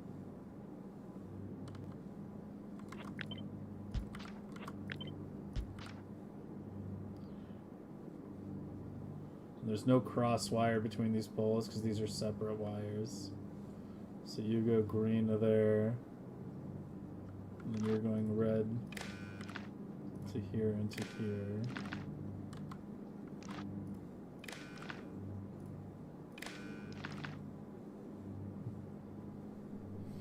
It sounds so good. Yeah, like Klepaki atmosphere shit is so underrated. I wouldn't even know if underrated is the right phrase. It's just fucking unheard. Like, when people think of, like, CNC soundtracks, they think of, like, you know, Hell March and, like, Mechanical Man. But Klepaki, fucking atmospheric, industrial was... There's, like, very little other music like it. Like, it's very hard to find music similar to this. Like, I need to look a bit harder. There's probably some out there I haven't discovered. But yeah, it's A, it's really good, and B, it's kind of slept on. Yeah, it's very unique. I mean, I always maintain CNC is the best OST of any video game, like, and it's not even close. You know, there's other games that have great soundtracks, right? Like Stellaris, Age of Empires, World of Warcraft, Warcraft 2. But, like, listen to this shit, man. Like, who does shit like this anymore?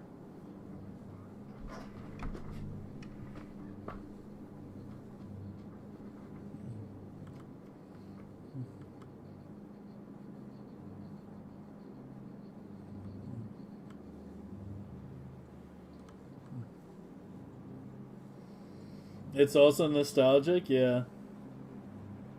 What if I output the entire half horizontally? So blue science outputs outward? What do you mean by outward? It's fine how it is. Like, there's nothing wrong here.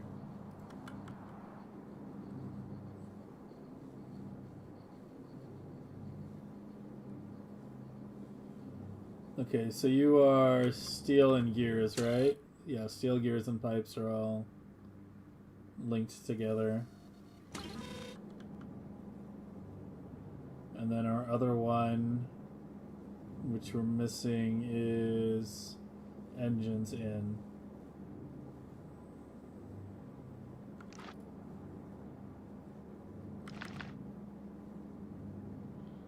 Okay, so engines in.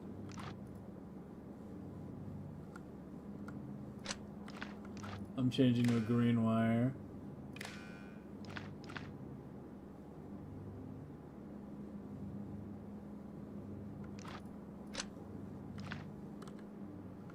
And then you go to there.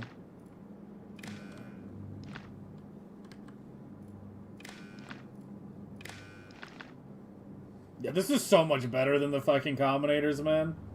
Like, I'm sorry, I like substations, but I'd rather use a double set of mediums than this fucking combinator jungle.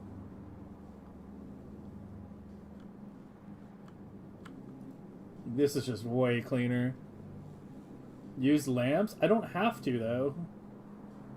Also, apparently, lamps affects UPS. I can't remember. Was it A-Buck who was saying that, or was it you, Konich? I can't remember. One of you was saying that the reason they used combinators was... I think it was you, wasn't it?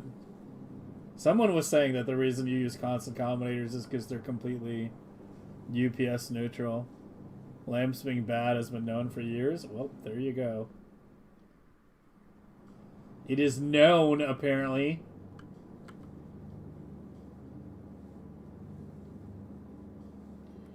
Okay, and then steel from here to here. We disconnect that. And then you just go up to the nearest inserter. Alright, that should do it. Unless I fucked something else up. That should be it.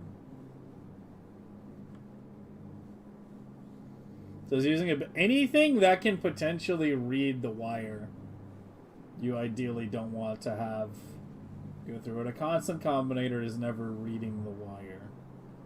Constant combinator just outputs to a wire, or it doesn't. It doesn't actually ever look at it. But yeah, like, if an unconnected lamp, if just having a lamp connected like this, but with having all the connections disabled is bad for UPS, then a belt would be too, right? By the same logic.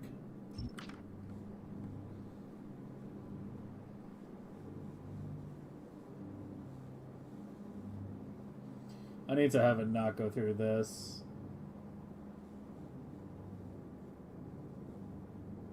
Because, yeah, here.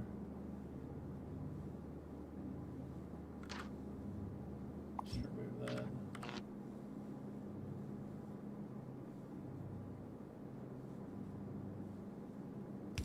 Well, some I might be able to hook up directly. Hold on. Like your engines. You're close enough that I can just wire you straight up. Wait, why is that wire connected? That shouldn't be there. What the fuck? It wasn't over here, was it? No. I must have done that accidentally at some point.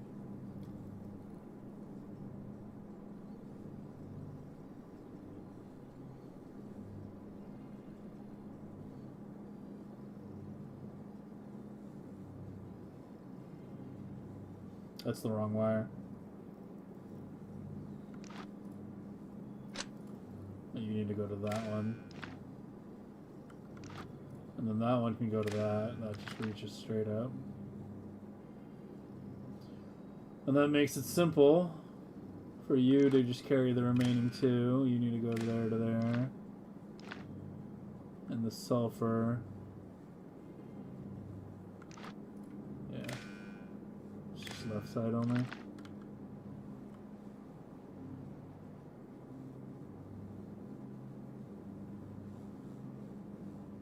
Maybe I do just want the substation back there, I guess.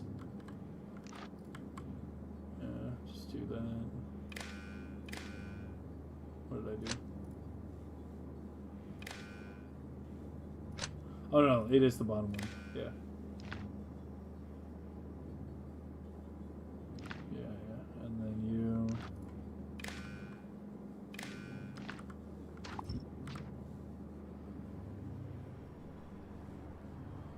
There we go. And the top part's fine. I'm not fucking with that.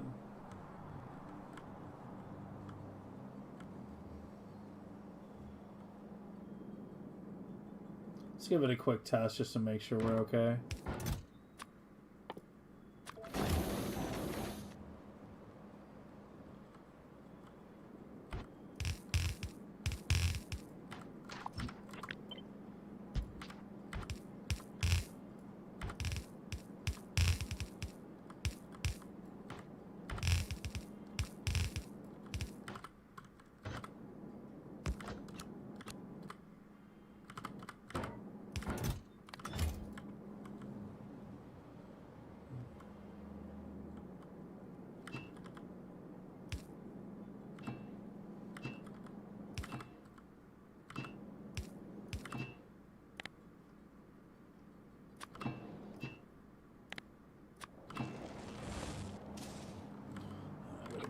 These two.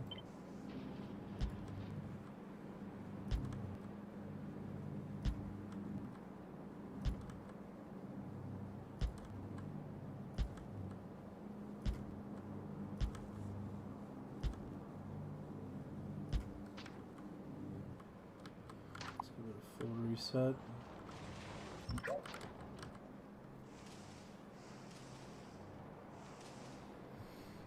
This current song is the one that I consider to be like the most unique song in Tipsun.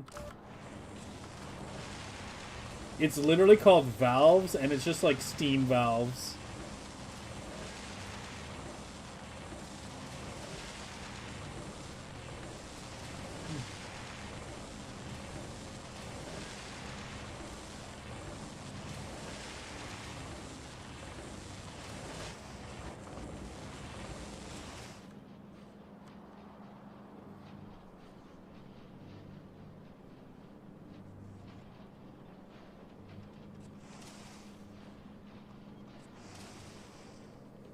Swapping engine raw material module with red chips? No, because then I'd have to run plastic further down. That's a bad change. Maybe make shareable plastic between two blades? What's the point?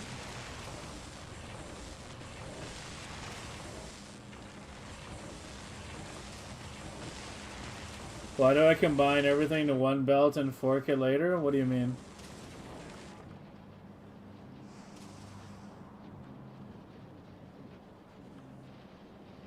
With the science? It just makes it easier.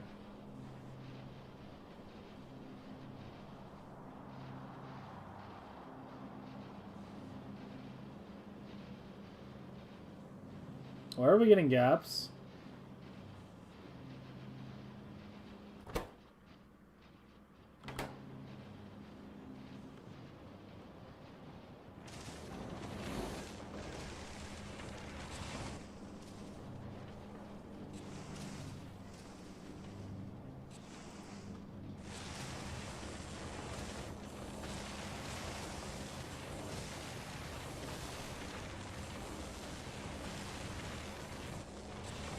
Cause I don't want to design half-belt blades, man.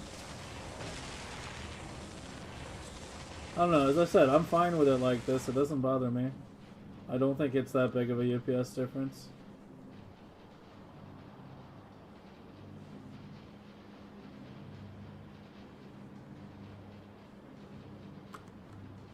Did I break something on the clocking? Why are you not, like... Why are you fucked now?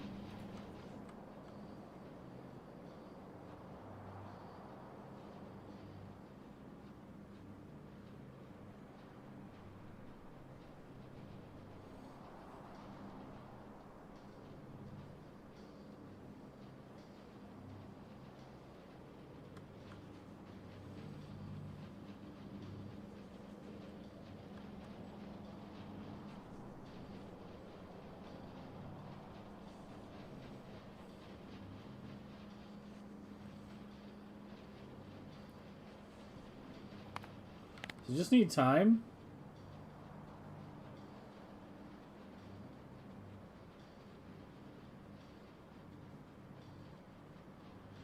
That might just be a time thing.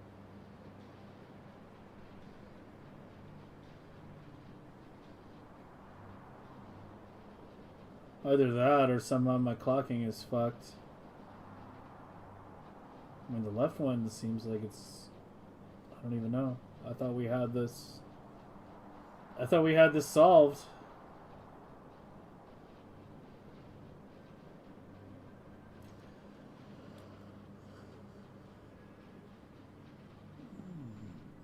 God damn it, man.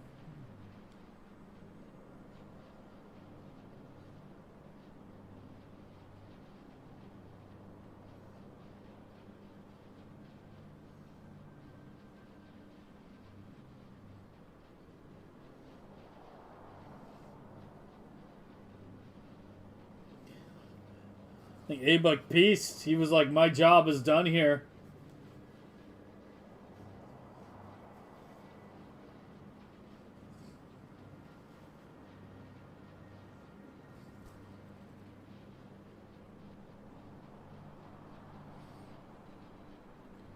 I mean, this is the one. This is the left. The left blueprint is the one from when we clocked it. I haven't touched it since that day. It's this one right here.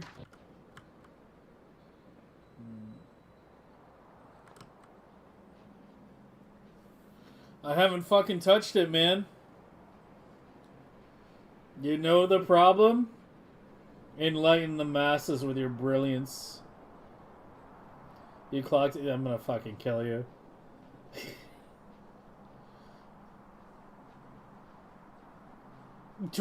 I don't know how there isn't a dunce cap on Twitch. There needs to be a dunce cap. You know, the way there's VIP and mod and everything.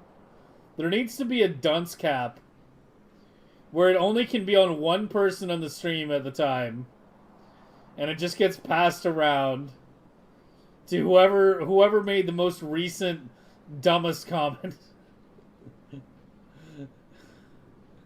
like, oh, you get the dunce cap now. They need that, man.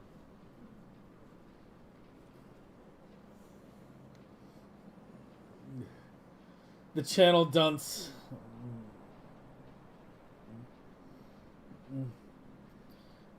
Nobody's going to want to improve the clocking on your casino chips. Nobody wants to do the clocking on their own setups. I don't want to do the clocking on my own setups. Fucking A-Buck doesn't want to do the clocking on his own setups.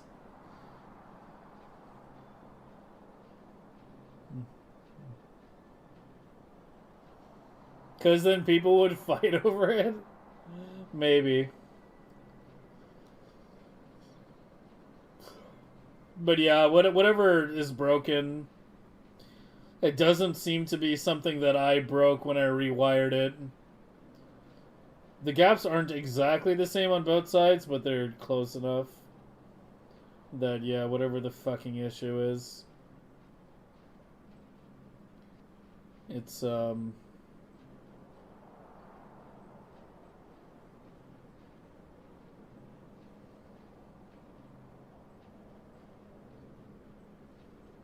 I do have enough blocks, right?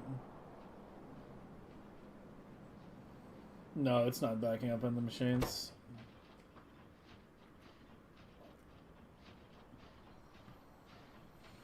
You know that would do a lot of people. I think a lot of people did. I mean, the streams last week were just kind of like, I was out of it as well. Like, I only streamed 3 days last week. I had a rough week last week. Some shit, you know, that I had no control over of went south midweek, and I was kind of just, like, fucking just mentally just pieced out for the rest of the week.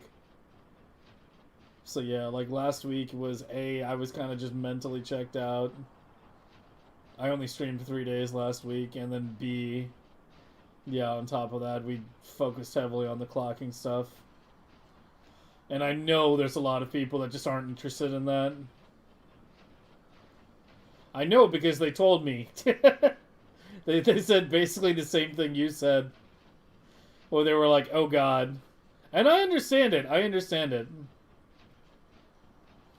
Clocking is kind of, you know, Factorio is a game about optimizing. But generally, a lot of the optimization, you know, is very still gameplay oriented, right? Like, it's about coming up with better layouts, that kind of thing. Like, thinking of different ways to set things up. When you get to the clocking point of the game, you're now completely divorced from the gameplay itself. It's purely optimization territory. And it's also why I'm just kind of like, you know, ugh, about the whole Linux thing as well. Is because it's like, there's no fun in setting up Linux. Right? Like, there's nothing interesting gameplay-wise about that, right? It's just a pure optimization step. That's like, you know, just optimization in its purest form. Completely divorced from the reality of the game, and you're just purely in the numbers at that point. Still has to be done, but yeah, they're even swinging it like the same fucking time.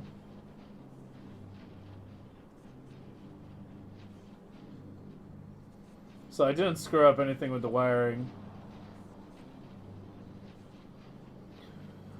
But yeah, I mean, like, we're at the phase in the Megabase where, you know, we do have to deal with it at some point. There's still some projects that I would like to do. I've got a list, some of the monitor. One of the ones we'll be tackling tomorrow, which will be an Aquila blade redesign. But generally, yeah, we are kind of at the phase where, you know, we're just deep in the numbers. You stop playing the game when you start optimizing? Yeah, to a certain degree.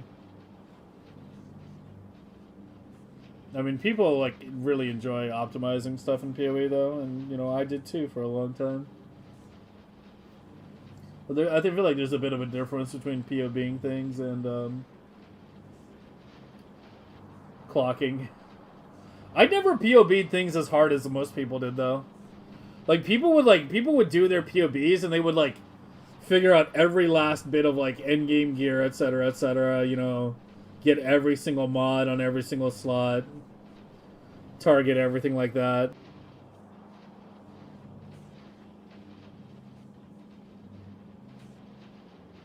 I didn't do that as often. Like, generally, I would PoB my starter, and, like, I had a rule of thumb when I did my PoB starters, which was trying to get a million SPM, Million DPS. God damn it. The games are running together now. I've got SPM and Path of Exile and DPS and Factorio. But generally, I would just try to get a POB for a starter, where I would be like, with basically no gear, only having like key mods in, and a 6-link, basically being more or less naked. You should be able to get like a million DPS or so. If you can do that, then it's usually a decent starter.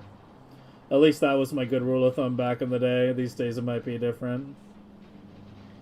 And then once I then I would go I would go play the character, build it up, logically, naturally, develop everything, and then sometime when I was like level 95 or so, at that point I would re-import my character back into POB, and then I would do the endgame optimization.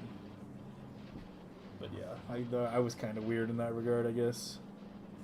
I'm sure I'm not missing a wire. I mean, if I was missing a wire, then nothing would be working right, because every inserter is on enable disable conditions right now.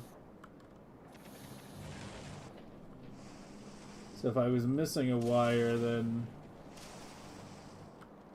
I think it would just be straight broken.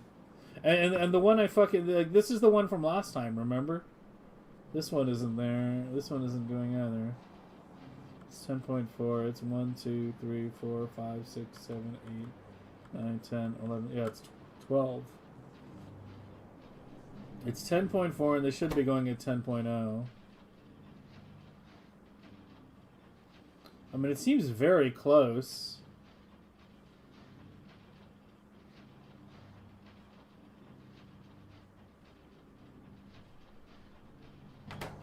Red circuits installed for picking up from underground? Oh, is that it? Hey, hold on, that's a very easy fix.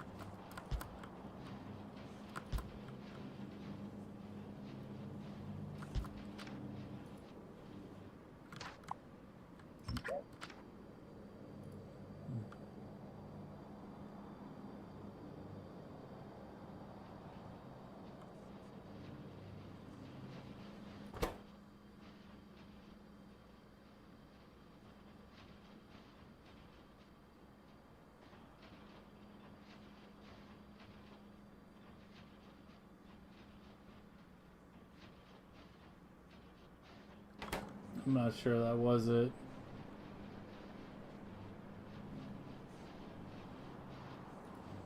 Yeah, I mean, I shouldn't be picking up from undergrounds regardless. I don't think that was it, though.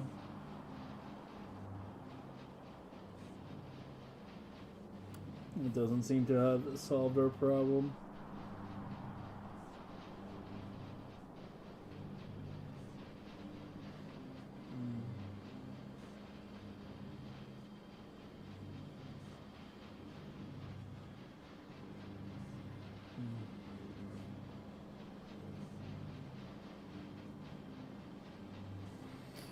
You designed a Fusion setup, and the last week took half an hour. Now you hate Fusion. Okay, my music is kind of fucking loud.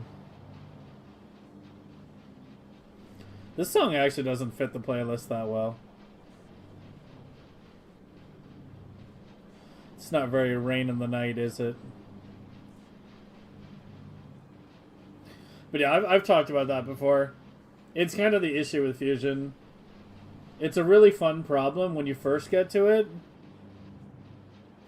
But then, you spend, a couple days on it, working on it. You come up with the hexagonal design, and then you're just kind of done. It's essentially like a solved problem at that point.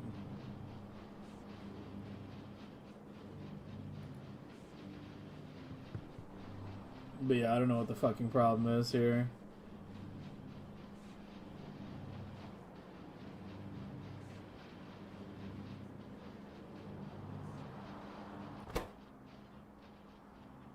It's like the clocks are just off or something.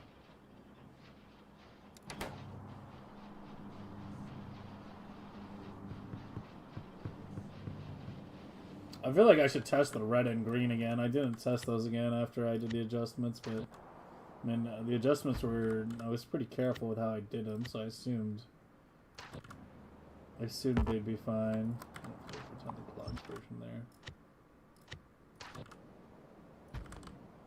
But now I'm paranoid.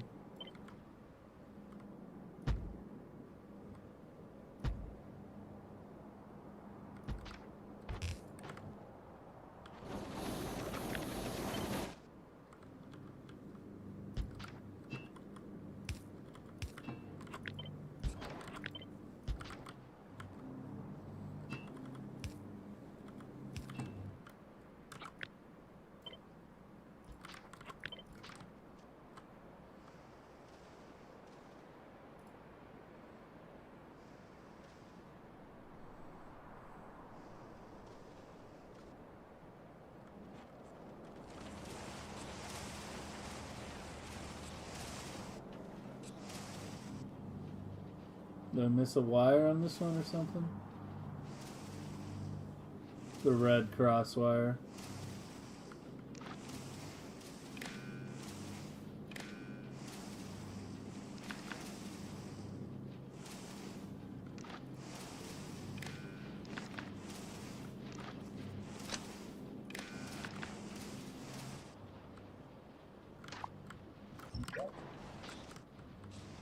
Yeah, red's fine.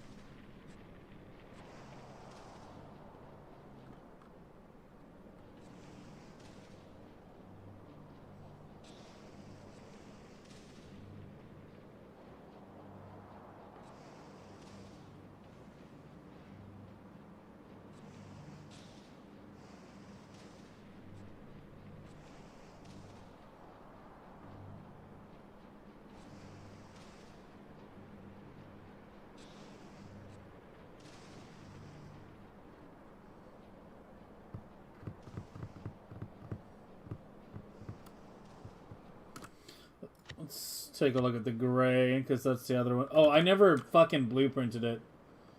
Ah, fuck. I need to remember. It's like way over here somewhere. We need to go over there. I need to not be working on this over here. Either way.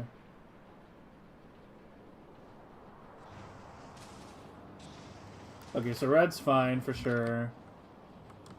Green is fine now with that adjustment. So let me re-blueprint that.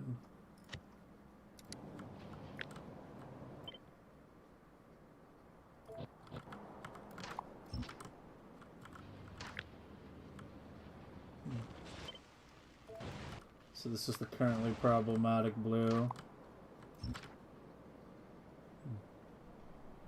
See if we can find the one from the other day. Maybe I didn't like maybe I didn't blueprint it probably or something after we did it. Where the fuck is it? Oh, way over here.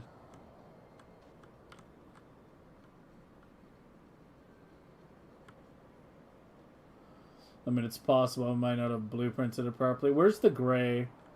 Let's first check that one. Oh yeah, we didn't finish it. I needed to do the lead follower thing on the top part. Was I using a billion constants here? No, we managed to... Oh, there are some. Yeah, there's some.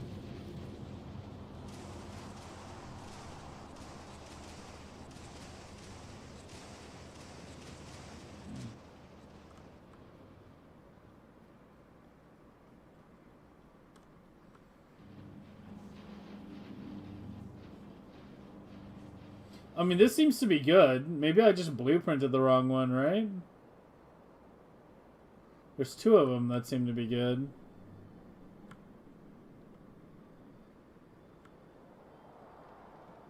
I don't know if there's any difference.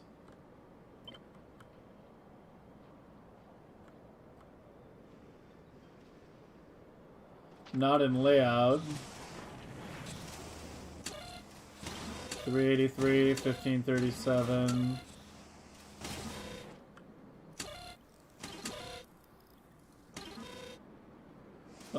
This just has them organized slightly differently, that's it.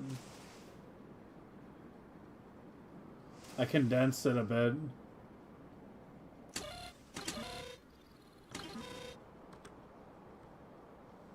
But you're working fine. So how are you different from this? Aside from that's the wrong thing.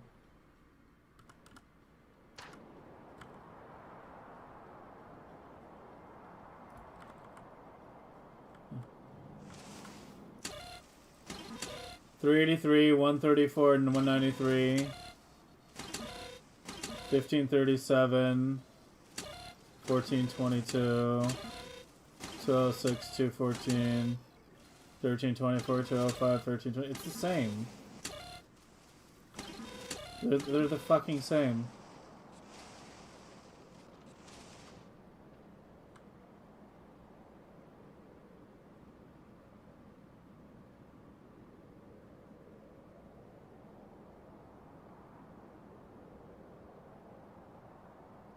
Now you're gapping too? I fucking just... clocking, man. Fucking... Of all the things I've done in Factorio, no offense, Conage and Apuck, I respect the work you guys did tremendously, but out of all the fucking things I've done in Factorio, this is like... Yeah. This is the most fucking irritating shit. Like, literally, all I'm doing is that, and now it's fucking toast, apparently. I don't even know. Like, just a reset, breaking it means something is wrong. Desync because of automatic limit? I mean, Alt-D'ing and Control-Zing should fix it. Become saturated? I tried that with the other ones. We left it running for a while. We were sitting here talking about other shit for like 10 minutes while I let it run. And it still has the issues. I don't know.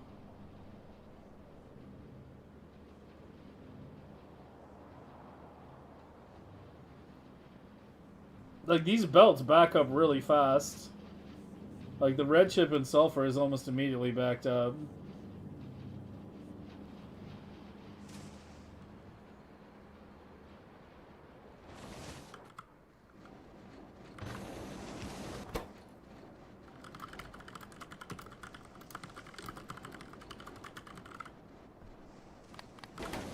God damn it.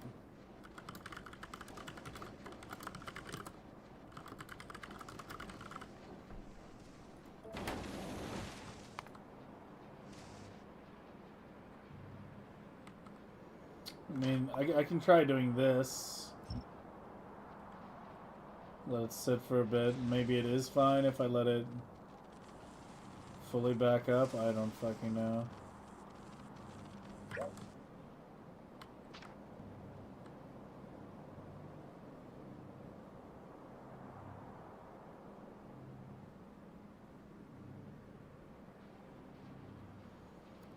No. It's fucked, man. Oh, it's fucked.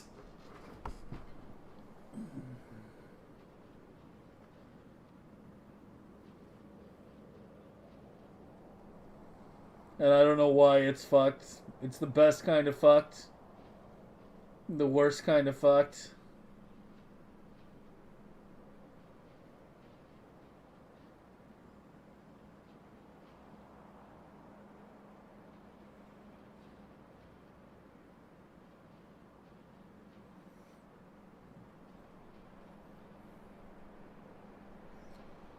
To tick by tick?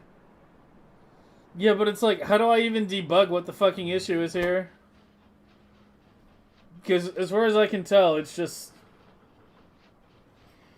the clock timing is wrong. But I don't know if that's actually the problem.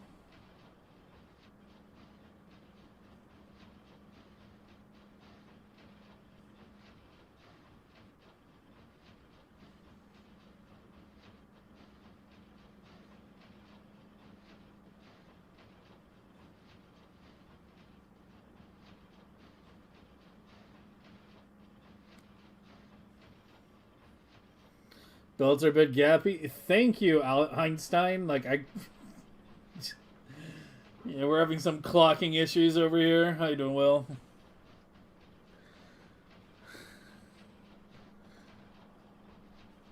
This setup was supposed to have been clocked perfectly, but apparently I take a couple days off and then it doesn't work anymore.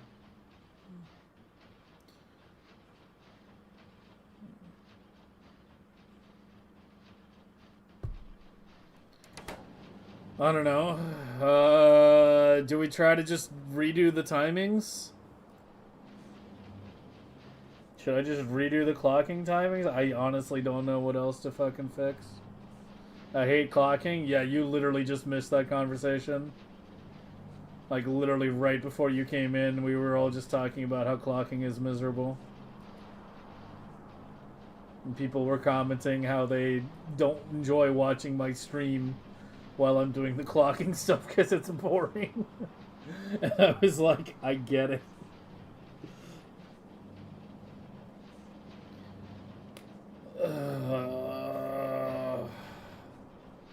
I don't know. We spent so much time. We spent more time on blue than any other science.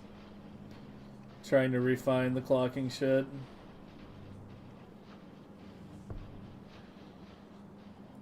But I don't know. I really don't want to fucking reinstall the add-on and try to, like, do it yet again. But I don't know what else to do. Like, Conage, if you have any fucking idea in terms of what else to do, I would love to hear it. Blue got a redesign? Yeah, but we clocked it after the redesign. It's not like I clocked it before the redesign and then, like, kept the timings. Like, we redesigned it and then I did the clocking. The power pole change I did should not affect it at all. I mean, even the previous ones, I don't even know. This one actually seems okay. Wait, this left one actually seems okay now.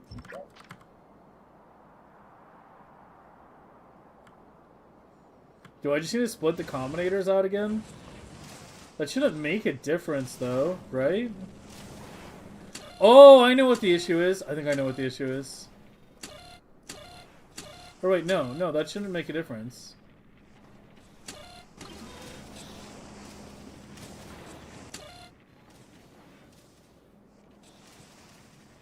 Oh, no, it does make a difference.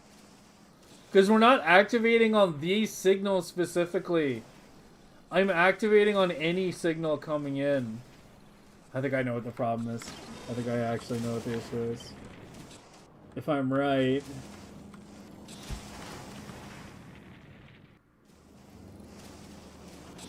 If I am right...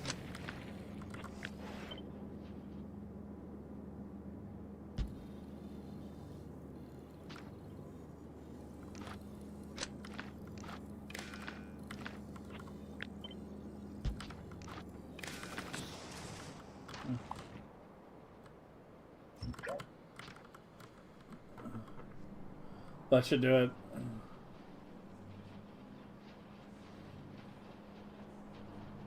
You haven't even used the generator yet? Oh shit.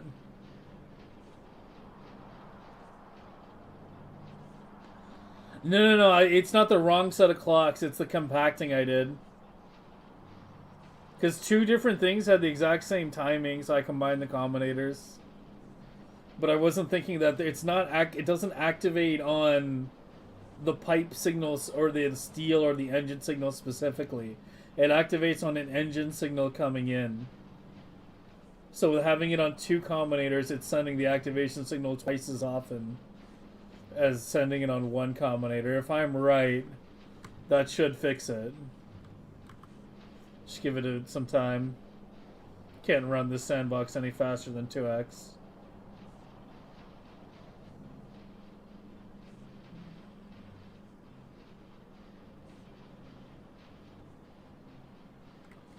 But if I'm right,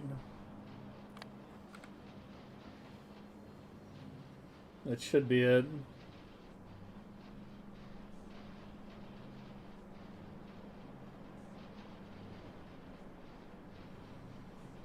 Yeah, but I mean, let's be honest, I'm not cleaning it up. It is what it is. I need to stop going so far right here. It's gonna make it harder to scroll around.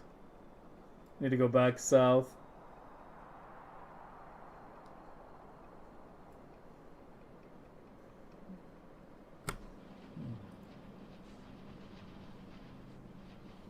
Yeah, this is my old 1.1 sandbox too. I didn't even start a new sandbox in Space Age. This has like a lot of old 1.1 shit in there too. I've removed a lot of it. But yeah, it still has my old city blocks. These were all the old 1.1 Megabase city blocks. Because we did a city block Megabase that time. Never doing a city block Megabase again. I might do city blocks if we play like modded shit. Depending. But yeah. 155. I just prefer having. I tend to like find things in one area and copy paste them around and like the new stuff I'm working on. So I like to have it all in one box. Yeah. I use different sandbox for like really fast UPS testing.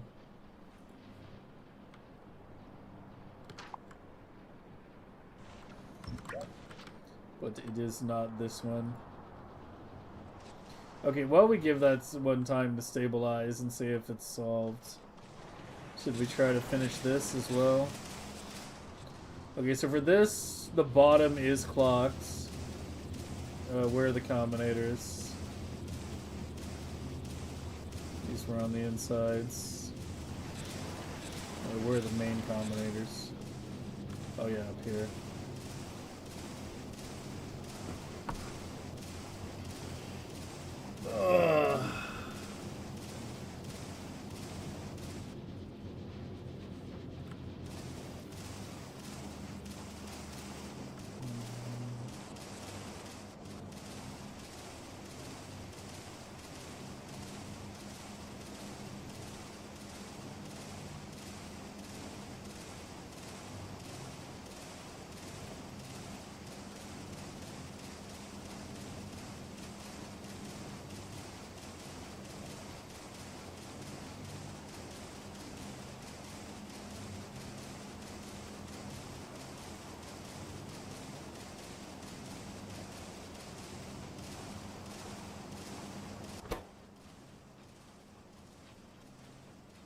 The grenades have very high insertion limits. So we could definitely use lead follower for that.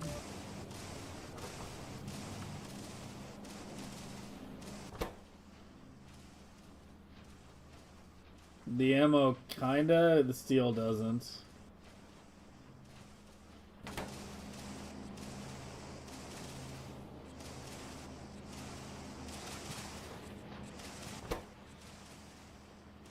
That one has a pretty high one too.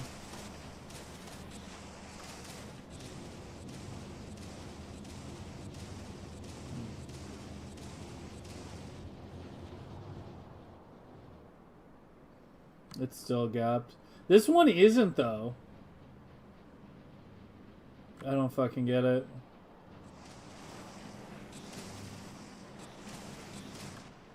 Why are you not having problems? But these two aren't. It's the exact same timings, man. It is literally the exact same fucking wiring.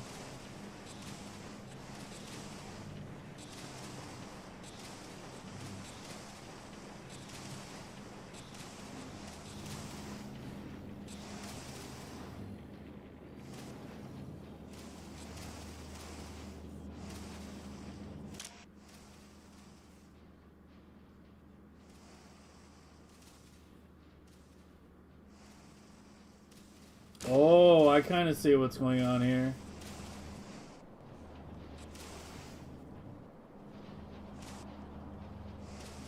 There is another difference.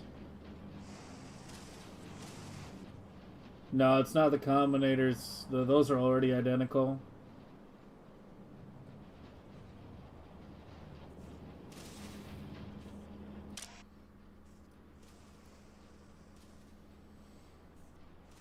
Who here can see what the issue is? Whose Factorio foo is strong? Should be able to tell what the issue is just from this. Who can figure it out? A little viewer challenge.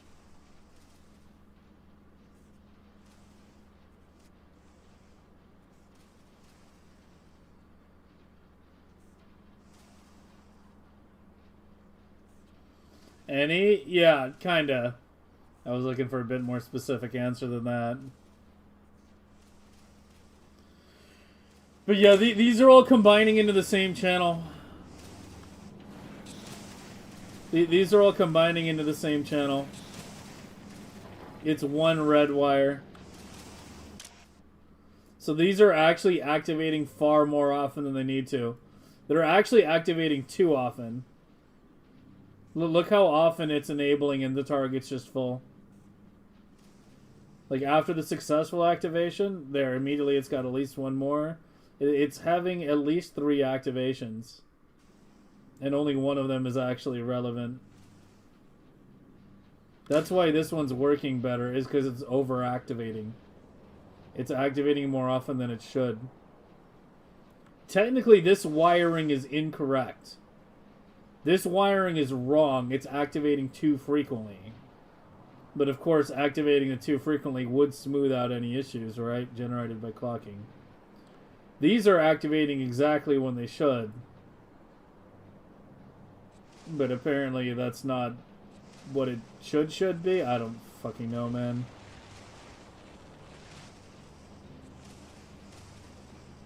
But yeah, that's what we're dealing with right now. That at least explains why this one's flowing and these aren't. Yell at A-Buck? The thing that I don't understand is the clocking numbers on this should be good. I mean, I don't know.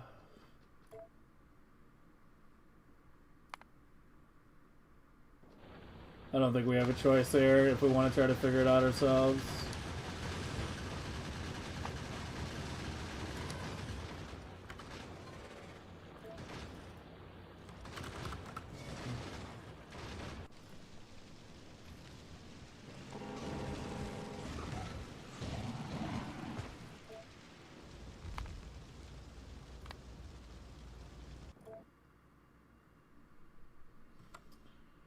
Let's try to regenerate the numbers and see if it solves it.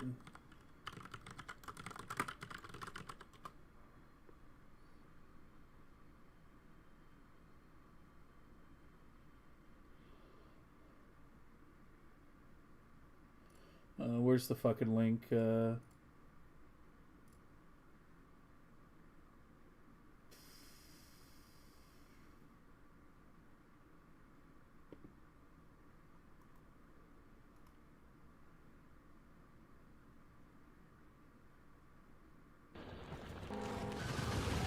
Dude, I swear, GitHub fucking people.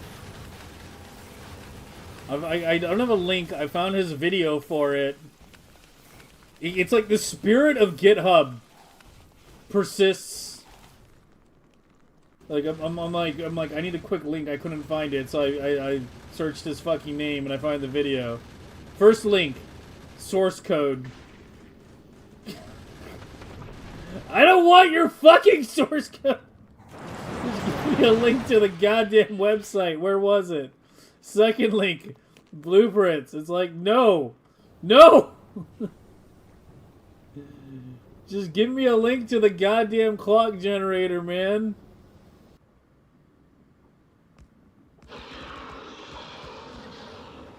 Where's the app? Dude, I swear to God, GitHub is the worst thing that ever happened to programmers.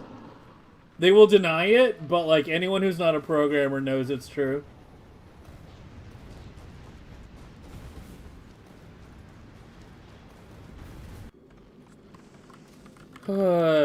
Clock generator tool, where is it?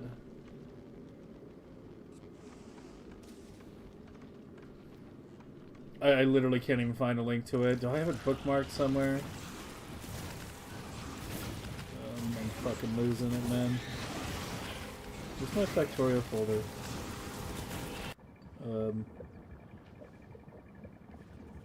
What happened to my Factorio bookmark folder?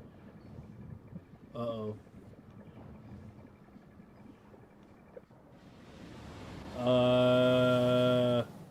Somebody save me and just link me. Oh yeah, I think I found it. Okay, I found it. Yeah, I just found it. Okay.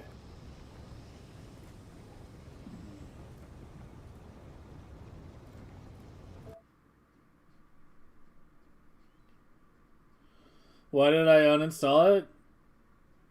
I mean, I guess I could have unchecked it. I'm kind of new to this whole Factorio modding thing. But yeah, I just uninstalled it entirely.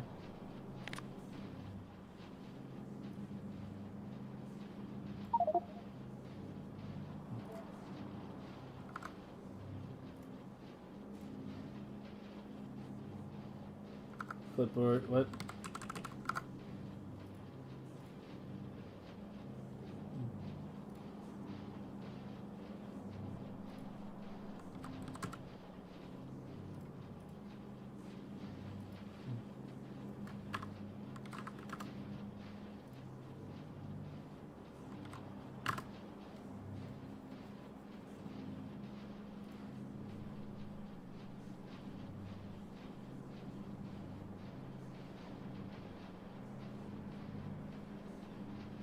It's a clock. It's a goddamn clock, man.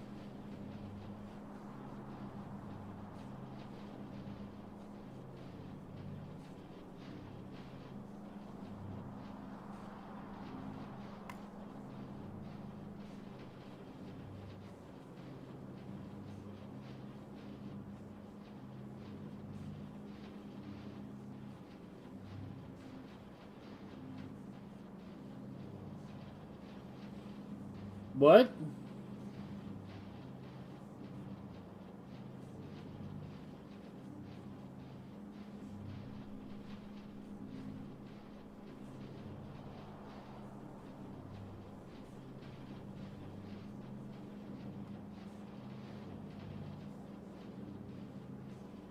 What?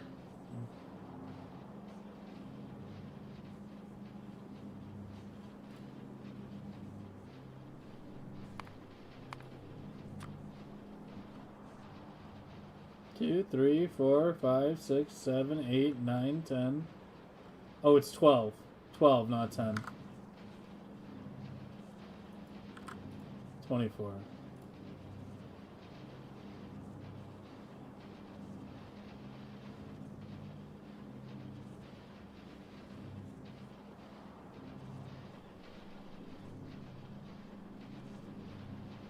That looks different than what I remember.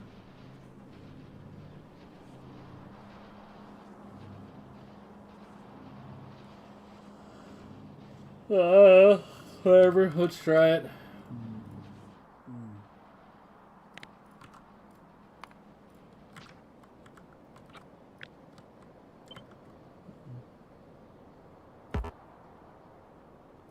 What's the ciders in the way? What? Oh, the other one's from the gray. Here, let me go, here.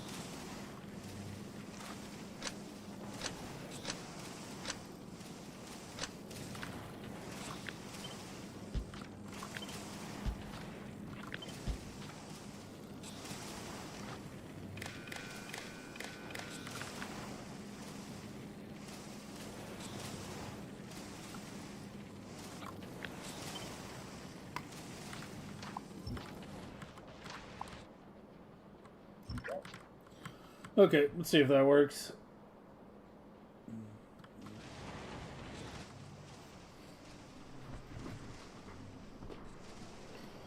Hopefully it does. Ugh. Oh.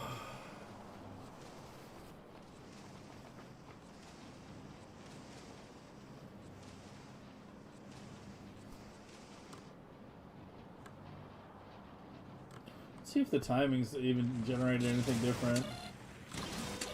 No, it generated the exact same fucking timings. Oh wait, it's not exactly the same.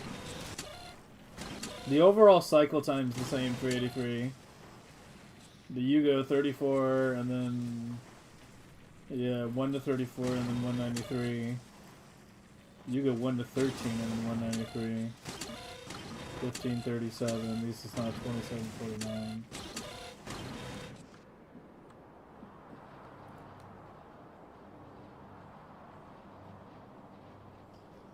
They're still having problems.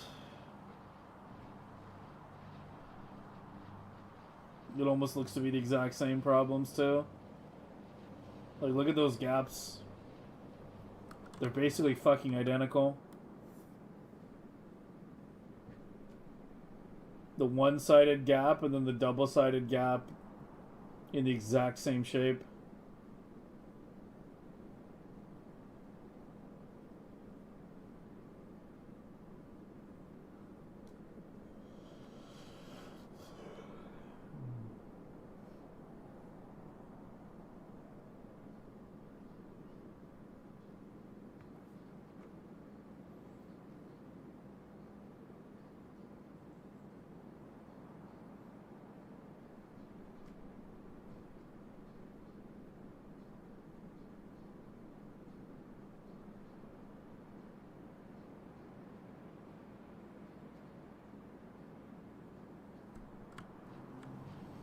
Yeah, but last time we had that issue, it was because of vertical belt grabbing, but we don't have that anymore. Yeah, they're all connected. It was a copy-paste job.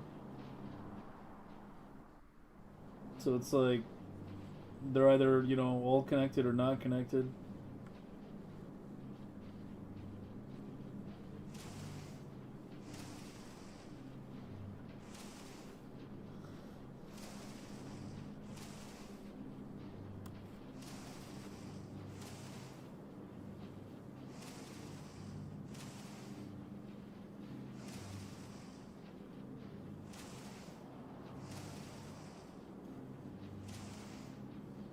Stack size? What do you mean? It's all 16. Nothing's limited.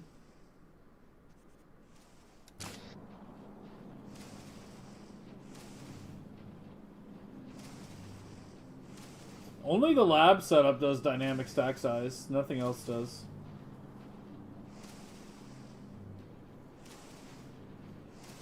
Is this a sandbox I tested in previously? Yeah.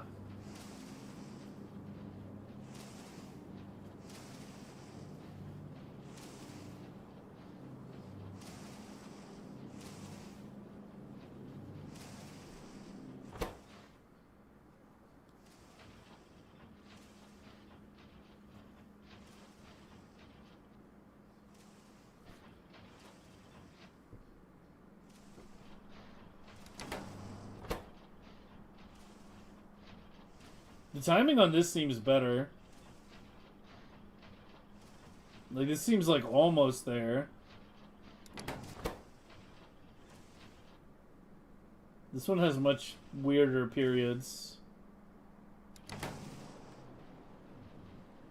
Yet the gaps are like the fucking same.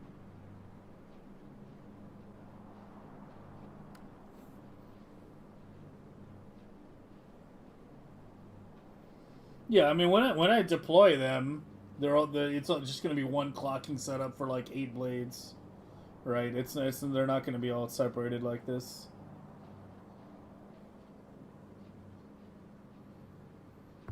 Is the engine machine okay? Yeah, I mean, it seems to be.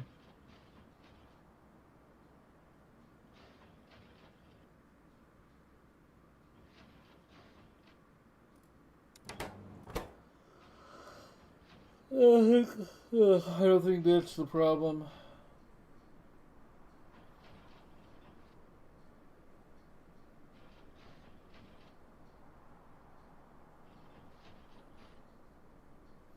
Definitely can supply more? Yeah, but this blade is set up to output one belt at a time.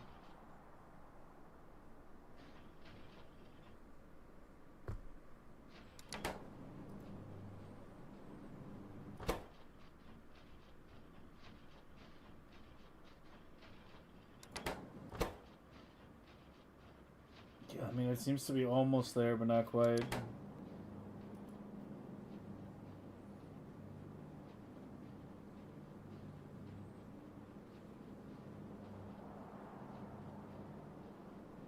Splitter? What do you even mean?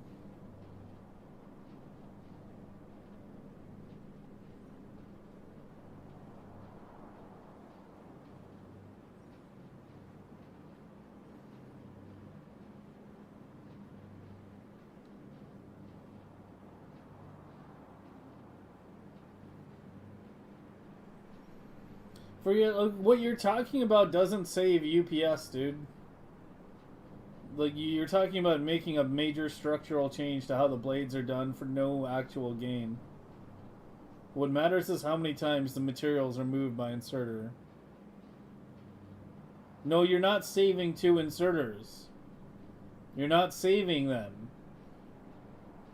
Because you, like, X inserters that operate at Y interval is the exact same as 2X inserters that operate at 0.5 Y. Right? Like two inserters that activate 4 times every 10 seconds is the same as 4 inserters that activate 2 times. It's not physical inserters you care about saving, it's activation times. Look at steel end gears. I know how steel end gears work. I don't think you understand what I'm trying to say. You know what you mean? Then what are you trying to tell me then? If you understand what I'm saying.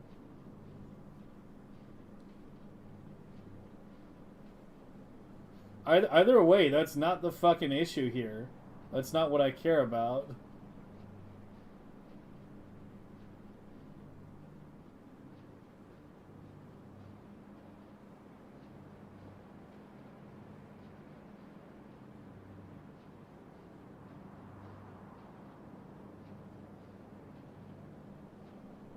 Like, what I care about right now is fixing whatever the hell is wrong with the clocking. And who the fuck knows what that is at this point.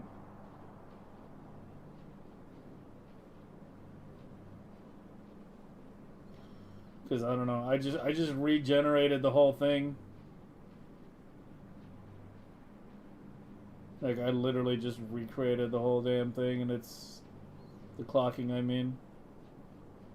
Like, I just reinstalled the app, reinstalled the mod, and just used the app to generate the clocking timings all over again, and it generated slightly different time. I think it is the same timings, just at slightly different interval, though. I don't think it's actually functionally different. Because it's the same period, 383, 383. You know, this is just happening to activate the science first, right? Like, this is not 34. This is like, what? 17 plus 7, that's 24. So it activates for 33 and then 24. Here. I don't know, I don't know what the fuck is... No, this activates for 13 and then 37. Yeah, I don't know, man. I don't know. It's completely different fucking timings. In different intervals, yet it's somehow generating the exact same goddamn gaps.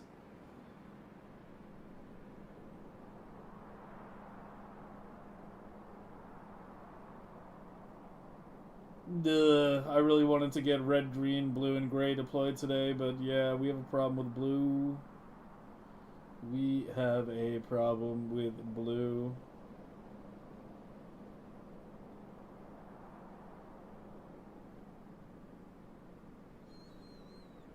Tell the generator to do a double swing? What? On which part?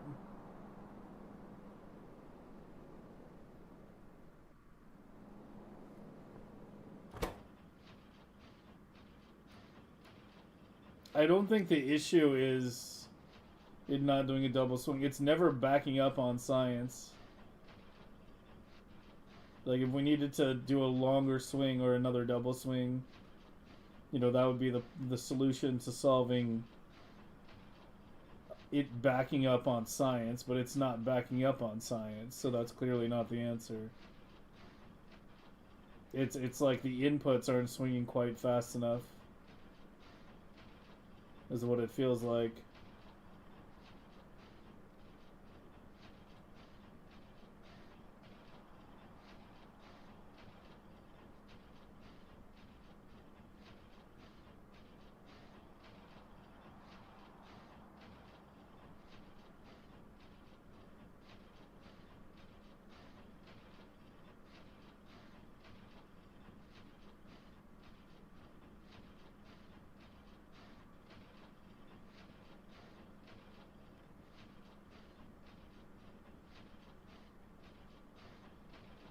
Like, it's so close.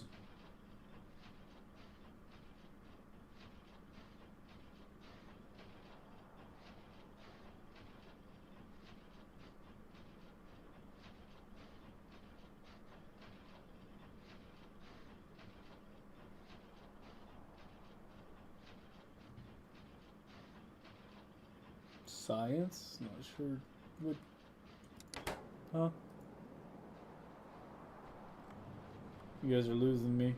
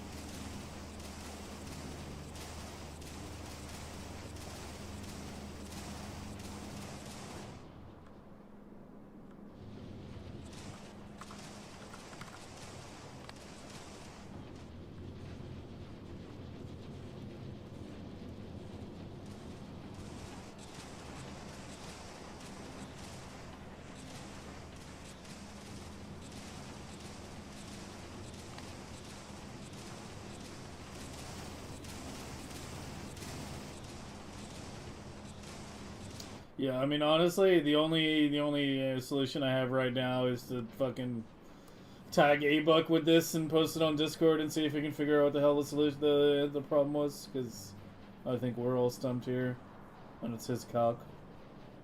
I mean, he's the one that spent a long time working on it. When he was on stream last week, we spent more time working on blue than anything else. I thought we had this solved. So I don't know why it's being a bitch today. But I don't have the answer.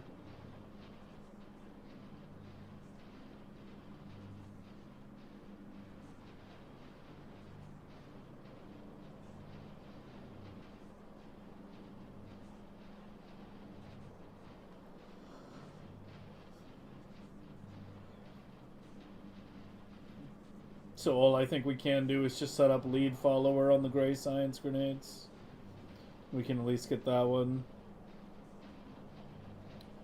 solved. But yeah, I don't know. I don't know. I don't know what the fucking problem is, man.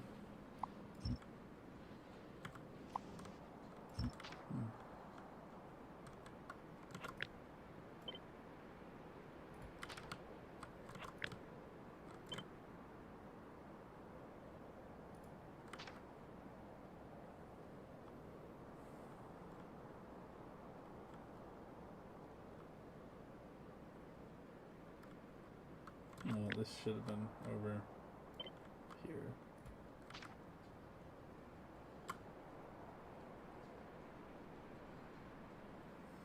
No, I can finish that thought for you. It would be nice if Woob would increase the automated insertion limit on every machine to be at least 16. That's the end of that sentence. Or at least every legendary machine. But honestly, I can't think of an early game scenario where it being at least 16 is a major problem. Maybe on like nuclear reactors for like portable reactors or something. I don't know. Did portable reactors even take the big one? I can't remember. No, they don't. Yeah, I actually can't even think of a scenario where it would actually be a problem. They just need to make automated insertion limit at least 16 on everything. Would it remove a lot of the need? It would tremendously simplify it. You would still want to do clocking. You would still need to do clocking. But you would tremendously simplify it. Like, you know Koenig's huge clock thingy? Like this all set up that he designed? He spent 3 months? 3 months designing this. The giant mass of combinators, the complicated setup where, you know, when you transition science, you have to drop the stack size on your inserters to 4 in order to get it to an equal level on everything. All that shit. Yeah, you wouldn't need to do that anymore.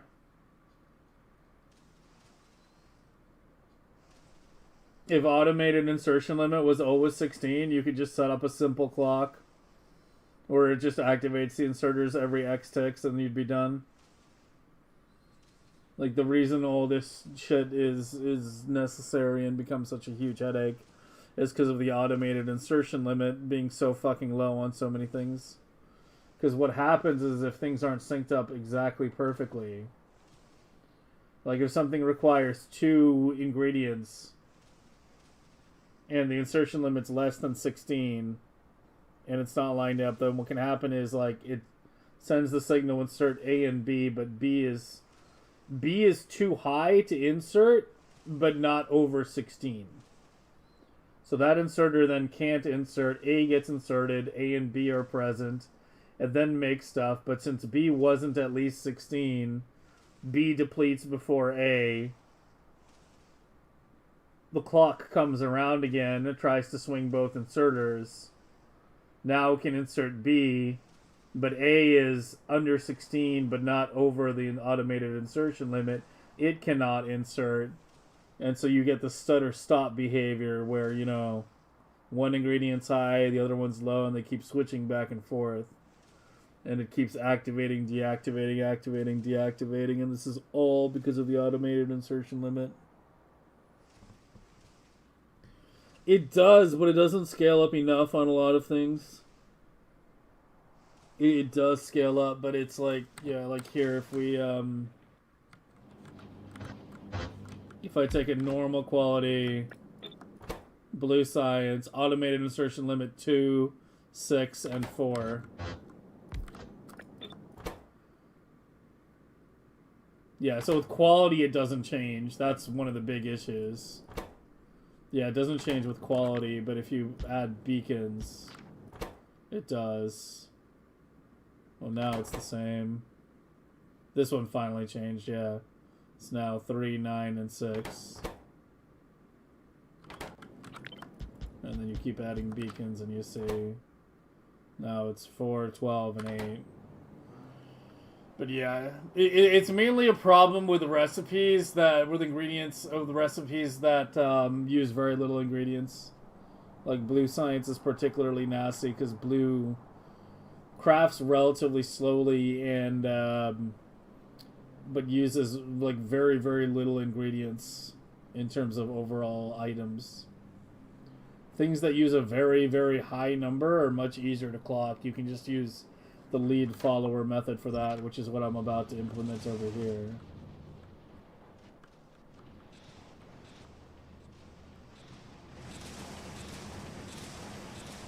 But yeah, it's a fucking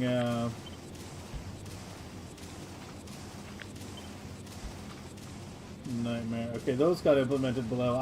We'll do a power pole cleanup as well. But right now, let's just focus on one thing at a time. And try to get lead follower set up over here. Okay, so first thing what I want is if nade greater than or equal to 16, output nade. And which one do I want to be the lead? You're all the same, right? Yeah, 10, 10, 10, 10, 10. You're slightly different speed, but that shouldn't matter because it moves so damn fast.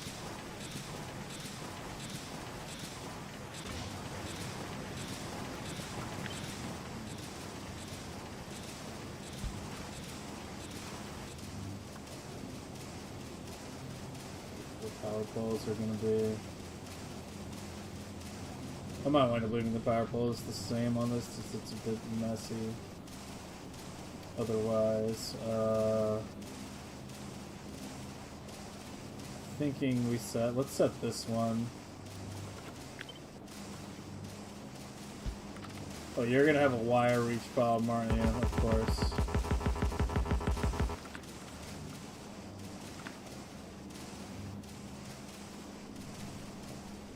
What makes him the little bitch? Because he's not cooperating.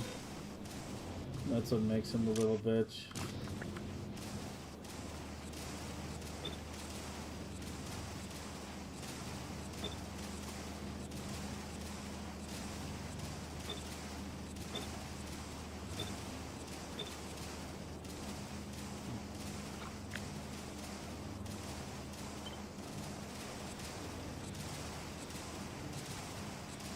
Or are you slightly different?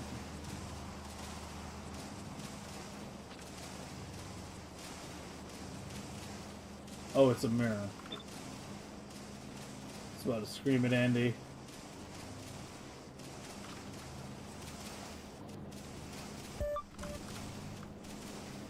Okay, that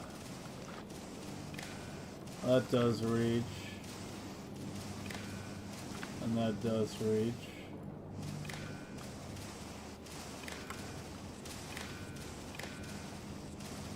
Oops, not you. You. I guess I can just use the middle pole to go across. There's no wire on it.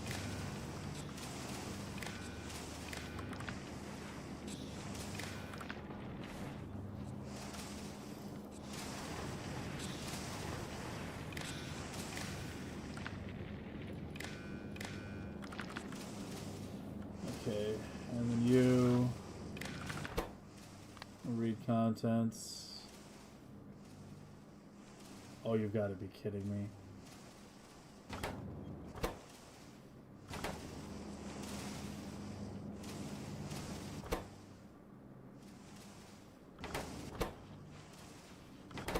Oh, you have 22 in the output. Why do you have so few? Okay, there we go.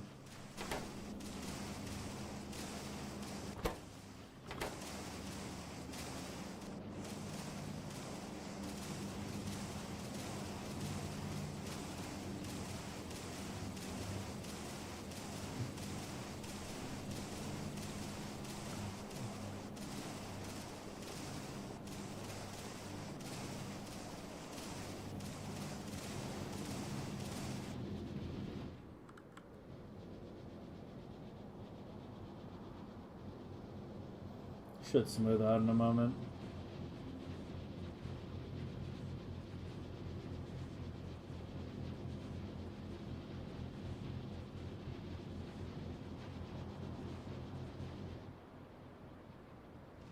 Or did I just break it?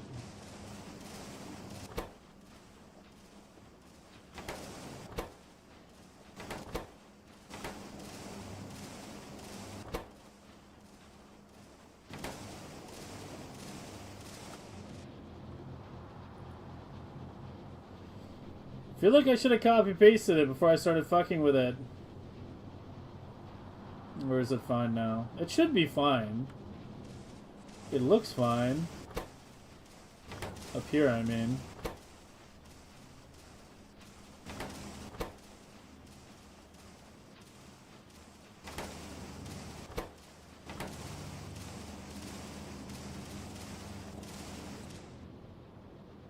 Yeah, that's fine. Yeah, I'll copy it just in case.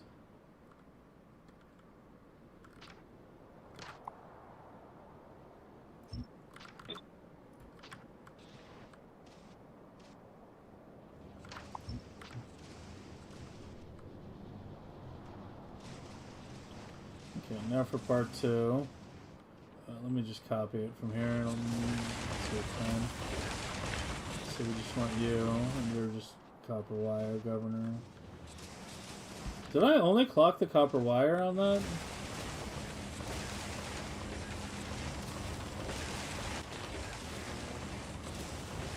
Yeah.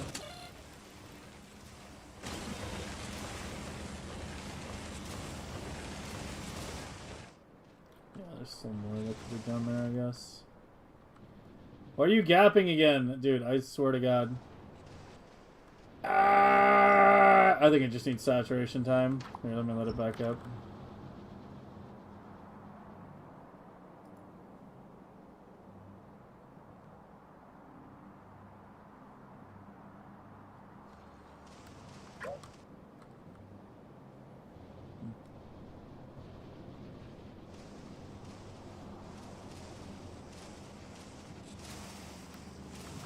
Okay. Set you up for iron now, so you're just changing to iron to iron. Not the rest is the same. You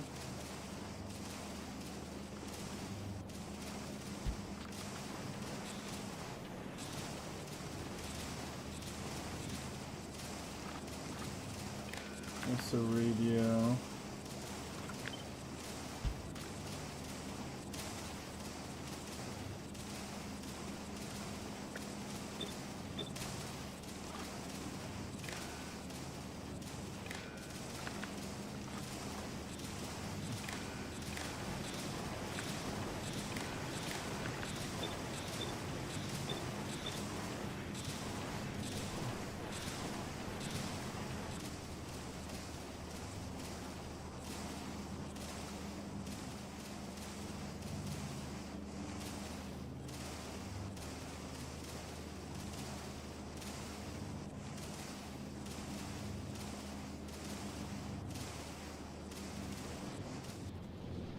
Yeah.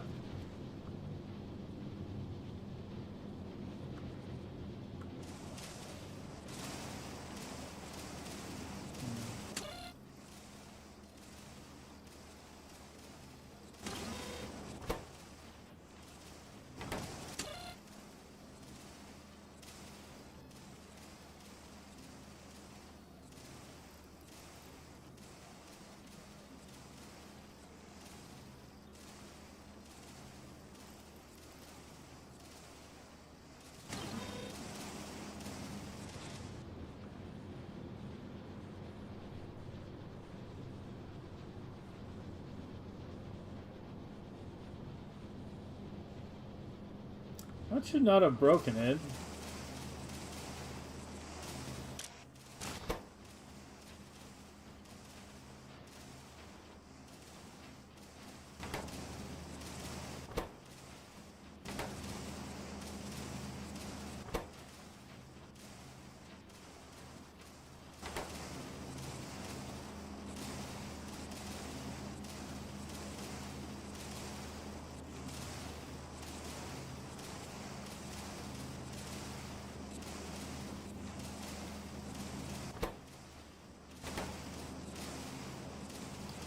This fills with iron slightly faster. Because it's 175 feeding 2 machines. This is 201 feeding 4.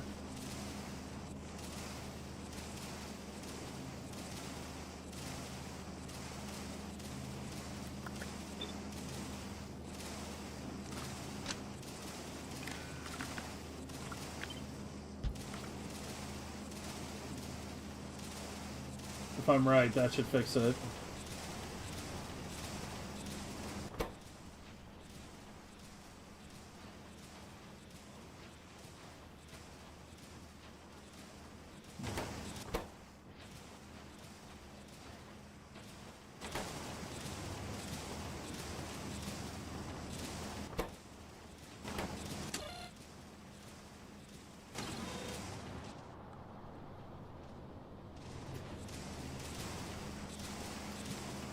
Oh man, I'm so overclocking. I'm so over it. We've been doing it for like a week. And I'm fucking like, just, like I want to do literally anything else but clocking, man.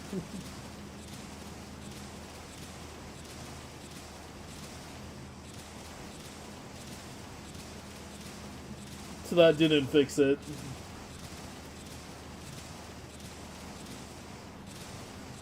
Which means it's something else.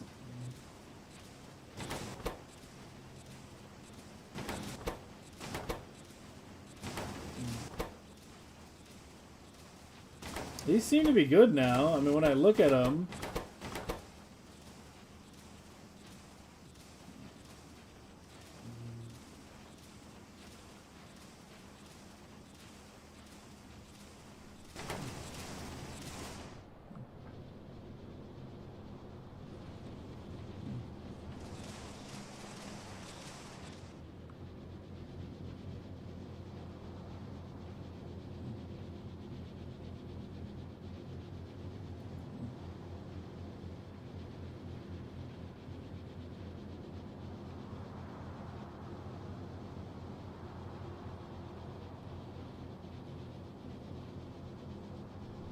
for fuck's sake, man. I don't understand why this is not working.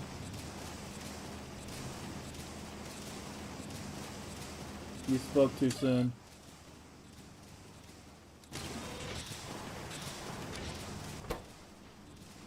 You have a limit of 65.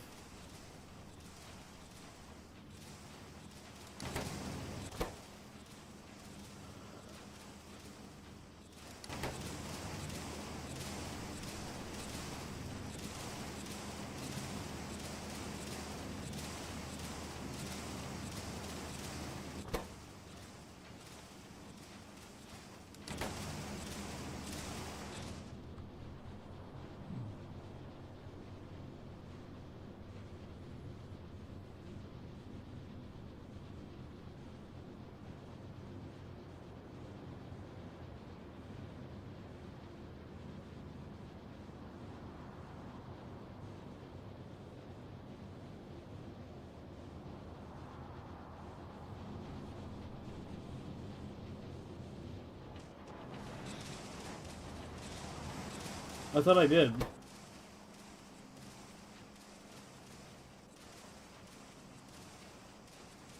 Yeah, it should be. A-Buck specifically, I remember, told me to do that. When he was telling me like how to set it up. That's how we set it up here. I'm basically copying the setup that we used here. It worked fine for the output.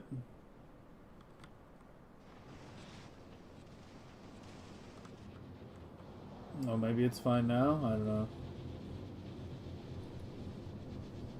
Maybe I am just panicking a little early.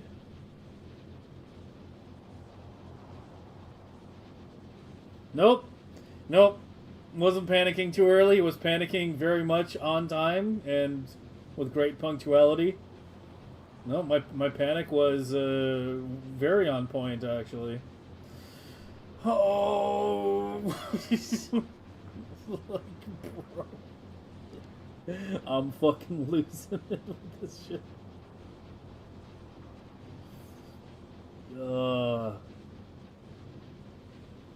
And we still have so much more shit to clock, too.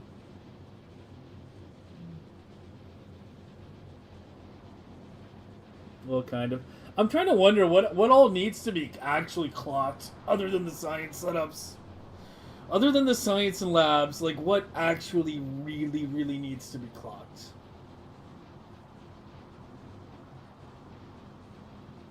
what actually really needs to be clocked?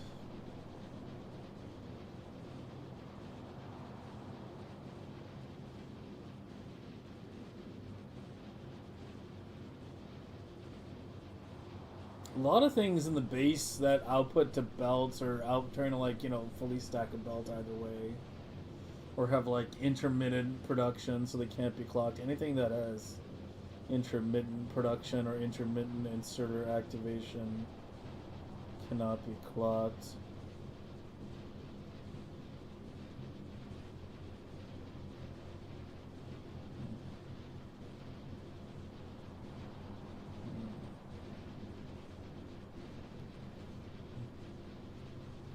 Yeah, I know, it's always the same pattern. Megabase series are good, thanks, man. Asteroid collectors we need to set up so that it just, well, yeah. Yeah, I mean, he was saying to clock it as well, I guess. Like, it needs to have both enable, disable, and a clock. Like, it needs to hard disable when it's not actually needing anything, and then when it's enabled, it needs to be, yeah, apparently on a clock so that the asteroid grabbers don't reach out as far. That part will probably be done only on the Prometheum ships. On the regular ships, it'll just be allowed to grab as far out as it can.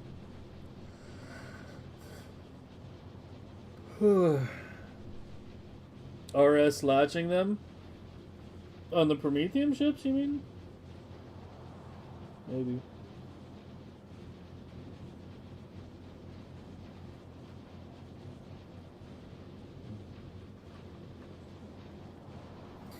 A downgraded old asteroid? That has limited applications. Does it check if they are disabled? Check if what are disabled? Are you talking about the grabbers or something else?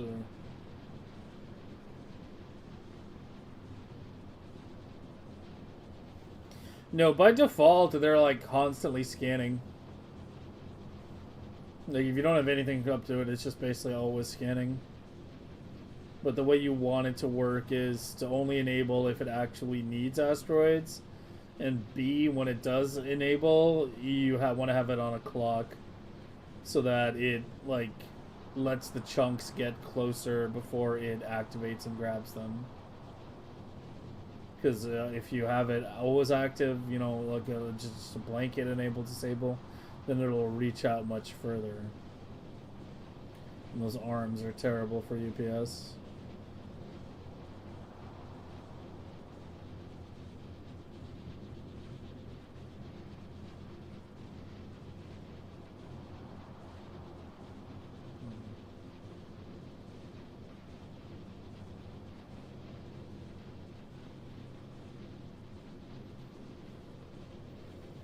Yeah, but I can't use common and uncommon on fucking asteroid ships. On Prometheum ships. And I think just the clocking method is good enough. There's other advantages to having always legendary even on your normal ships.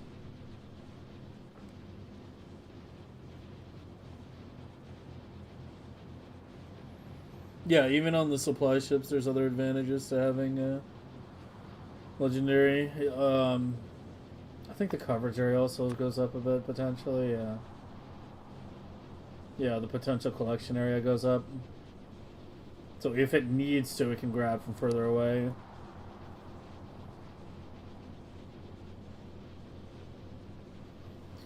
Time is a weapon. A weapon for what? Giving me headaches by stabbing it into my head. It's a dagger that goes straight into my fucking skull. You can do the same with the one in common. Not what I just described. Yeah, not what I just described. Like, I understand what you're trying to say. But, yeah, I'll probably just go with clocked legendaries. Should be able to edit that area.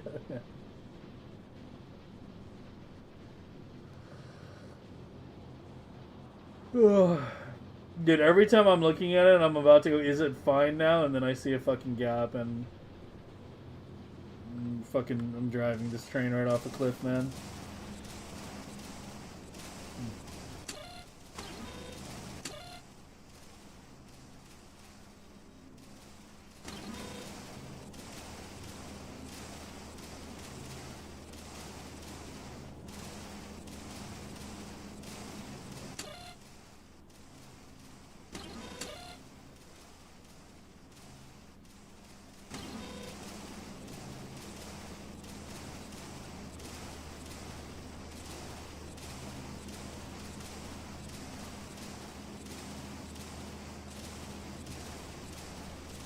Yeah, inserters actually read several tiles ahead of them so they can be ready to grab an item that's moving down.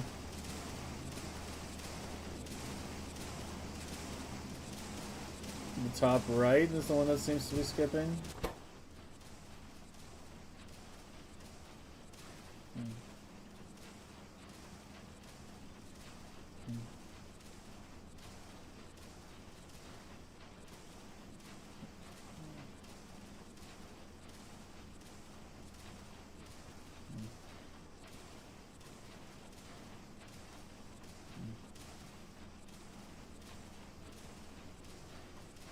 How many normal hours is it normal to play Factorio for one day?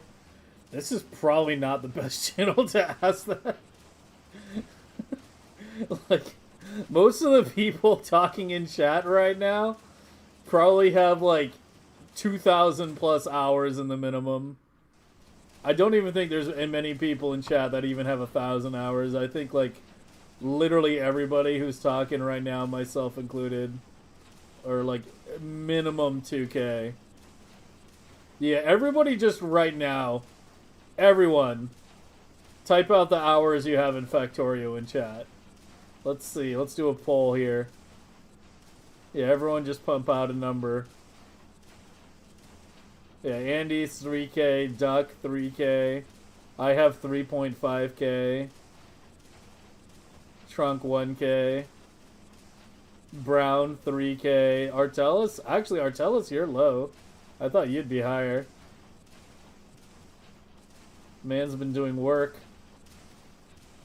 Just where do you look, Steam? Detrumi 3K, PoE Spinner 1.5, yeah. Yeah, 3K seems to be the mode here. Yeah, like you're basically talking to like, you know, people who have like, you know, several thousand hours. Like 1,000 hours is, I feel like, the point where you finally stop being a bit of a newbie in this game. Like once you're at 1,000 hours, that's when you're kind of like, that's like, congratulations, you're officially an amateur now.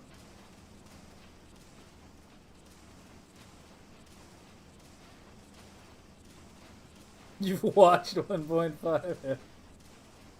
You play standalone, guess 5K, yeah. 2.7K, 400. You're at 400 hours. I'm in green science. Yep, pretty much. Welcome to Factorio. It's like, I've been playing this game for like 3 months now. I'm on the third science. Yeah, that sounds about right.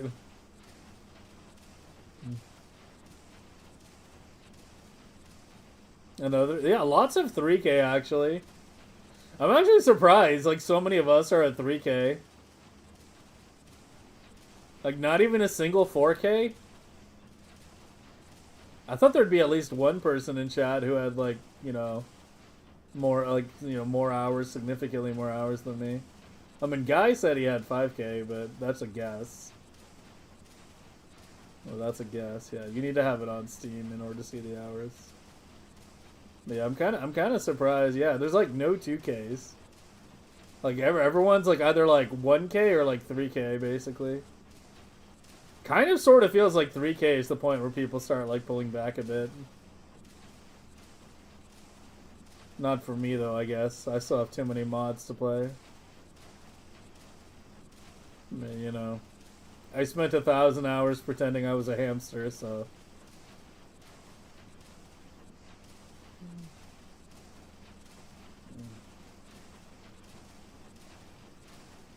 Do I still upcycle stacks? Yep. Yeah. That's still how I do it even in my current Megabase, just using gambling circuits, upcycling stacks. I just feed them with very large amounts of jelly, green inserters, blue chips, and carbon fiber. But yeah, that part hasn't really changed. I can show you real fast since we're just staring at the shit anyway.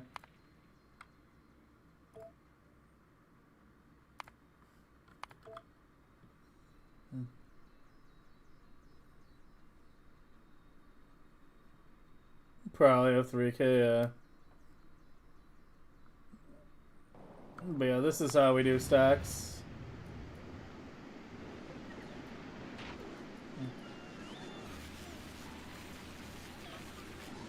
I think I had some more down here too, yeah.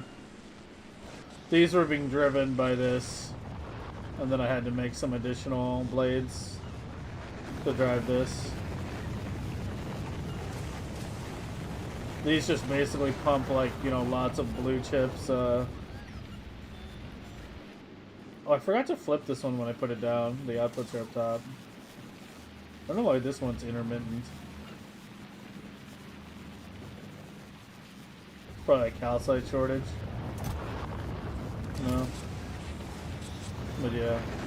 Just spits out, you know, lots of blue chips, green inserters, and jelly and carbon fiber. It just puts it all in the network. And then we just bot drive it. Too much a pain in the ass to do a belt setup for that. Besides, it's something that, you know, will eventually stop running once most stuff is built, right? Like, that only runs during like phases of active construction and stuff like that. It's fine being bot driven. 350 hours. My sandbox alone is probably over 1,000 now. No, not quite. We're getting there though. That's not the only sandbox I have though.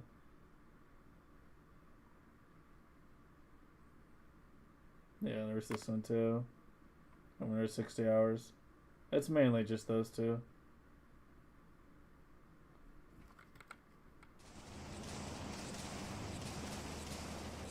What does it produce? This? This is making gray science. At least it's trying to. But I don't know. I tried clocking the iron plates and something is not happy. I don't understand why though.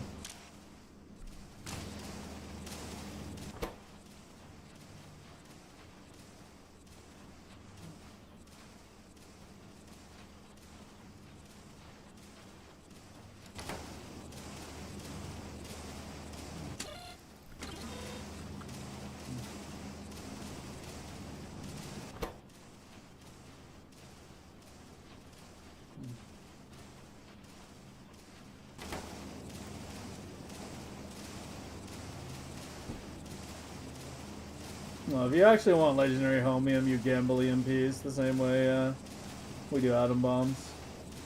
But I usually don't even bother going for legendary homium. I just gamble the end products of whatever I need that takes homium.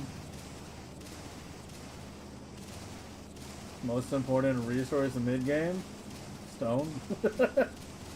Stone. Like once you're past the early phases of the game, it's basically just stone. Like, in-game bases use more stone than just about everything else. Like...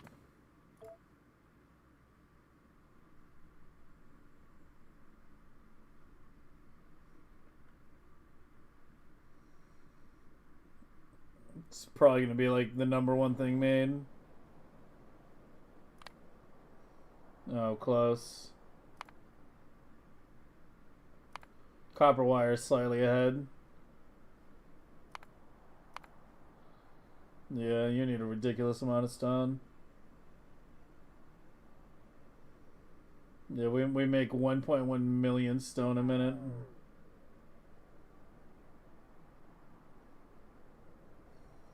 I mean, copper wire is high too, but you have to remember most copper wire is just direct inserted. Stone actually has to be fucking belted. It's not direct inserted.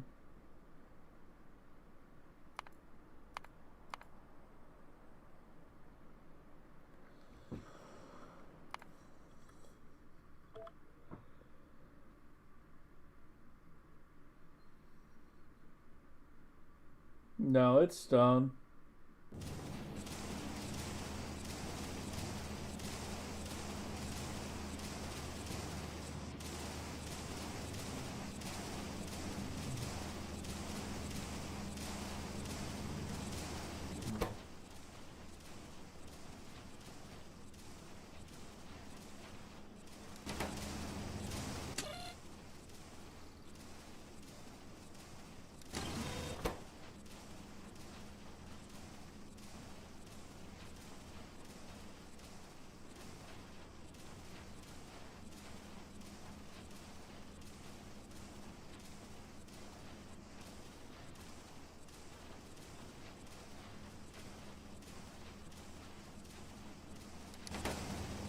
I've never played Minecraft.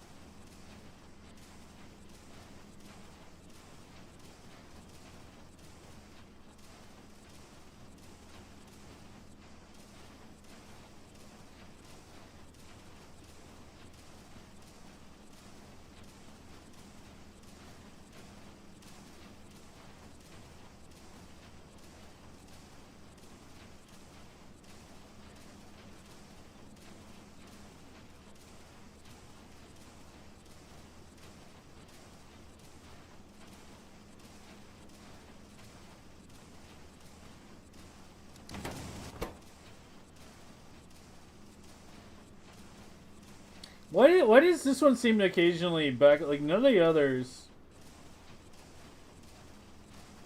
Like this one occasionally gets iron shortages. I don't understand. This is the one I'm reading. Like you would think if there's any fucking machine that's not going to like have issues, it would be the lead machine. For some reason, all the follower machines seem to be working perfectly. If anything, it's the goddamn lead machine here that seems to occasionally be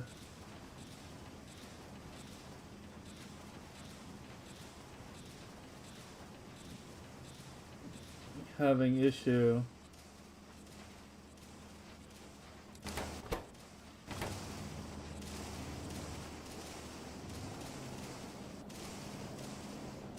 Let me change you. Well, I don't think that should make a difference, but let me try that.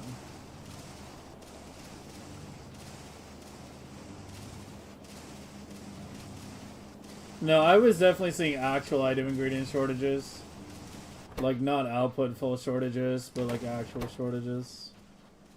Oh, now this is the one having issues.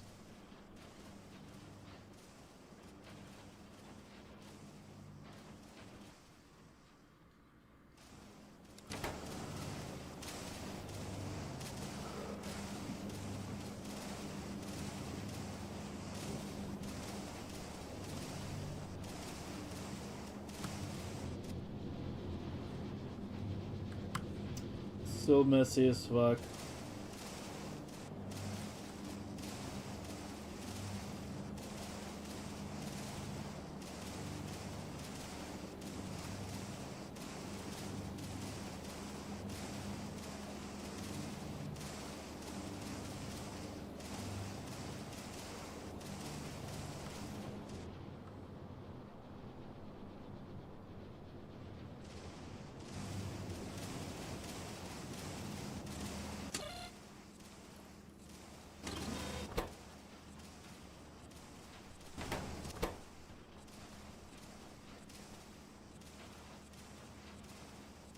These are output full shortages here.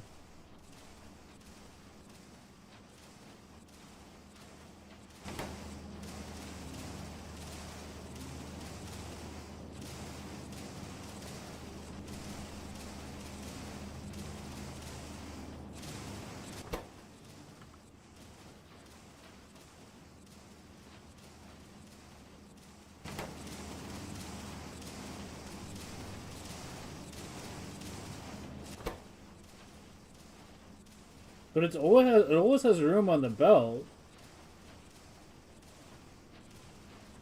Yeah, wait. What's going on here? I think the problem might be with my outsert, not my insert.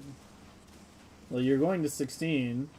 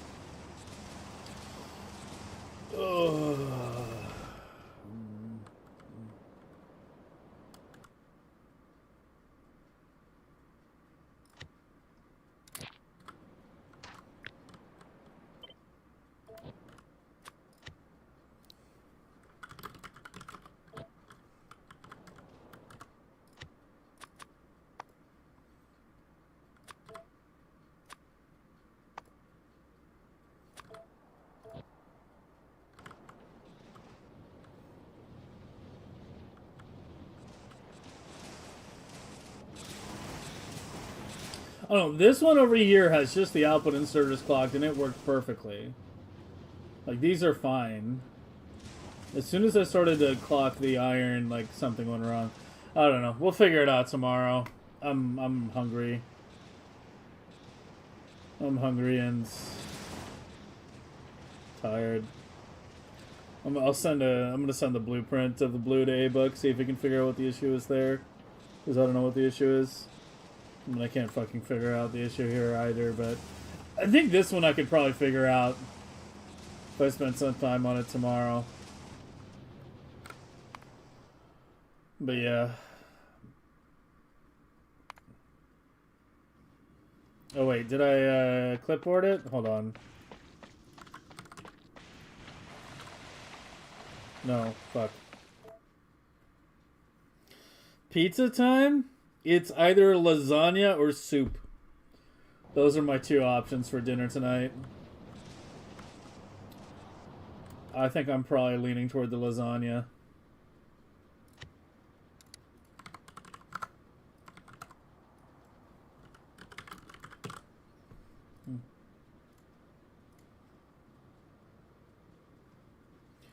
Alright, I'll send that over.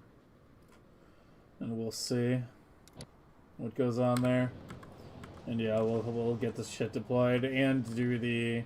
We're doing the cryogenic blade refactor tomorrow for sure.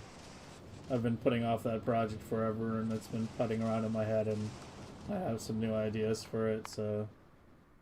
Yeah. 100% tomorrow is Penguin Day. Tomorrow we will see the penguins. Today you will go see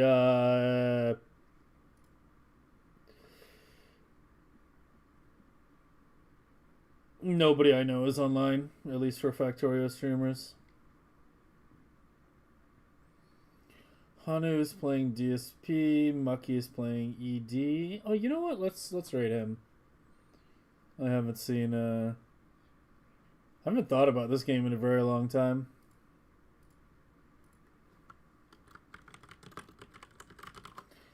I played it for a little while.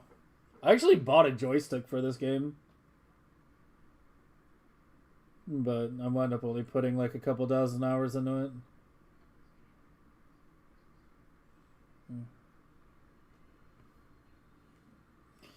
Alright, I'll see you guys tomorrow. Hopefully should be getting started, at a more reasonable time. First day of the week, I always seem to get started like really late. But yeah. Character flaw, I guess. Play a game you'd enjoy. It was really fun to fly around. I mean, I haven't played it in a couple years, so I have no idea what the current state of the game is or how much more content there is. But it was like a game that was fun to like just fly around for a while, but I kind of got tired of doing all like the delivery missions and shit. And the whole like, paying attention to the economies and seeing like what needs to be traded where. But yeah, I don't know how it is these days. I have no idea what he's doing right now. But yeah, have a good night, guys. I will see you tomorrow.